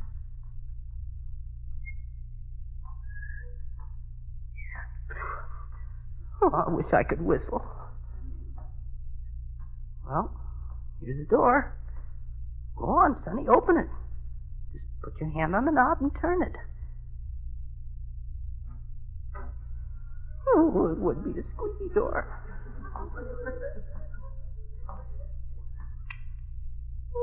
It's just somebody's bedroom. Nothing in here.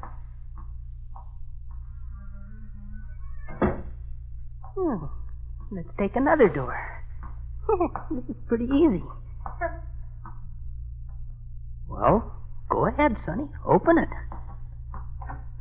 It's locked. Well, there's a key in the door. Darn it. Come on, Sonny. Unlock it. Be brave.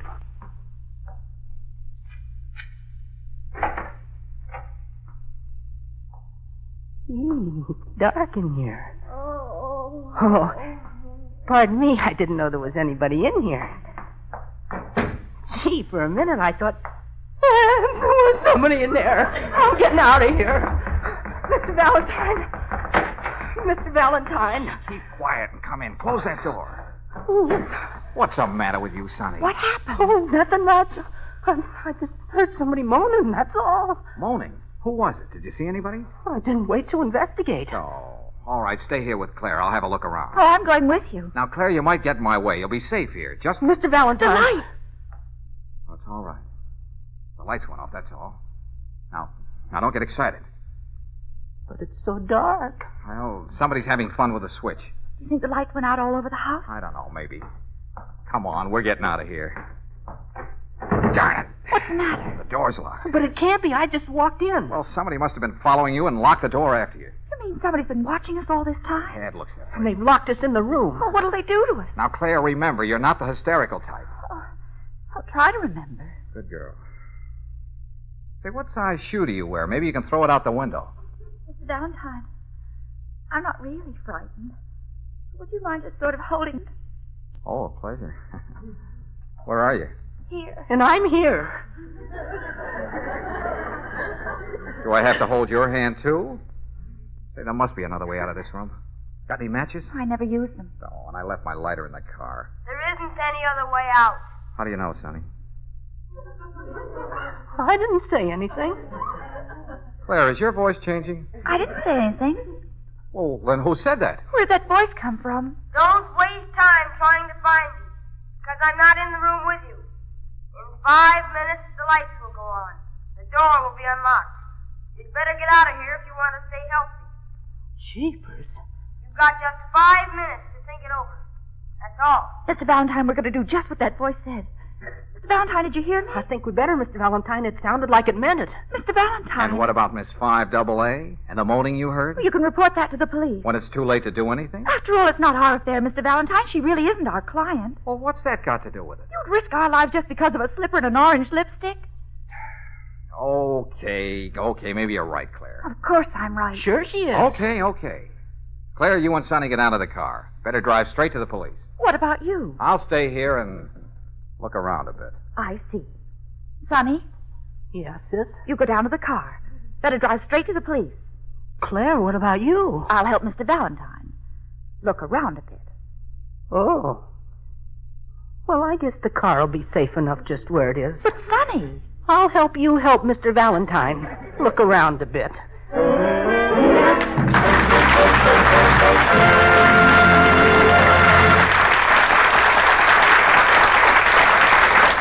Well, looks like George is in a tight spot this time.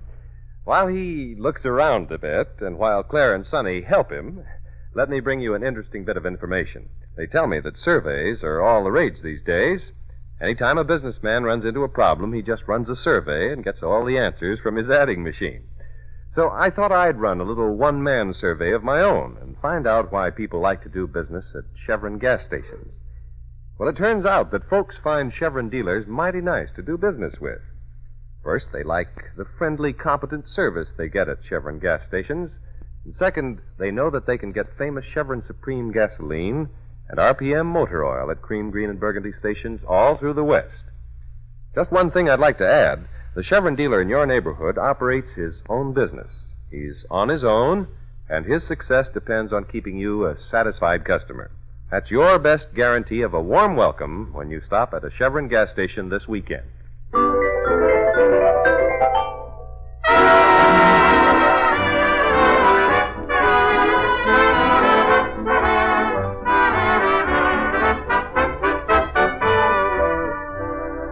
George, Claire, and Sonny have been warned by a mysterious voice that they'd better get out of the house, and within 5 minutes. Now the time is up, and George is just reaching for the doorknob. Yep, it's unlocked, all right. Come on. I want it to look as if we're leaving the house. So, Claire, you and Sonny start to walk down the stairs. But slowly, understand? And what will you do? I want to check up on that moaning. Now, Sonny, point out that room to me. It's right over there, Mr. Valentine, the one next to the top of the stairs. Good. All right, start going down. But slowly. Wish I'd never thought of a picnic. Oh, don't worry, sis. I'll look after you. Hey, wait for me. Not so fast. Why couldn't I have suggested a movie? Or even bowling? Slower, sis. I wish he'd come downstairs with us instead of poking around up there. He doesn't know how many people he makes. That came from downstairs. Claire, are you all right? It wasn't Claire. It was someone downstairs. Let me go ahead. Sonny, stay with me. Okay. The living room's over this way. Please, Mr. Valentine, be careful. Now, where's that Red King buried?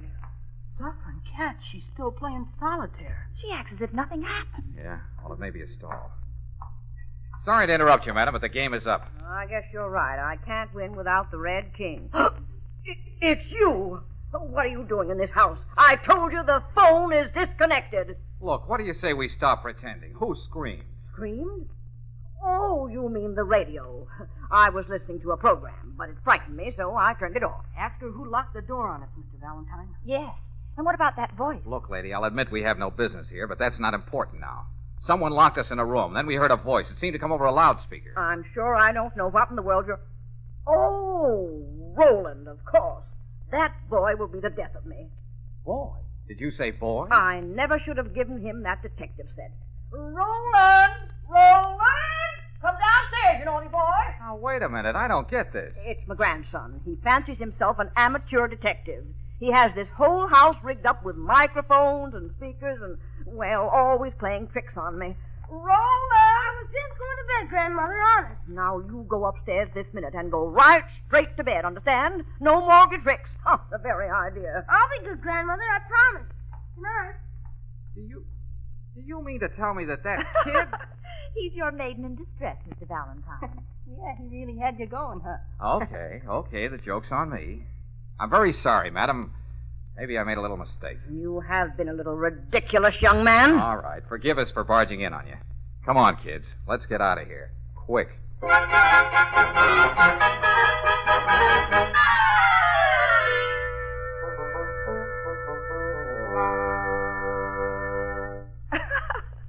And to think you even climbed a trellis to rescue her. All right. Go ahead. Have your fun. I still say the whole thing is pretty fishy. Some mystery. Just an old lady and a little boy who likes to play tricks. Uh-huh. Think so? Mr. Valentine, what do you mean? Aren't you satisfied yet? No, I'm not satisfied at all. What about the note? It was feminine handwriting, I'd swear to that. Maybe the note came with his detective set. Uh-huh. I wonder if his detective set included a big black cigar. Cigar? Sure. Didn't you notice it on the ashtray in the living room? Well, there's no accounting for some people. Maybe it belonged to the old woman. She didn't look the type. And why are they living in a house that's boarded up? What do you say we talk about it on the way home? Oh, no, Claire. I have a better idea. Suppose you two wait in the car for me. Oh, Mr. Valentine, you're not going back in that house again. This time I'm going around the back way and have a look. Then I'm going with you. Well, here we go again. Count me in, too. Okay, but you got to be quiet. I hope no one sees us. It would be a moonlit night. The moonlight is very becoming to you, Claire. On you, it looks nice. Hey, this is no time for that kind of stuff. I'm always in there pitching, though. Hey, careful now. Stay behind this tree. The light coming from somewhere. Yeah, the kitchen. Hey, there's someone in there, Mr. Valentine. Uh-huh, I see him. Well, it's the boy detective, Roland. Hey, look at him. My, what a sweet, innocent little child. Smoking a cigar. How awful. Doesn't he know that'll stunt his growth? Not his, Sonny. He'll never grow any taller. Do you mean he... Mr. Valentine, he's a midget. A midget? Of course, I knew it all along. He turned out the light. He's going in the other room. Come on, let's see about this window. Hey, we're in luck. It's not locked. Mr. Valentine, are you sure you want to go in there? Of course, can't give up now. What do you think you'll accomplish? I'm surprised at you, Claire. Don't you remember your fairy stories? Here's the slipper. I'm Prince Charming. So, gotta find Cinderella.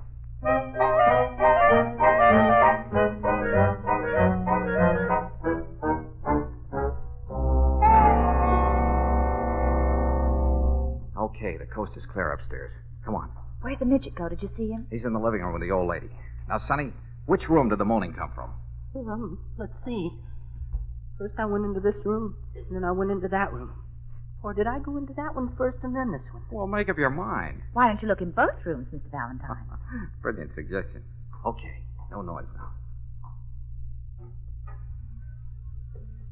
I seem to remember the creak in this door. Where's the light switch? Oh, here it is. Well, there's no one in here. I guess the moaning came from the other room. Hey, wait a minute. Here's the mate to that slipper. Now I've got two shoes. You can open up a shoe store. Mr. Valentine. What is it, Claire? Look, on that chair. It's a whip. Southern cats, that looks like it would hurt. A big black whip. The kind Simon Legree used. Oh, Mr. Valentine. Do you think that someone's been using it on Miss 5AA? Uh-oh, we'd better not waste any more time. Come on. We'll try the other room. Shh, quiet now. Is this the door, Sonny? Yeah, I'm pretty sure the moaning came from this room. Hey, it isn't locked. It was locked before. I'm sure it was. Never mind. Let me go first. I think that's a fine idea. The light switch is over to the left. Close the door. Now, let's see. Mr. Valentine, look. There's someone lying on the bed. Hey, it's a girl. Miss 5AA. Is she? No, she's all right. Sleeping soundly, though. Maybe she's been drugged. Pardon me for mentioning it, Mr. Valentine, but she's not exactly petite. In fact, She's enormous. Well, that just goes to show you. You can never tell by the size of the shoe. Who's in here? Who is it? Now, don't be frightened, miss. We came to help you. Who are you? Prince Charming. Who? You threw a slipper out of the window, didn't you, with a note on it? Did you find it? Yes, I've got the slipper. You've come to help me. Thank heaven. Oh, please get me out of this house. They're torturing me. Oh, Mr. Valentine, the poor girl. There, you see what I tell you. Now, don't you worry. You're going to be all right. We'll take care of you. You've got to get me away from them. Is there anyone in this house besides the midget and the old lady? Not so far as I know. Oh, please, you will help me get away from them. I can't take any more. Now, pull yourself together. Look, there's a trellis outside this window. We'll help you climb down it. Oh, excuse me, Mr. Valentine, but it'll never hold her. Oh. Yeah, you're right, son. You won't leave me? No, of course not. We'll get you out of here some way. Tiny! Hey, there's that voice again. Roland's up to his old trick. She's going to torture me again. I know it. Now, take it easy. We're here. Tiny, listen. Hear that, Tiny? Hear the sizzling? He's going to start that again. How do you like that sizzling sound, Tiny? Ah, brown and crisp. Oh, Mr. Valentine, listen to that. Stop them. Can you hear the juice running out? Oh, how horrible. Oh, jeepers. Just the way you like it, Tiny. A thick, juicy Steak? Steak? Say, what is Oh, this? stop him. with mashed potatoes, swimming in gravy, hot biscuits, and strawberry jelly. Please stop him. Butterscotch pie, a pitcher of I milk, can't stand it. Neither can I. and a chocolate cake. We'll be waiting for you in the dining room, Tiny. Hurry down. I can't hold out any longer. I've got to give in. Wait a minute. What's this all about? What kind of torture is this anyway? Say, who are you? Don't you recognize me? I'm Tiny, you know, with the circus. The circus? I used to be the fattest woman in the business. That was before I went on a diet. Now I'm down to 310. Oh, a mere shadow. That's right. They were afraid I'd ruin my career, so they locked me in here, and they've been torturing me ever since. Torturing you? How? By trying to force me to break my diet and eat again. I still don't get it. Who are they? Who's the midget and the old lady? He's a clown, and she's the lion tamer. Oh, I thought you could crack a whip. We found this place boarded up, so we decided to move in until the circus opens again. No wonder they tried to get rid of us. They didn't want anyone to know they were living here. But I don't understand. Tiny, why did you want to ruin your career? Why'd you want to diet? Well, you should understand. You're a woman. Romance has never entered my life. I thought that maybe if I got thinner, someone, somewhere, somehow I might have just one fleeting moment of romance. And then I could go back to the circus and be happy with my memories. Hasn't anyone ever looked at you twice? They'd have to look at her twice to take her all in. Sonny, will you shut up? Well, once something wonderful almost happened to me. It was very beautiful. He thought he was in love with me, and I thought I was in love with him. Who was he? The tattooed man in the circus. But it wasn't destined to last. Oh, why not? Well, you see, he said that when he fell in love, he was going to have the girl of his dreams tattooed on his chest. Yes? His chest wasn't big enough. Oh, Tiny. That was my only experience with romance. Oh, well, I wouldn't exactly say that, Tiny. I know a man who risked his life for you. You're joking. Joking? Listen, I climbed a trellis and almost broke my neck. I was locked in a room. I was threatened. But I stayed anyway, just to bring you your slipper. Why were you so anxious to bring it to me? Well, because it's the most beautiful slipper I ever saw. You have very dainty feet, Tiny. Dainty feet? Well, that's the nicest thing anyone's ever said to me. It's something I can treasure all my life. Well, then, there's your memory. Yes. Whenever I'm unhappy, I'll think of what you said. Dainty feet. Now can you go back to your career? Of course I can start eating again. For one little moment, romance entered into my life. I'll never forget you. Oh, that's all right. Oh, my Prince Charming. Oh, now, wait a minute. I've got to reward Hey, you. watch out. Don't be shy. Ouch. My Prince Charming. Claire, help!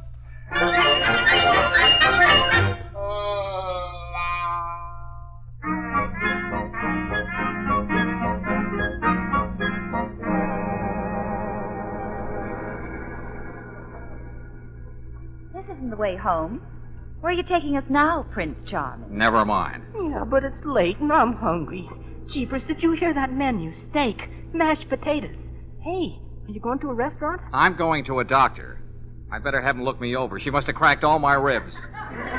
And my Adam's apple doesn't go up and down like it should. What does it matter? Just so it had a happy ending. Just like the storybook. Suffering cats, what a day. All we went through for a few cracked ribs. And a crushed larynx. Oh, cut it out, will you? We saved a career, didn't we? Now Tiny will be satisfied to be what she was meant to be. Maybe it's my practical mind, Mr. Valentine. Maybe I shouldn't even mention it. But you are in business, you know. The next time you go after a client, will you please see to it that you collect a fee? Why, Clara, what are you talking about? I did get my fee. You mean that kiss? No, of course not. Here, take a look. There's one for each of us. Isn't it terrific?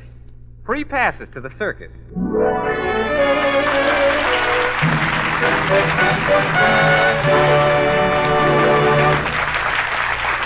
George will be back in a moment. Meanwhile, since I was knee-high to a gopher, I've been told that it takes all kinds of people to make a world.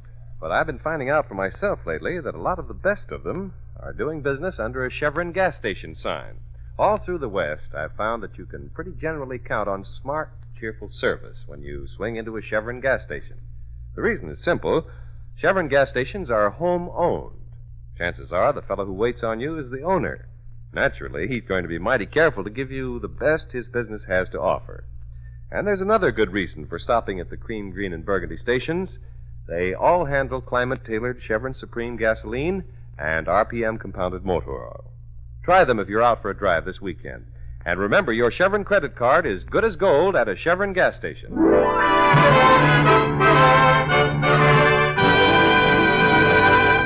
Next week at this time, George Valentine has an unusual problem. You'll probably hear something like this. Why are you so excited, Mr. Valentine? All you have to do is find Mr. Williams a wife. Yes, but it's got to be a wife who'll love his little Dolores.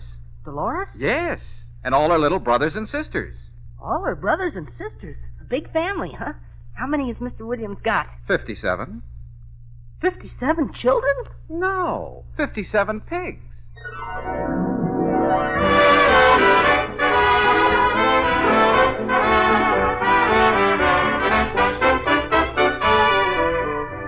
Chevron gas stations all through the West invite you to be with us again next week for another chapter of Let George Do It, brought to you by the makers of Chevron Supreme Gasoline. Let George Do It, starring Robert Bailey as George, with Francis Robinson as Claire and Eddie Firestone Jr. as Sonny, is written by Pauline Hopkins, produced and directed by Owen Vincent.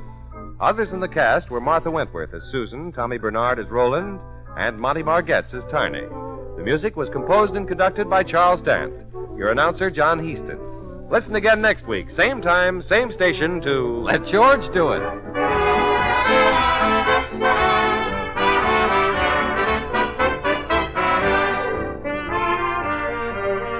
This is the Mutual Don Lee Broadcasting System.